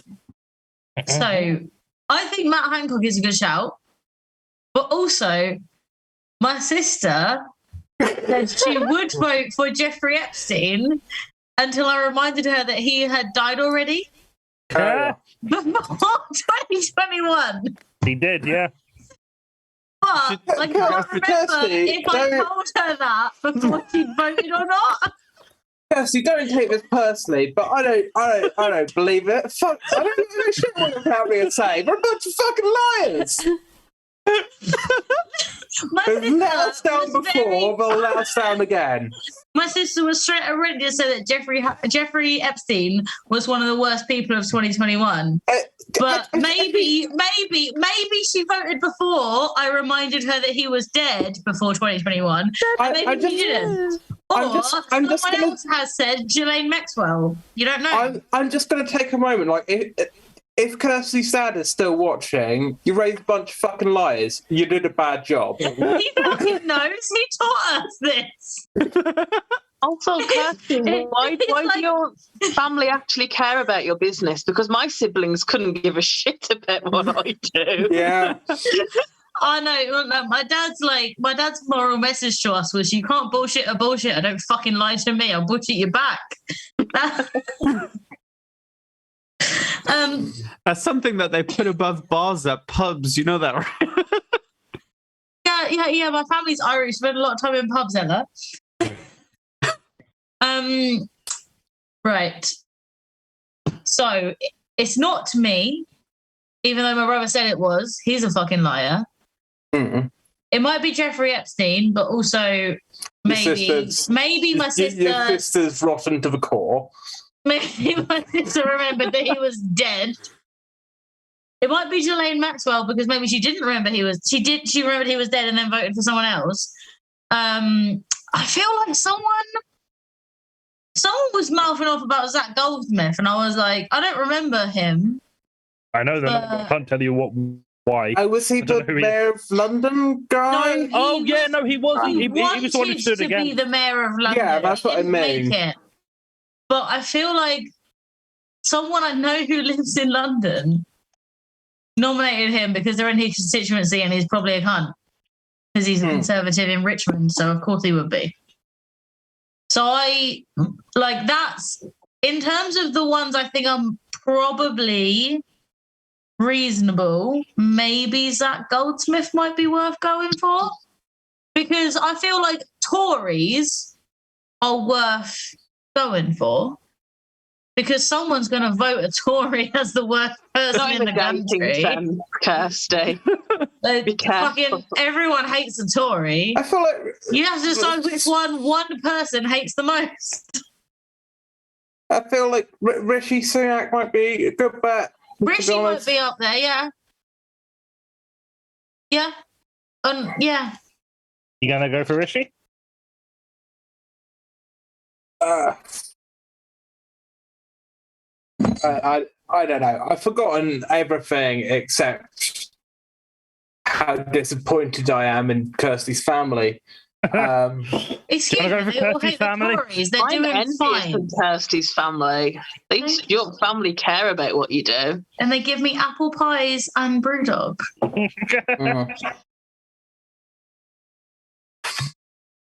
Oh. Are we going Rishi Sunak then? Yeah. Yeah. Okay. We've tried getting individual votes and it hasn't worked. That hasn't worked, so my brother's a fucking liar. Yeah. Are you going for Rishi Sunak? Let's go for Rishi Sunak. You are correct. Rishi Sunak was a one pointer. Yep, Rishi Sunak got one nomination, surprisingly. So I think we'll have this to the last round. So one more for Team 3 and one more for Max Bones. Team 3, who's your last 1 point nomination? It's either Hancock or Dominic Cummings. I'd have said it would either be Hancock or Rob. Hancock or Cummings. I think there are lots of Tories who deserve a nomination. Yeah. Which one's Dominic Raab? I always forget. He's the guy that went on holiday while Afghanistan was falling apart. The one And that Cummings was the one who took his daughter for a drive to test his eyeglasses. Yeah. I think he might be a number 2. And also Rather in the game, I think he might have 2 points. They're all number 2s. That was a poo. Especially Johnny. I think Rob Sounding is a good humour, 10 shout. out of 10. You want to go with Rob? Sure. I mean, I think either one's as good as the other, really. I don't think we're going to know. So, yeah, let's go Rob. Rob was not nominated at all, surprisingly. There is no Rob on this list. What Did Rob happen? did Matt Hancock get? What did Matt Hancock Well, we still got one more. Oh, okay. Max, but I will go through the rest of the table after this. Max Bones, last one. Who do you think is the one? Ella, do you think we should go for Matthew Hancock? Let's do it. Let's do it. Matt Hancock. Matt Hancock got 2. Matt Hancock got 2. I knew he was in the Did like someone's loud cunty neighbour get 1 point? Like, I really hope they did. I hope someone's like screaming newborn got 1 point. Babies in general got 3 votes. Or just like somebody had a really bad like interactions, like Stephen from Hull. So, the ones we have, 1 pointers that you haven't got. Eminem, for some reason. They're not for a reason, because you gave me the option of a reason. Yeah, they did. I think it was just something like something along the lines of Dido deserved better. Is that you? Yeah. Bobbie, you could have just said Eminem. That's a 3 point for us. No, I did these votes like while I was going to sleep, and I was half asleep. And I was thinking, I voted for Johnny. I think I voted for coronavirus and then Eminem. Bobbie just only voted for people that only Bobbie voted for, and they still forgot them all. So yeah, Eminem. Anti-vaxxers only got 1 vote. Rishi Sunak. Corporate Twitter sass. Someone went on a whole rant about companies using their social media to like pretend to be sassy to other companies. That got 1. Dave Chappelle was a 1 pointer. I was expecting more for him. Oh yeah. Kirsty, you said one earlier. I've forgotten how you pronounce the name, but the Maxwell woman who's related to MC. Jose Maxwell. Jose Maxwell. Yep, she was a 1 pointer. Capitalism was a 1 pointer. Dominic Cummings was. You could have gone for that. I'm so sorry. No, it's okay. Marjorie Taylor Greene. Someone's OAP neighbour Dave. Tess Daly. James Corden. Tess Daly? What's wrong with Tess Daly? I think. James Corden fucking deserves more than 1. Yeah. I think it was just someone who was mad about something to do with Strictly Come Dancing. I don't know. I vote for James Corden. Tess Daly's wonderful. Yep.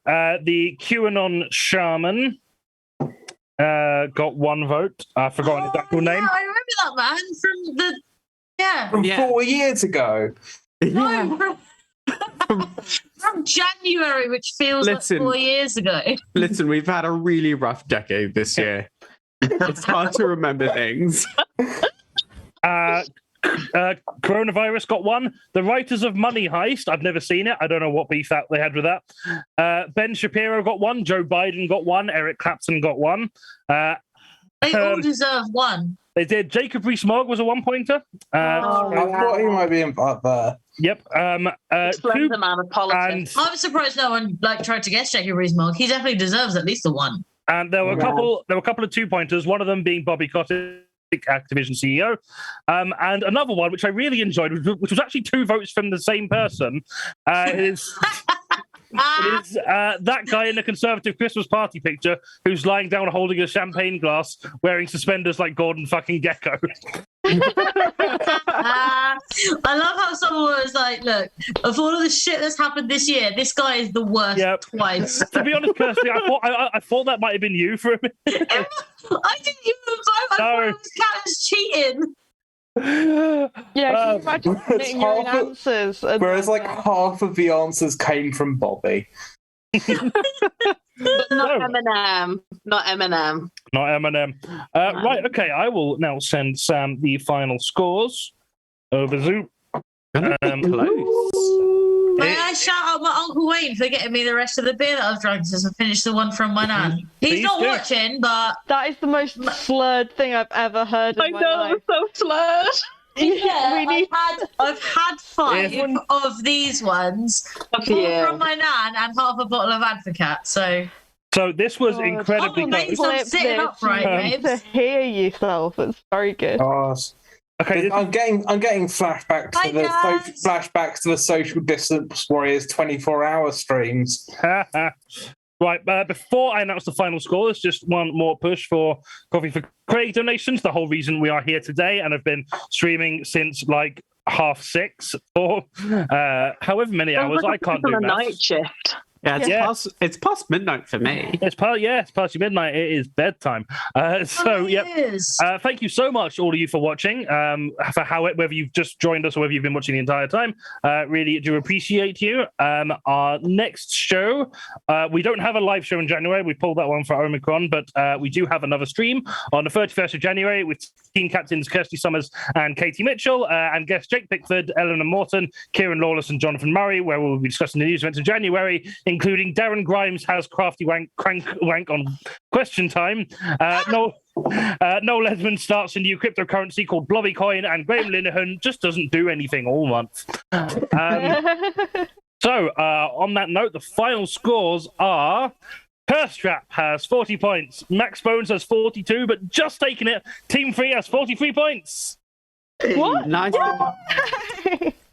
In my completely flawless scoring system that is definitely balanced. We I lost, never win. Bobby. We lost it on the last round. It's fine. Yep. Did well on the last round. We did well on the last round, but everybody else got 2 guesses out of 5 points, and we only got the 1. It's We fine. did I'm not mad. Because you were in the lead. My team's never won. Ed, do you want to do a victory high 5 or high Yeah. 10? Yeah. 3, 2, 1.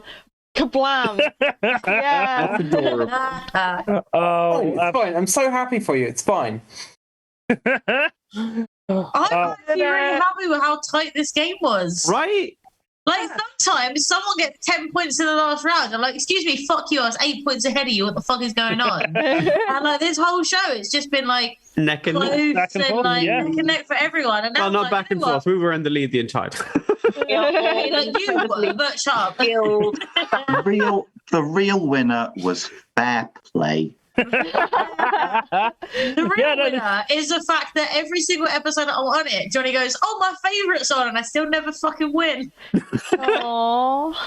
I'm so sorry. Maybe you should be better at this game. Maybe you be better teammates, you bitch. Hi.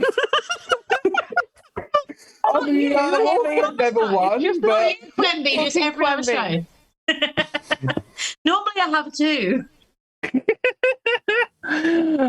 Wonderful. Yep. So thank you very much for joining us. That is pretty much all we've got for you. So yeah, thank you. 2021 has been terrible. 2022 will be equally as bad. But we'll still be here for most of it. Don't be such a pessimist. It Don't might be be all right. See you in the new year. Bye, everyone. Bye. Bye. Bye.